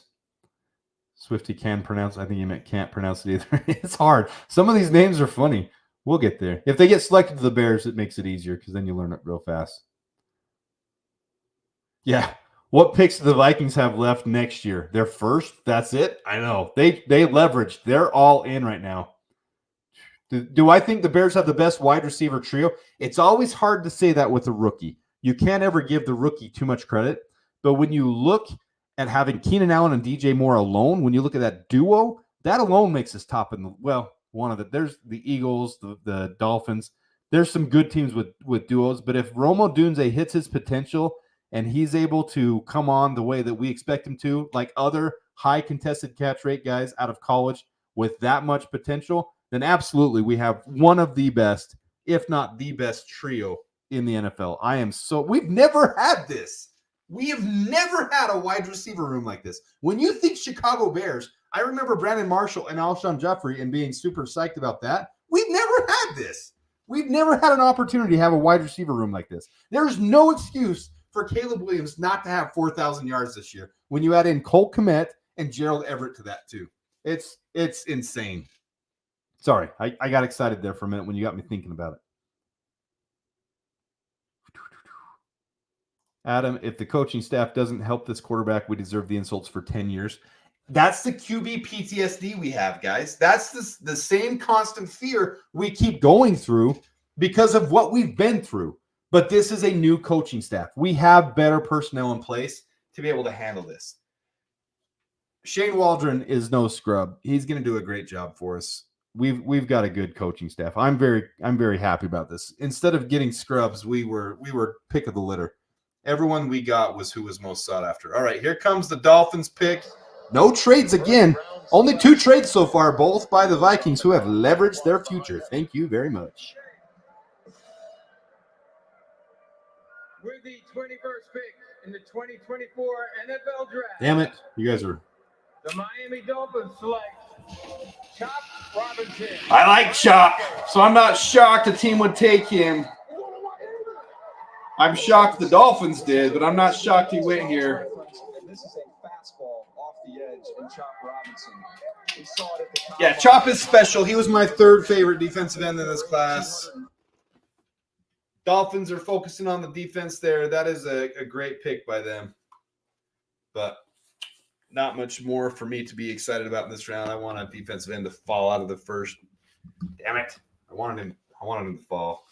I don't think we were trading up anyways. I think at this point I'm kind of hoping for Marshawn Nealon to fall to 75 somehow, or Braden Fisk. If Braden Fisk started falling in this draft, because we're not seeing Jerzon Newton even off the board yet, defensive interior might fall a little bit.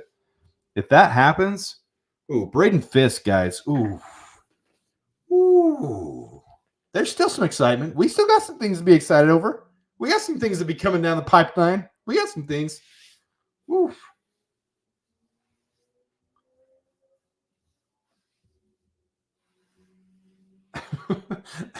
Dude, you are badass on your analysis. I love the candor and numbers. I've been a fan since Jack Concannon. Respect, brother.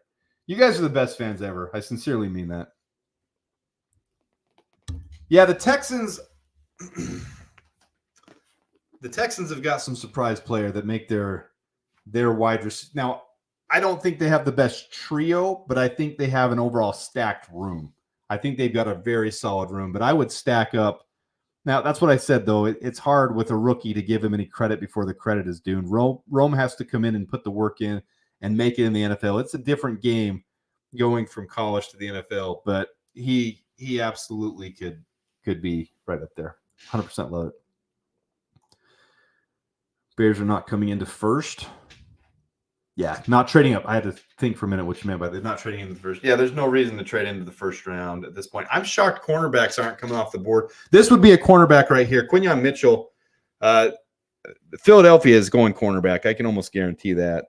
This is going to be a cornerback pick for Philadelphia. You're going to see a lot of defensive backs come off the board now with Philadelphia, Jacksonville, Dallas, Green Bay. I mean, all these next ones should be defensive backs coming off the board. You're going to see a lot of defensive backs coming off the board now. All right, let's see. I'm missing some comments here.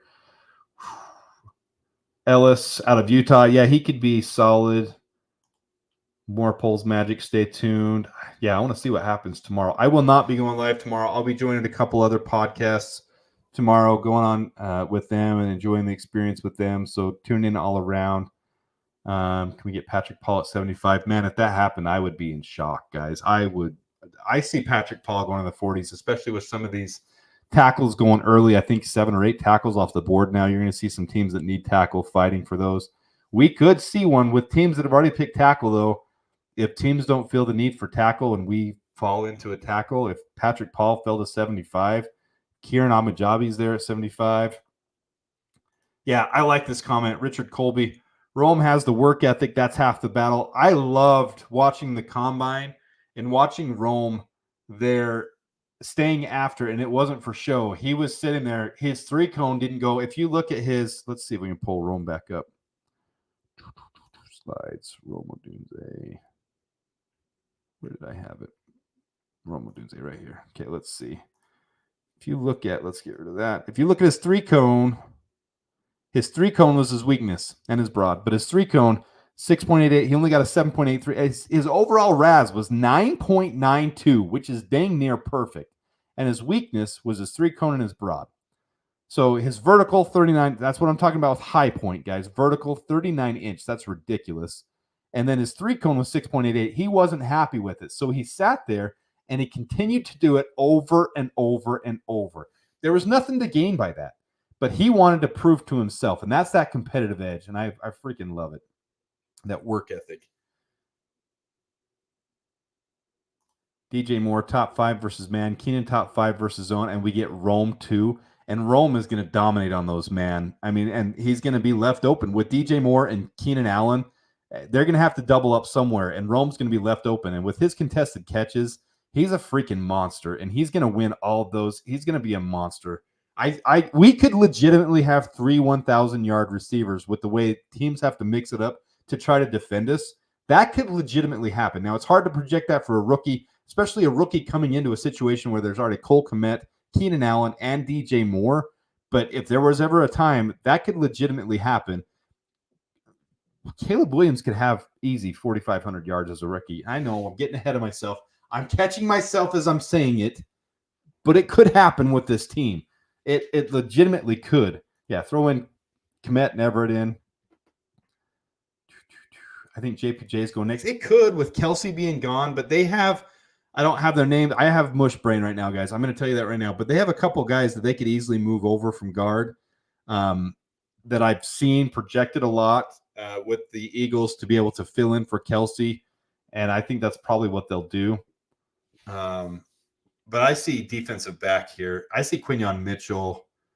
Terry and Arnold, actually, with Alabama, with Philadelphia, that could be what happens. Probably Terry and Arnold is what I'm going to say here. That's going to be what happens. What are you hoping, expecting for Green Bay and Detroit? Did they pick busts? Did they pick absolute turds? Did they pick someone that just bombs out? Sick of them doing well in the draft. All right, let's see here. Is he coming up? I've been, honestly, I've been the tap dance kid for the last 60 seconds here, waiting for this pick to come in. Thanks so much. Oh, well done. Here we go. Comes Here's the commissioner coming in. with the latest Eagles pick, and then the Jacksonville Jaguars right after that. In front of 275. God forbid an injury to a wide receiver, but we got 3. So, yeah, we're not in trouble if we get someone injured. Finally. The NFL has gone global. This past year, we played games in front of amazing crowds in That would be London fun. and Germany.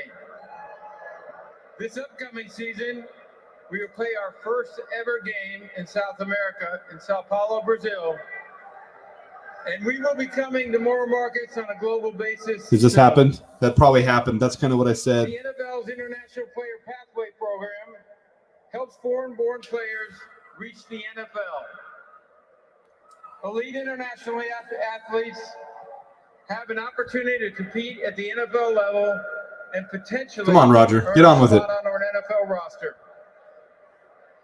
Boo! Successful players Boo! is the Philadelphia Eagles. Boo!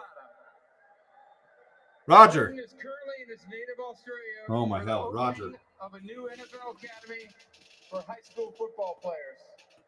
To make the Eagles selection, let's join Roger, let's go. Draft party in Burleigh Beach, Gold Coast, Australia. Take it, Jordan. There we go.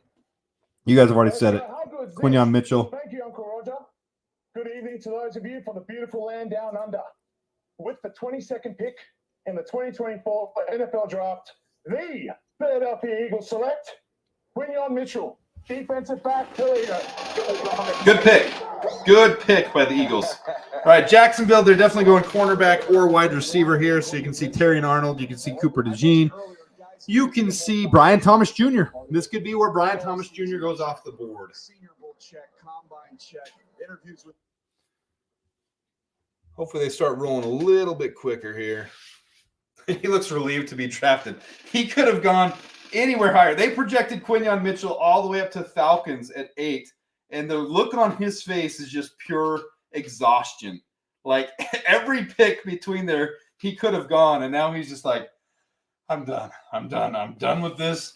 I'm done. I'm going to Philadelphia. I'm happy. I'm out of here. Get me to that stage. I'm done. That is a great pick, though. He could have easily gone all the way up to number 8. So Roger Goodell just likes to hear himself talk. Yeah, this is true, man. These late rounders in the first round get these lucky picks. This is where you want the Bears to be in future drafts, being able to pick later on and be able to have someone that we need fall. Like if it was a year for cornerback and this is a stacked cornerback class, and to be able to have them being able to fall like this is ideal. The Eagles just got another steal. They do this every freaking year. The Eagles end up finding players that should have gone earlier that they end up getting later on when it should never happen. I don't even dislike the Eagles, but screw you, Eagles, for always getting those lucky breaks, getting picks 10 places above where they should have gone.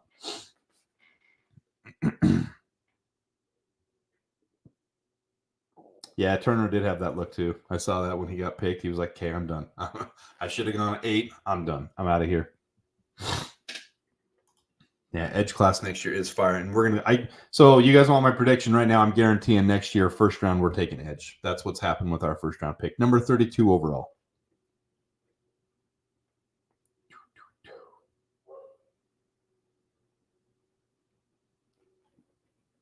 Yeah, we did beat Detroit 7 out of 8 quarters. Woo! I am getting mush brain, guys. Let's see here. Let's see what he says. See if he sounds exhausted. This is Quinyon Mitchell. I mean, they gave me a lot of loyalty, a lot of love. Just coming out of high school, I had some great issues, and they just stuck with me through the whole process. So, I mean, I just give my thanks to them, give my thanks to God. What are you going to tell your coaches in Philadelphia that you need? I need to be coached hard, harder than ever. So, yeah. There are 2 women in your life, your mother and your grandmother, who you have credited as being very influential. Looks like a good young man. Check your direct message. I will. Give me just a minute. Caleb wearing number 18. We saw that. Let me pull it back up so you guys can see it. We'll pull that back up. We played it a couple times earlier. Let's go back up here. Oh, where was it? There it is. Fire.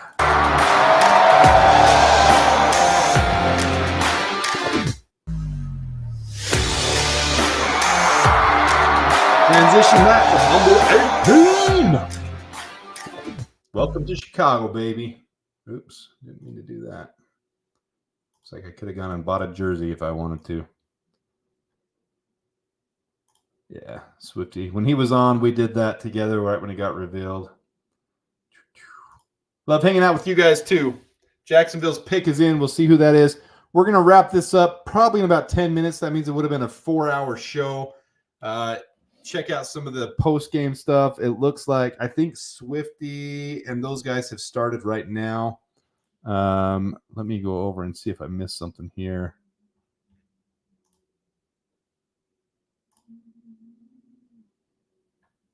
That's pretty beast. Let me pull that up. Bearlissimo just shared this with me. Did you create this? No, this is from the NFL.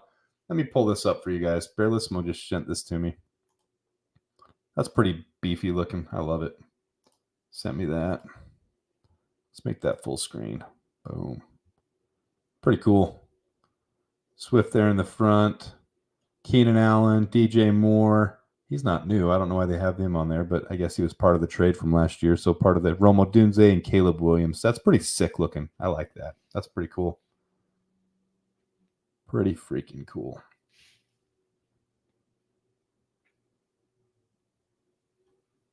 I like it. Pick is in. Let's see what the Jaguars do after acquiring their new quarterback of the future, Mac Jones. My buzz is kicking in, boys. You guys have been so much fun tonight. This has been a lot of fun to be able to share with you guys. This is historic. I'm going to save this video and have it in my archives forever. This is one of my favorite things I've done. I will be doing this in the future for sure. Doing draft parties because this is just too much fun with you guys. We'll never have a number 1 overall again. But here's the pick. Jags get Thomas. That's what I said. I thought Brian Thomas could go right here. Looks like they take him. With the 23rd pick in the 2024 NFL Draft, the Jacksonville Jaguars select Brian Thomas Jr. Solid pick. I like Brian Thomas Jr. a lot. His separation is second to none. He separates on the field better than anybody else coming out of the class. He's not the best contested catch guy, but he is an elite route runner, and he separates very, very well. Yeah, we finally got national star power. I haven't seen a Bears offense that looks like this ever in my lifetime. Ever.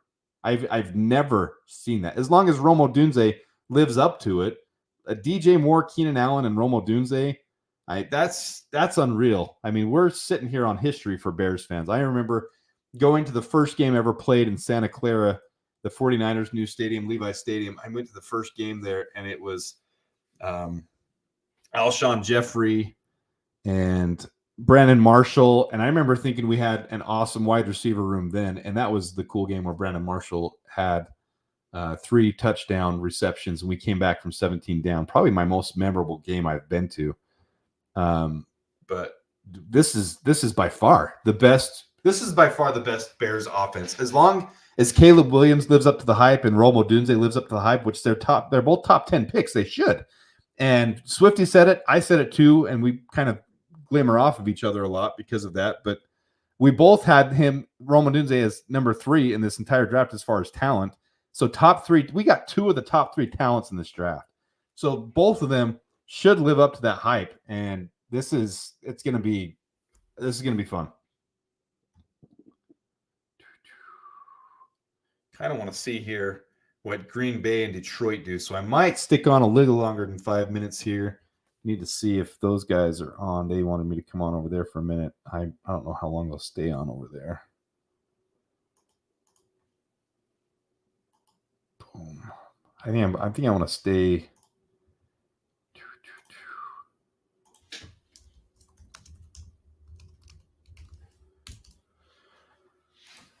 I want to see what Green Bay and Detroit do.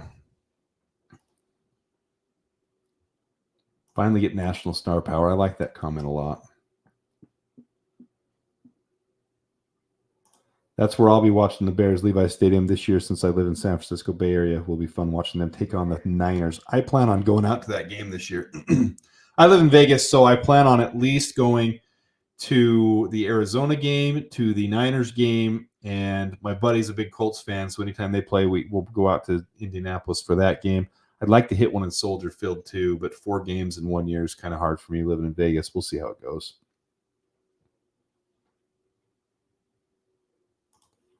Adam, can you say happy birthday to my wife, Valley? You bet. Happy birthday, Valley. Love sharing people's birthdays with them. You got a special birthday on draft night. Happy birthday and bear down. Bear down, baby. Happy birthday to you. FGB. FGB. FGB. You missed it. Are my nails painted? Let me show you this. We'll go back to this. Let me show you guys this. Go back to my profile. We'll go down here. My nails were painted. Did it for my little girls. I have no problem bringing this up over and over again. I love it. That's me right here in the same place I'm at right now. Bear down by my girls. This is them in the process of painting them. It's my littlest one there. There's my older one, 7 years old. We were all painting together. They loved it. They had a good time. So are they painted now, though? No, I don't have my girls right now. And I'm not. Caleb Williams can feel comfortable wearing fingernail paint. I did that for my girls. Once I dropped them off at school today, it came off. So I don't wear fingernail paint around. To any of you who want to each their own. I learned a little while ago that Caleb Williams' mom is a nail beautician, and that's a big reason why he did it. And he's comfortable doing it. No problem against all you guys doing it, but I'm not going to be wearing fingernail paint around unless my little girls are the ones doing it. That's the reason I do it. And I'm going to stick this in here one more time. One more time. I'm going to stick it in here. Because I love it. Bear down, huh? Bear down. Okay, 3, 2, 1. Bear down. That's what it's all about. In fact, I can actually show that video because it's not showing them. It's showing. Good job. Bear down, huh? Bear down. Okay, 3, 2, 1. Bear down. That was fun. I enjoyed it. I enjoyed it quite a bit. Dallas could definitely go center. If there's one team left in the draft to be able to go. Did I miss a pick? Did I miss a pick, guys? Hey, you guys let me know if I missed a pick here. No, because 23 was Jacksonville. All right, so Dallas is going next. They could be the only ones to go center at this point left. In fact, I'd be shocked if anybody else did go center. Let's see. Dallas going Barton. That's a good. I mean, that's very versatile.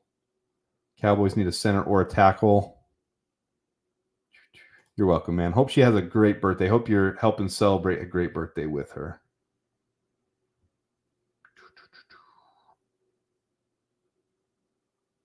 Man, I've had so many people tell me to do that.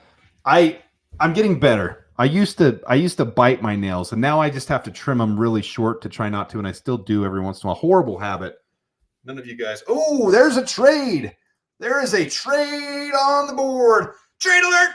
Trade alert! Trade alert! We've got a trade. The Lions are trading up. There you go. There's the painted nails. I created this thinking the Bears might trade back, but I haven't got to use it very much tonight, so I'm going to make any excuse to use it. There is a trade. We'll see what it is. See what the trade ends up being. Moved up 5 spots. Moving from 29 to 24. Who do you think? Well, they've done a ton of work on corners. When I talk. Yeah, I said at the end of this round, there's going to be a lot of corners to come off the board. I think the Lions are jumping up ahead of Green Bay because they want to steal from a division rival. This is where you're going to see Terry and Arnold come off the board. All right, so the trade swap is 24th and 2025 7th round pick is what the Dallas is giving back, and they're going to get in return. I missed it. Third rounder. They're going to get a third rounder for trading up 5 spots.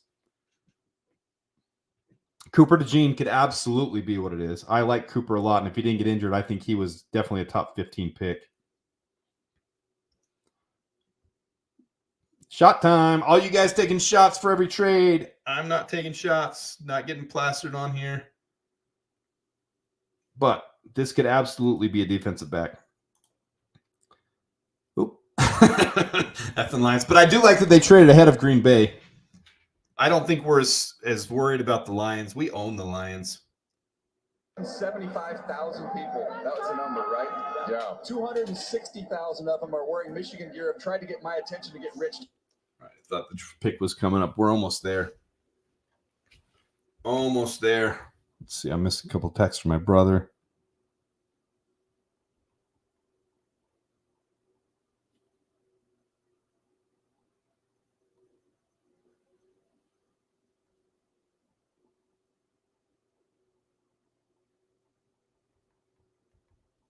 My brother asked me, "Are you happy?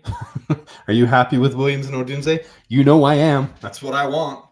You know I am. Or Terry and Arnold. Could be Terry and Arnold. Did he come off the board? I don't think he did. I'm getting mush brain, guys. I'm telling you right now, I'm getting mush brain. It's hitting me hard.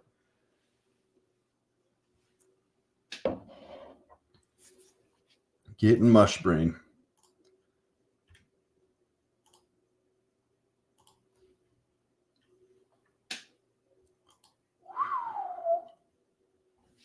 All right, should be coming up any second here. The pick is in for the Lions. What are they going to do?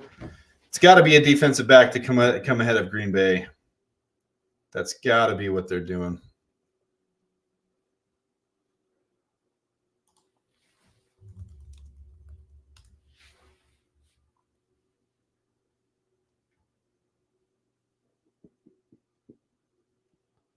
I would think Tampa Bay would go edge as well, or cornerback. Edges are off the board. Could they go Darius Robinson? Lots to be decided here. Yeah, Minnesota and Lions trading up, but I like that the Lions gave away their third-round pick because that's where the value is this year. They gave away a third-rounder this year, and I like that. Give it away, give it away, give it away, give it away now. Give it away, give it away, give it away, give it away now. Yeah, I think he's a good fit for them, but I like that how much they gave away to do it. All right, so here's the Lions pick. Engaging the local football community and growing football participation at the youth and high school levels. Joining me on stage are girls flag football players representing the first 4 schools. I'm behind everyone, man. I'm on NFL Plus. Michigan girls flag high school. A lot of people are saying it might be because of my provider in Vegas that I'm a little behind. These young men and women embody. You guys can put it as soon as it is. As long as it's not the Bears pick, I don't mind you guys putting it on there. We can still listen to it and know who it is. I'm fine with that. Congratulations on your accomplishments in your academic and football careers. Now to make the selection, please welcome Ellie Fagley. Terrion Arnold, we said that was an option. The Dallas Cowboys have traded the 24th pick to the Detroit Lions.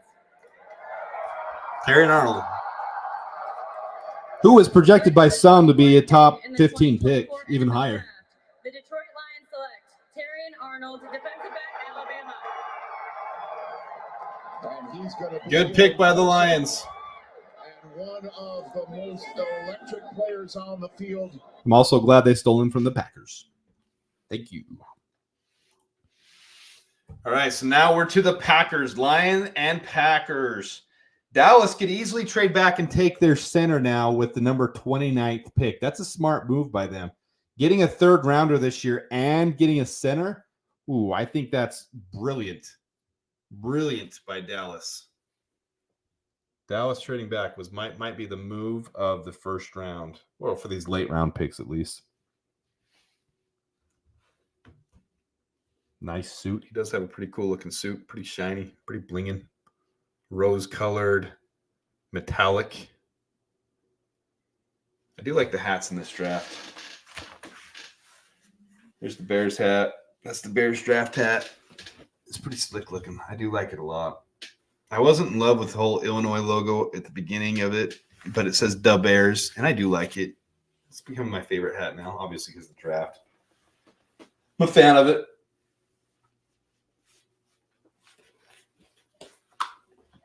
Yeah, great comment, Jason Emmers. I love that. Green Bay pick already in. They're for sure going to Gene. Scared of our wide receiver room. I don't like that they're getting this high quality of cornerbacks this late in the first round. Screw this. Screw the Packers. Screw the Lions. Someone's always a bust, though. Just hoping their players are bust. Sorry, Terrion Arnold. Sorry, Cooper DeJean. Nothing against you personally, but you play for our rivals, and I hate our rivals. I do not like the Packers. I do not like the Lions. I do not like the Vikings. I do not like them, Sam I am. I do not like green eggs and ham.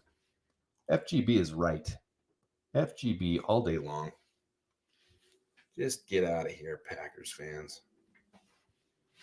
Yeah, it's true. Better optimistic way to look at it, JC1. It won't matter. Our wide receiver room is too deep now. We are stacked. Man, now let's just get to the freaking season. Now we got to wait for OTAs, for minicamp. We got to wait for the season, then the break, that long lull that happens in June and July, and then for them to come back at 90-man camp, and then for them to cut it down to 53, and then to get to August and get preseason going, and then finally we'll get to September. Oh, this is gonna be longer than freaking waiting for the draft now. With this stacked of a team, this is gonna take for freaking ever for us to get to this season. I'm gonna have the longest 2024. This is gonna take forever, guys. Oh, this is gonna take forever.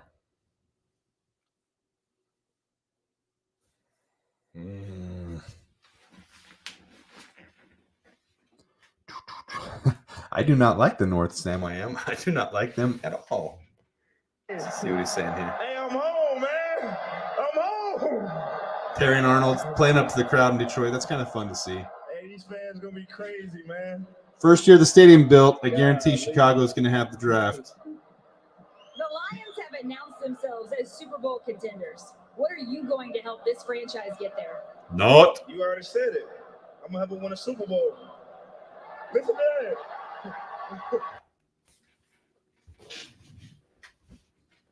that. Take up the ukulele.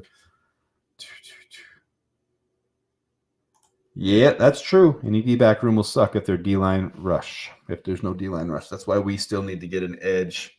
That's why we need Marshawn Nealon, guys. That's why we need that third rounder to be an edge. We can pick up the tackle in the fourth round. I really like that Walter Rouse pick now. Walter Rouse from Oklahoma would be a fantastic pick in the fourth round. I would absolutely love that. Hope Green Bay takes Graham Barton. I'm not the biggest Graham Barton fan either. That would be funny to watch. Come on, Green Bay. Whatever you do, just screw this over. Yeah, Marshawn Nealon at 75 would be fantastic.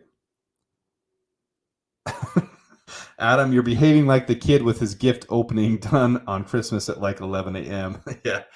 This is like our Christmas, though, guys. This has been such a built-up draft for Bears fans, and it did not disappoint.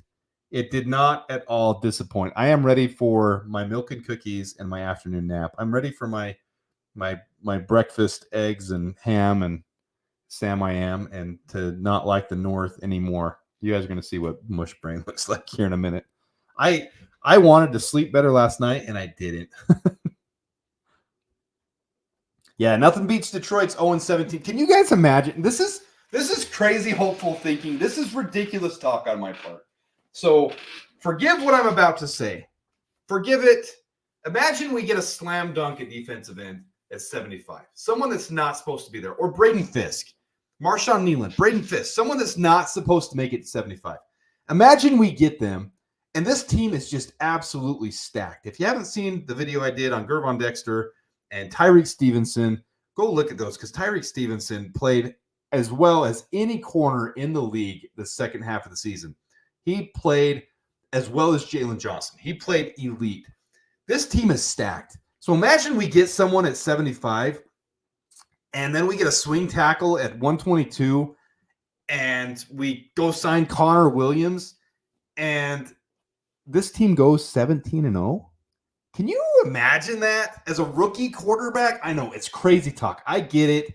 It's stupid. I shouldn't have even let that come out of my lips. It's dumb. It's not realistic. But can you imagine? Just take the hypothetical crazy for a minute and say, can you imagine that happening? And a rookie going 17-0 and throwing for 5,000 yards, and a rookie receiver getting over 1,000, as well as DJ Moore and Keenan Allen getting over 1,000, and Cole Kmet stacking his up, and we've got so much potential on this team. Green Bay picked Sam Adams. Is that true? The Packers are not wasting time.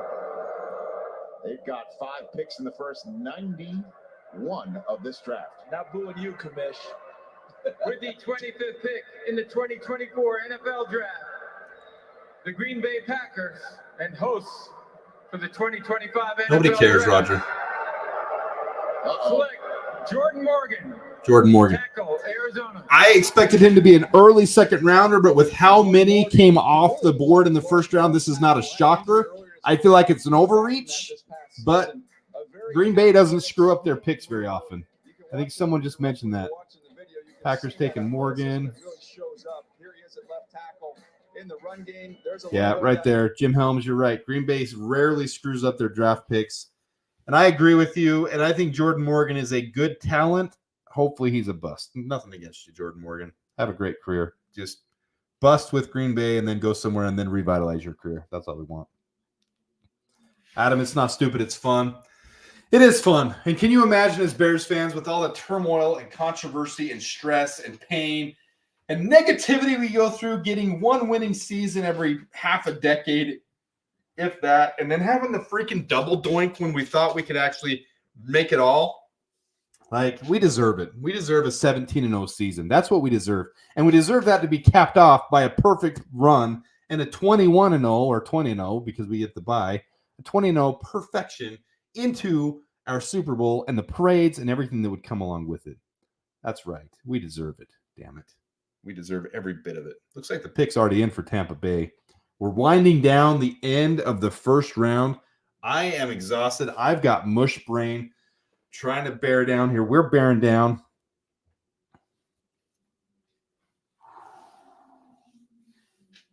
Sam Adams. They picked Sam Adams. It's better beer than any beer Green Bay can brew. We're bearing down to the end of this thing, guys. We're making it. Let me see if they were on the other show yet. They didn't say they were on. I think they might be. I don't know. We're gonna stick it out here. We're gonna make it through this thing.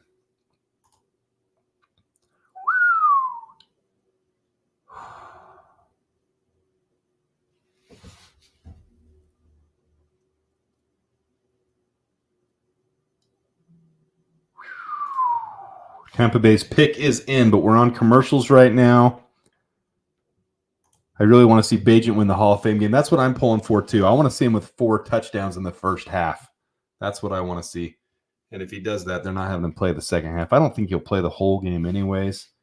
I'm interested to see. We did work out some quarterbacks in the Senior Bowl. I'm interested to see if we pick up a undrafted free agent like last year. I don't think that means anything. He would be on our practice squad. Bagent's clearly quarterback 2 at this point.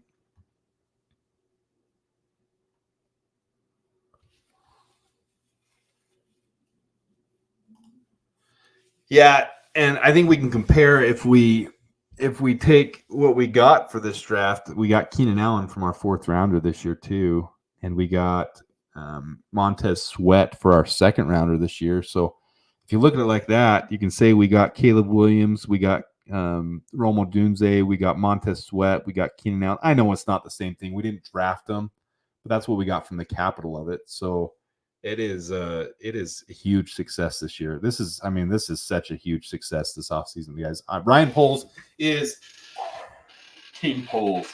Crown the man. Crown him now. He has rebuilt this roster in a couple years, and I am very happy with the product we're putting on the field this year. I am 100% happy with that. Yeah, I don't see us drafting, though, and Jordan Travis will be drafted. I don't see us drafting another quarterback in this draft. I don't see that happen. Bucks take Barton. That could happen. I don't necessarily see it happening, but it could happen. I would think they go cornerback here with the cornerbacks that are still on the board. Yeah, I've already started this. Adam, you have 2 days to deep dive some small school kids for the undrafted free agents, maybe another Bagent-like steal. I already started it. I don't have names on the top of my head. I did do on my one video a little bit of center work because there were so many. As I was doing that beginning of that dive, there were so many centers that had high RAS scores that are right now projected to be undrafted free agents that it was ridiculous. In fact, let me see if I can pull up.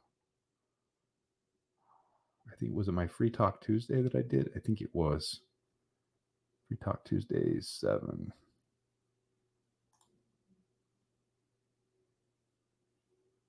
Okay, let's see if I can pull that up here.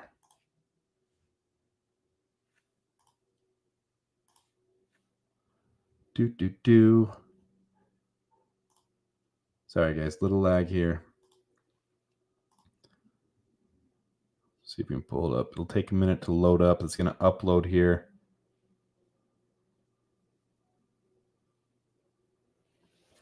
Who are the next best wide receivers available, but not for us? That would be Adonai Mitchell, Xavier Legette. In my mind, I don't think a lot of people will have him besides Xavier Worthy. A lot of people think.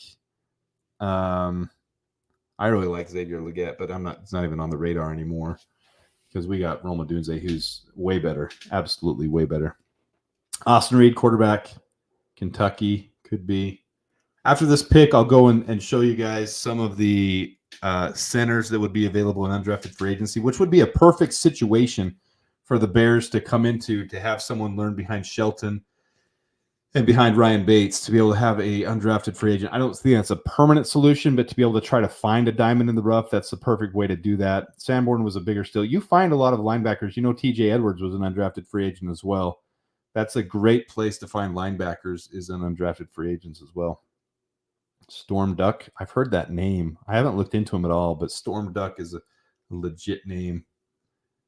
I can see the Bucks taking Cooper DeJean right here. Ooh, Tyler Guyton's still on the board. Graham Barton, Jerzon Newton, Adonai Mitchell. Ladd McConkey's still on the board. They don't have Xavier Legette up there. Yeah, they were just asking about wide receivers, so I did.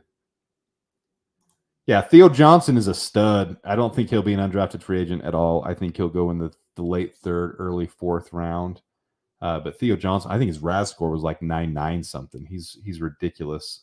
There's some good tight ends. I wouldn't be shocked if we take a tight end if the right one falls. If Ben Sennett falls to 75, I absolutely think we could do that. It would just suck that we're not hitting that defensive player. So here comes the pick for Tampa Bay. Barton for the Bucks. That could be Barton pick. Yep, looks like you guys are saying Barton's pick.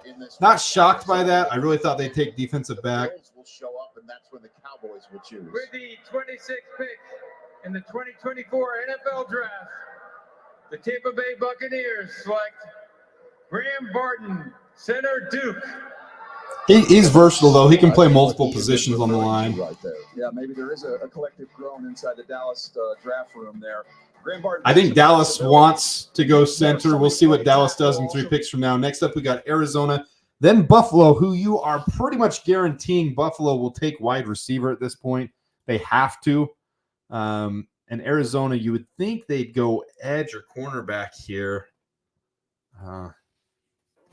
Man, I put way too much time studying this draft. Way too much time. I know Barton's just more flexible. A lot of people had him over JPJ. I didn't agree with it. I think Dallas would pick Dallas. Yeah, Ignite season says it as well. So let's go here real quick. I'm going to pull this up for you guys. This is the Real Talk Tuesday I had. I don't even know all the stuff that I had in here at this point. Let me see if I can get to the centers. So here are the main 3 centers. There's Graham Barton, who just went off the board. There's Zach Frazier. There's Jackson Powers Johnson. There's the top projected centers. And then I talked about Connor Williams. If you haven't seen this one, those are longer episodes. This is my actual podcast. This is where I talk about stuff for about 45 minutes.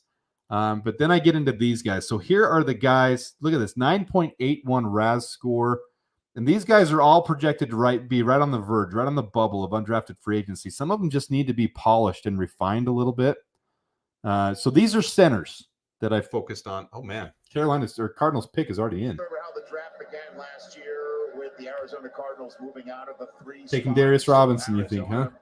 Moved out of the 3 spot so Houston could come up to take Will Anderson. Well, this is the first round pick they got in that With trade the last 27th year. pick in the 2024 NFL Draft, the Arizona Cardinals select Darius Robinson. The guy I was really high on preseason, and I did a lot of videos on him in the 4th round.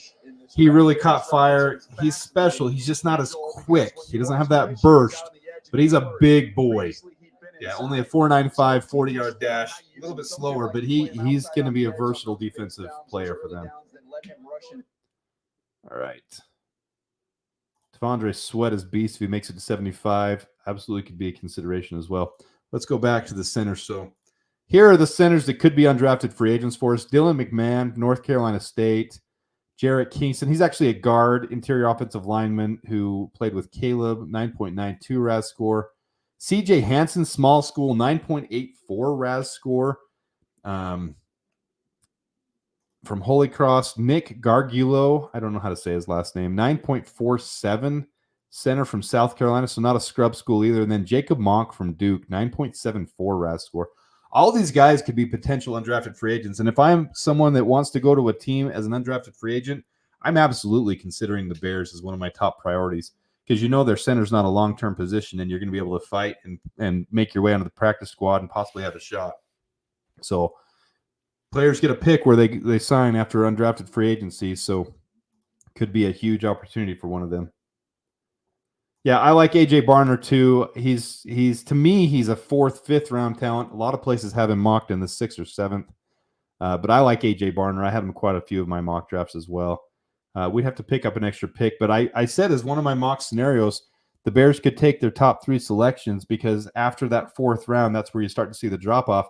And if a team really likes someone and wants to trade up to 122, that's where you could see Ryan Poles work some of his magic to get a couple players out of it.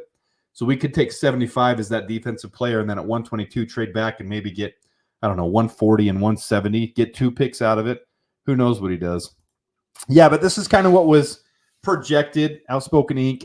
Everyone was kind of saying because center isn't the premium position that they really thought that all the centers would fall out of the first round, that you wouldn't have the centers in the first round. So I think we're getting to that point where it might be a reality and you're going to see centers. And that's why we were having so many mock drafts with JPJ and Zach Frazier falling to the 40s. And, man, I would love that if that's what happened.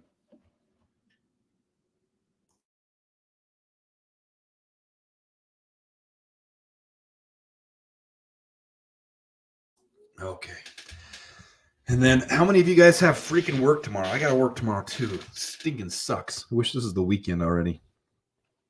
Got to work in the morning. Life gets at us. What a great first round, though, guys. All of you guys hanging in here, thanks for hanging it out. Thanks for being here. Thanks for being such a fun fan base. This is awesome. Gil was, yeah, I agree. Gil was sketch. Torrey Taylor's the one everyone likes out of Iowa. Or was it Iowa State? I have mush brain. I think it was Iowa. I like Rico out of BYU, but I'm admittedly a BYU fan as well. And he does kick in elevation, but he has a way of placing it right within the 5-yard line. I don't think either of them will go undrafted. After that, I don't really know who the punters are, but I can see us bringing an undrafted free agent to compete with Trenton Gill. I don't know. Maybe it seems like the Bears, every time they bring someone in to compete with him, end up keeping Gill. And he's not the worst, but he's definitely very mid. He's very average punter. He's nothing special, and I would like us to play the yard game. When you're winning your special teams and you're pinning guys in the 10-yard line, that makes it really nice for your defense. Adam, the Bears getting Odunze I know is big for you. He is my favorite player in college from the 2023 season. This is the type of draft pick that can elevate the team. I could not agree with you anymore, Carlton Berry. And if I'm Bears fans, is there a trade to happen? If you're a Bears player, it has to mean a lot too. There is another trade. So we're going to put up what I've been waiting for all day to use. We've got our trade alert. Trade alert. Trade alert. We got a trade alert. We got a trade. Looks like the Chiefs are coming up. Chiefs are trading up. I don't know the details of it yet. We'll get it to you. Okay. What defensive end would you want most at 75? Right now, Marshawn Nealand, if he can make it to 75. I don't think that's going to happen, though.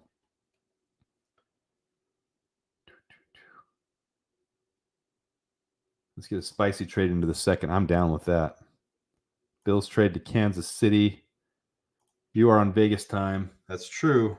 I've been doing this for 4.5 hours, though, and it is right after work, and I'm getting kind of mush brain. I'm going to be honest with you. I'm probably going to I don't know if I'll get a video out tonight, guys. I might have to hit the bed pretty fast after this is done. I know you guys are on Easter time. I feel bad for you guys that are out on the East Coast. It's coming up on midnight for you guys. Yeah, Bills have got to be taking a wide receiver. Kansas City's going wide receiver too, though. Did they just trade out of a spot that someone's going to take their wide receiver, or are the Bills confident knowing who they wanted wouldn't be taken by Kansas City? Ooh, that's an interesting move for those two to trade each other. I feel like I missed something here. I feel like I missed something that happened. Did I miss a pick, guys?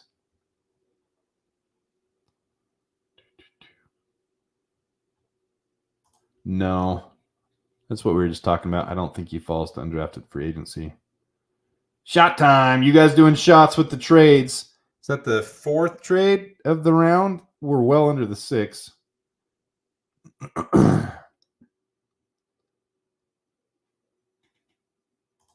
Hey, thanks, Carlton Berry. You've been really fun to be a part of the fan base, man. Much respect to Billy. I'm trying. I know I'm not the best out there, but I really do put my heart into it, and I love the stats and the analytical stuff. And I learn new stuff every day. So thanks for being a part of this, guys. You're up in 3 hours? Oh, you're in Denmark.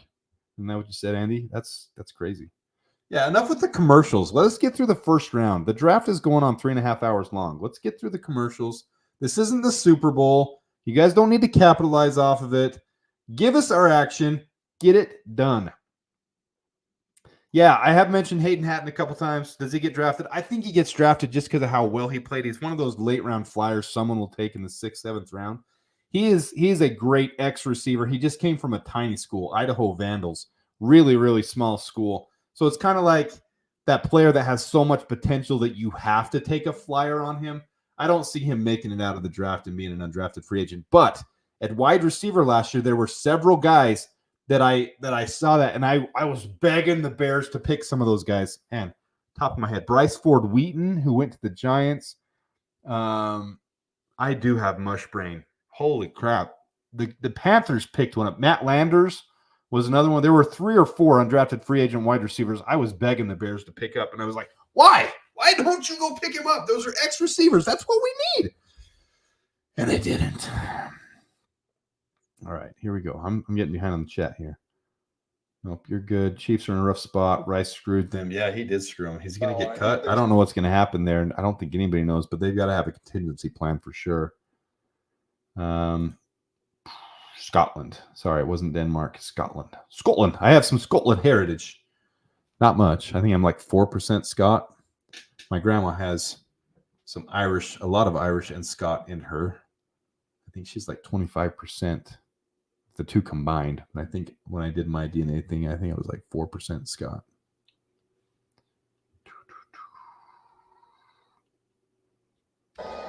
Yeah. What's the point of the clock if they take 10 minutes to announce the pick? I agree.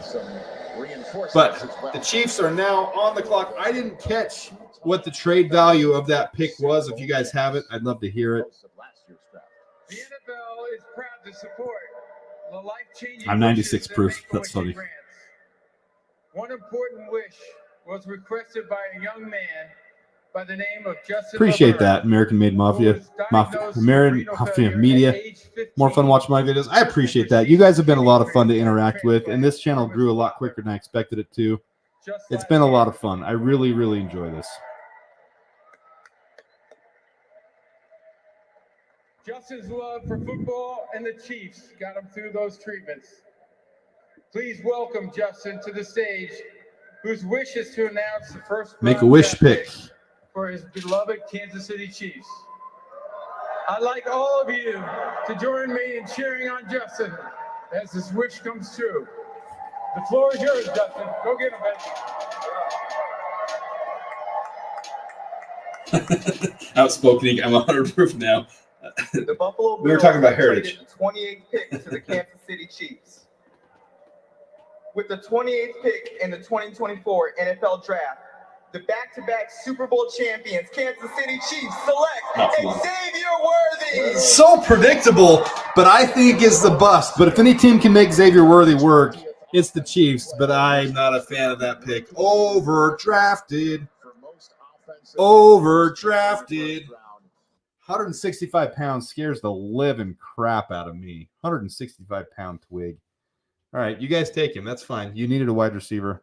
You take him. I love this comment. Jason Emmers, I'm going to bed like Ralphie from the Christmas Story holding his Red Ryder. We got Rome. So freaking good. We got Rome. We got Caleb. We got a tandem. Just think of that. We got a tandem duo for the next 5 years at least. The two of them teamed up together for the next 5 years at least. That's going to create some chemistry, some unity, some cohesion. Rome should be the happiest guy in this draft, even more than Marvin Harrison Jr. or Malik Neighbors. They might be rotating their quarterbacks out if things don't work out in Arizona and Los Angeles Chargers.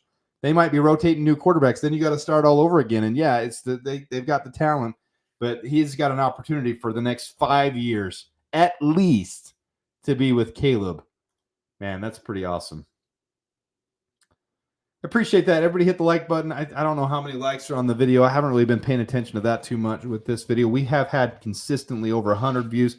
At the prime of it, about 300 people in here. That's pretty awesome to me that you guys are here. I really appreciate it. It's been a lot of fun. This will be something I definitely plan on doing every year. This has exceeded my expectations. It's been a lot of fun.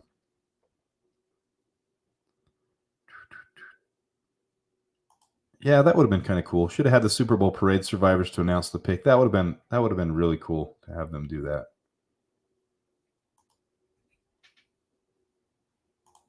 You saw Caleb said we got our guy. I didn't catch that. That'd be cool. That'd be awesome to see that. Can't wait to see the channel grow along with the team. Appreciate that. You guys have been great.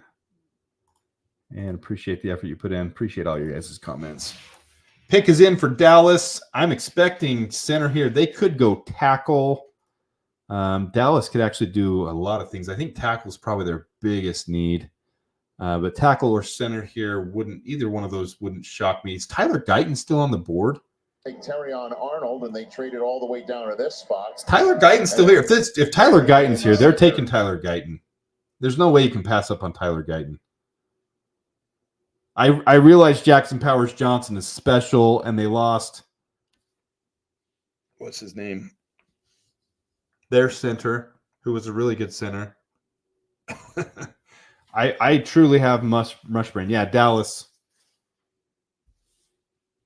Yeah, Tyler Guyton has got to be the pick here. If not, it could be Jackson Powers Johnson. I wouldn't be shocked by that one bit. Some of you guys are saying Guyton is the pick. So it looks like it's already done. Makes sense. NFL Draft. The Dallas Cowboys select Tyler Guyton. Makes sense. Tackle, Oklahoma. Good pick by them. I had 8 tackles in my top 50, and I believe that ties the record. I'll get that confirmed, but that's the 8th tackle to go here in the first 8th tackle in the first round. Solid tackle class. We said that. Number 1, this is a wide receiver class. Number 2, tackle. Number 3, cornerback. So it's kind of crazy. More corners haven't gone. I got to put this up here. You are 100% proof at this point, Outspoken Ink.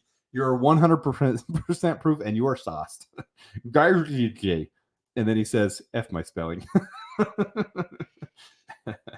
It's pretty fun. Oh, man. Centers don't go in the first very often. That's true, but when they do, they're usually a hit, and I see 2 of them being a hit this year. Graham Barton went, but he did play some center. He played a lot of different positions. But I really see Jackson Powers Johnson and Zach Frazier both being special centers in this league. I think they'll both be hits. So if they went in the first, I wouldn't have been shocked. Yeah, good question. If anybody knows that, what the trades entailed, what did the Vikings give up? The Vikings gave up a lot. They gave up a 3rd and a 3rd and a 4th next year. Their 3rd this year. The Lions didn't give up much. I think they gave up a 3rd this year and got a 6th back in return. The Cowboys are up. The cheerleaders are on the screen, shaking their pom-poms and shaking other parts of their bodies as well. Any chance the Bears trade up to round 2? Yeah, there's a possibility of it. I don't see it happening. Maybe late round 2 because 75 isn't that far off of it, but it would take a ton of draft capital to trade up to round 2 at that point.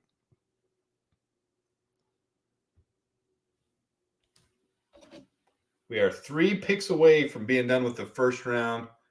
Cowboys, Baltimore, San Francisco, Buffalo. That is not 3 picks. That's 4 picks. Mush brain. Cowboys already picked? Oof, I've got mush brain. You guys can have a laugh at my expense if you want to, but I am mush braining it at this point. It looks like the Cowboys and the Ravens both have their picks in. Cowboys picked already. Holy hell, guys. I'm mush braining it. Hey, look at that. Panthers are up 3-0. But that was expected. Number 1 seed. You guys were expected to. The Golden Knights are the very last wild card. They are facing the Stars, man. 8 offensive tackles and 8 defensive players in the first round.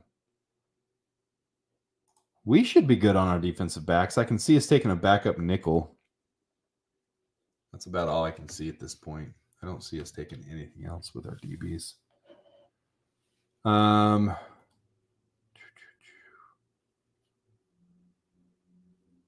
Yeah, I have. There's one. Ravens needs. I have no idea what the Ravens will do at this point because they could have used a tackle.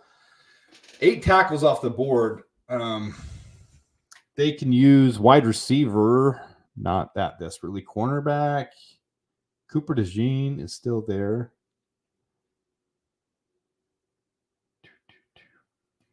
Hey, you do it all along, man. I want to see us face you in the Stanley Cup again and have the exact same result. So far, Penix is the biggest reach and surprise of the draft. Yeah, a lot of people had him going that high, though. And a lot of scouts were talking very highly about his talent and his skills. So I'm not completely shocked by it. But that high, yeah, that was a shock. That was an overreach. But I think they had to, knowing that their pick next year is gone. There's that same joke. Backup nickel. Nickelback. Chad Kroger. Even in his 50s or 60s. Keon Slowman to the Bills. I like Keon Coleman. He was a little bit slower than he should have been. All right, let's see here. Baltimore's coming down the pipe. Another one of those photos, right? Bring him back to the Ravens. Staying next to each other. We like him. Here we go with Baltimore. I'd say tackle, except so many are off the board. I'm going to say Cooper DeJean right here. AFC playoffs in the Baltimore Ravens. With the 30th pick in the 2024 NFL Draft, the Baltimore Ravens select Nate Wiggins. Nate Wiggins, yeah, makes sense. Defensive back. Cooper DeJean's probably fallen a little bit because of his injury. I really like Cooper DeJean. Oh, yeah, you guys are saying right here, Nate Wiggins, Baltimore. Dominic Rogers, Cromartie. The 173 pounds was a little start. He got to his pro day. He was knocked up over 1 inch. You're getting to me at this point. This is pretty good.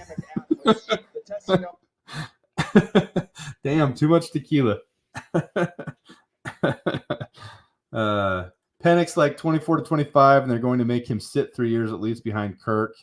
They could always trade Kirk if Michael Penix is working out. I mean, that's something you can do. You can always trade someone for a quarterback needy team, and Kirk would be worth a lot on a trade. Very good trade value for Kirk Cousins for a team that could have an injury that's playoff bound, and not a horrible quarterback contract. So I don't see him sitting all 3 years behind Kirk Cousins when you take him in the first round. There's going to be something that transpires there. Yeah, notorious its pace, but then Derek Guy, he can't sit behind Cousins too long. He would definitely probably sit the entire first year, which for Penix is probably going to be weird for him going in the top 10 and not starting. That's kind of a weird position to be in, but it's Atlanta. DeJean is a damn good punt returner too. There's a lot of good punt returners in this year. I can't remember. I've got mush brain. Didn't Rome? I know for a fact Rome did some punt returning. He took one to the house. Now I got to go look it up. Man, I am mush brain. I'll do that later. I'm positive Rome. They won't have him do that. He's our true X receiver now. So there's no way that Rome is going to be returning punts. That's going to be not Trent Taylor. I truly have. You guys are seeing me at a level you've never seen me before in my videos. Dante Pettis. That's going to be Dante Pettis. And I think Bayless will get another shot at it. And I think those two will be the ones.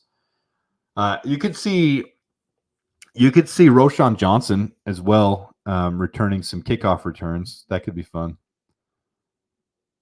Who are you most surprised? Probably Cooper DeJean so far to see slip this far. I'm not shocked by anything so far, though. The only real shock is Michael Penix all the way up. Yeah, DeJean to the Niners could absolutely happen. Depends on if they get something worked out with the wide receiver they're having scuffles with. Man, big name wide receiver. I'm hitting my wall, guys. Kool-Aid's. I'm not surprised by Kool-Aid. I had him falling out of the first round. I wasn't the farther we went on. The genius of Ryan Pace. Never ends. Never ends. I started working at 11 p.m. Eastern, so I came in at the last third, but I have enjoyed the stream. Hey, thanks. You know how I feel about this franchise, but I'm going to resubscribe to you so I can enjoy the quality. Appreciate that a lot, Carlton. You guys are awesome. Good fan base. We've had a lot of fun tonight. We're coming up on almost to the 5th hour of this thing. We're now at 94 people watching. Not a shocker with how late it's getting. Actually, kind of a shocker that 95 of you guys are still in here. That's pretty awesome. I appreciate you guys. Yeah, it is a great deal. Ayuk, yes. Brandon Ayuk they're confident they can get a deal worked out with him, but if they don't, I'm not shocked to see a wide receiver selected here. Get rid of the freaking commercials. Listen to this. We're watching commercials at almost midnight Eastern time while the draft is 2 picks away from being done. Let's do this thing. TPS had us in 4 mocks taking Kool-Aid? What? What? What? What? Like what? No. No. No. No, no, no. No, no, no. San Francisco drafts Rattler. What would be the craziest thing to end this draft right here? What would be the craziest thing? I don't have I'm actually, so those who don't know, I'm actually divorced. I have 50-50 with my kids. So That's when you see less videos coming out. It's when I have my girls. I'm completely devoted to them when I have them. And last night I had them. We painted the fingernails. We spent time together. That's why I didn't get that last video out that I intended to before the draft. And then they're with their mom tonight. So don't have the girls tonight. So it's just me. So it's just me crashing tonight when this is over. That's why I made this comment from this comment here.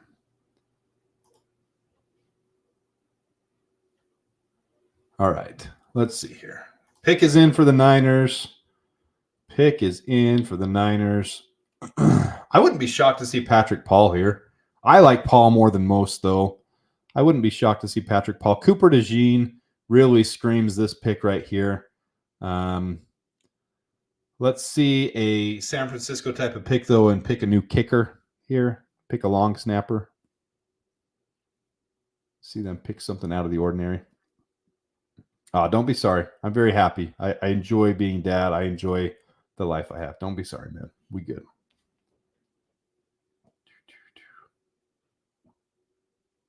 Yes, that's right. I love this comment. Those thousands of mock drafts paid off this year. We willed it into existence. We were trying to will Marvin Harrison here, but I actually, by the time we were done, guys, I'm liking Rome more than Marvin Harrison with the stuff you're seeing with Marvin. Now, Marvin Harrison's going to be a great wide receiver, Hall of Fame probably, but I really think the same for Rome too. I think Rome is that contested catch monster that we've needed, that X receiver, that high point guy.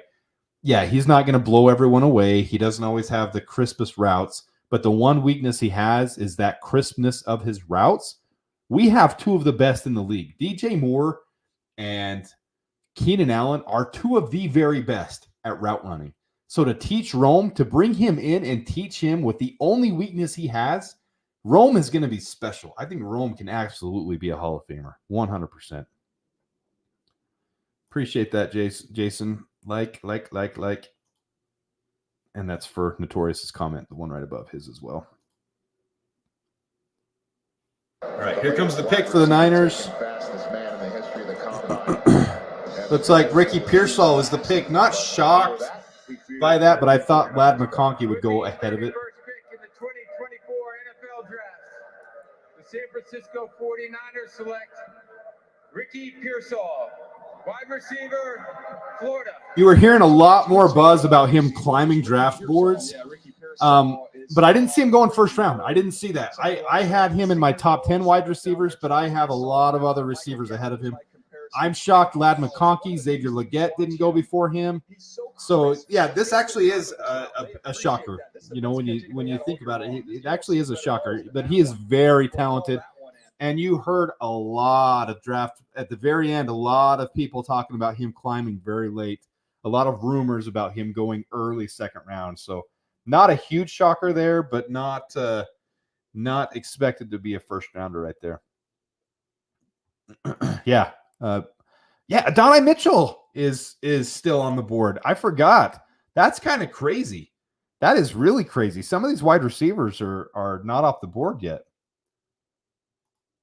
Not gonna lie, I didn't even know who he was. Yeah, he's worth taking a look at. He's got some Odell Beckham Jr. type of catches with the one-handers and the acrobatics that he does. Not a high production guy.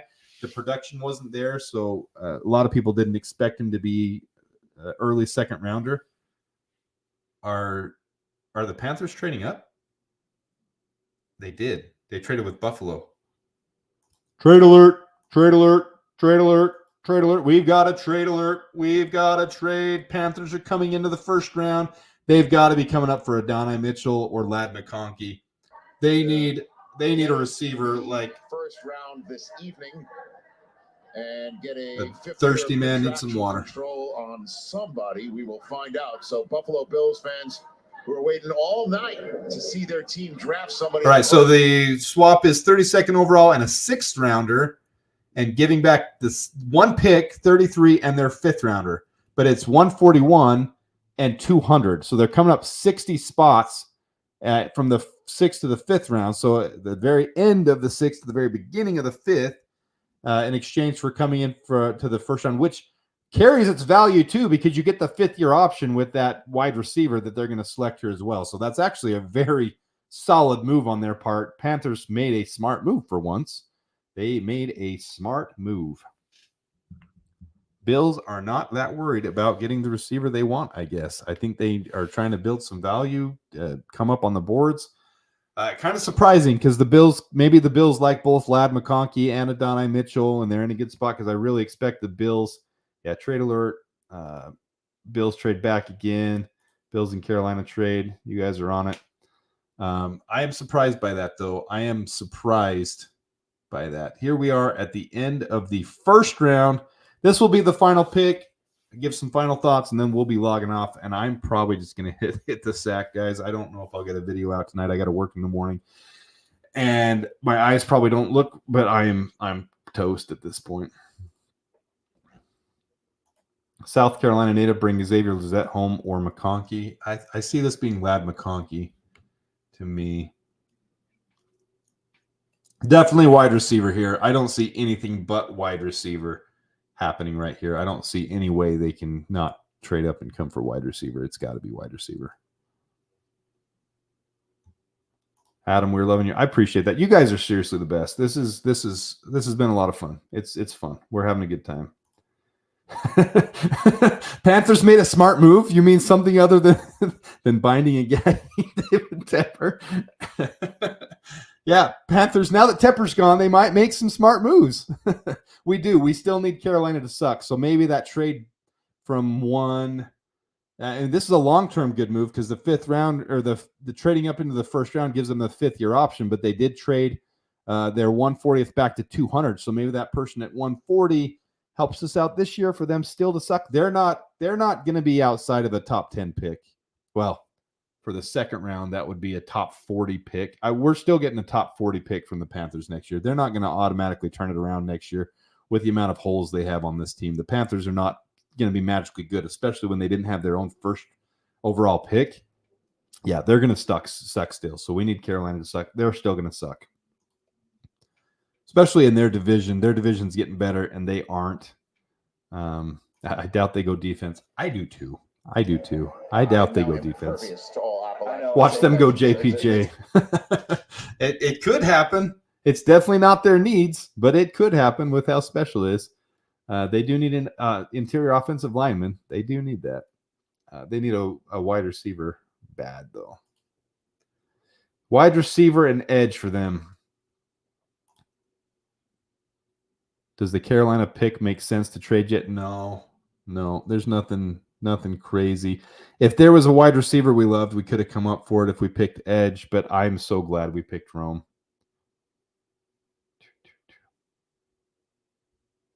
Okay, here comes the pick. Final pick of the first round. The Panthers traded up, traded one spot from 33 to 32, and in exchange traded 200 for number 140. Here's the Panthers. Panthers pick Leggett. I like Leggett so much. I've told you guys that. Southern boy. With the 32nd pick in the 2024 NFL Draft, the Carolina Panthers select Xavier. I said he's first round worthy. A lot of people didn't think so. I said Xavier Leggett was first round worthy. I like Xavier Leggett a lot. And good pick. For a record-setting night. Don't forget, over the next 2 days, you can break the all-time NFL draft. Yeah, short, big guy. He's a yak monster. He is DJ Moore. He's someone impossible to take down once they catch the ball. He's a running back that plays wide receiver, and he's also a high point guy. Even though he's only 6'1", we thought he was 6'3". He's 6'1". Maybe Carolina will trade it. We don't need a wide receiver at this point. That was fun, everyone. Thank you. You rock. You guys rock. Thank you to all of you. Final thoughts. We got Caleb. We got Rome. We rocked this draft. Who won the first round? We did. We won the first round. And with that, I'm going to leave you guys with this. I'll leave you with a bear down. Bear down. Leaving you guys with a bear down, then I'm out. Okay, 3, 2, 1. Bear down. Thanks, you guys, for tuning in. We rocked it. We won the draft. So I don't know when the next one will be on. I'll be on some other podcasts the next couple days making visits to them, but appreciate all of you sticking in. We made it 5 hours. You guys are the best. This Bears fans, this Bears Nation, Mason Nation, we are the bond. We won the offseason. We won everything. So until next time, guys, bear down. Oh, I didn't end it. Entering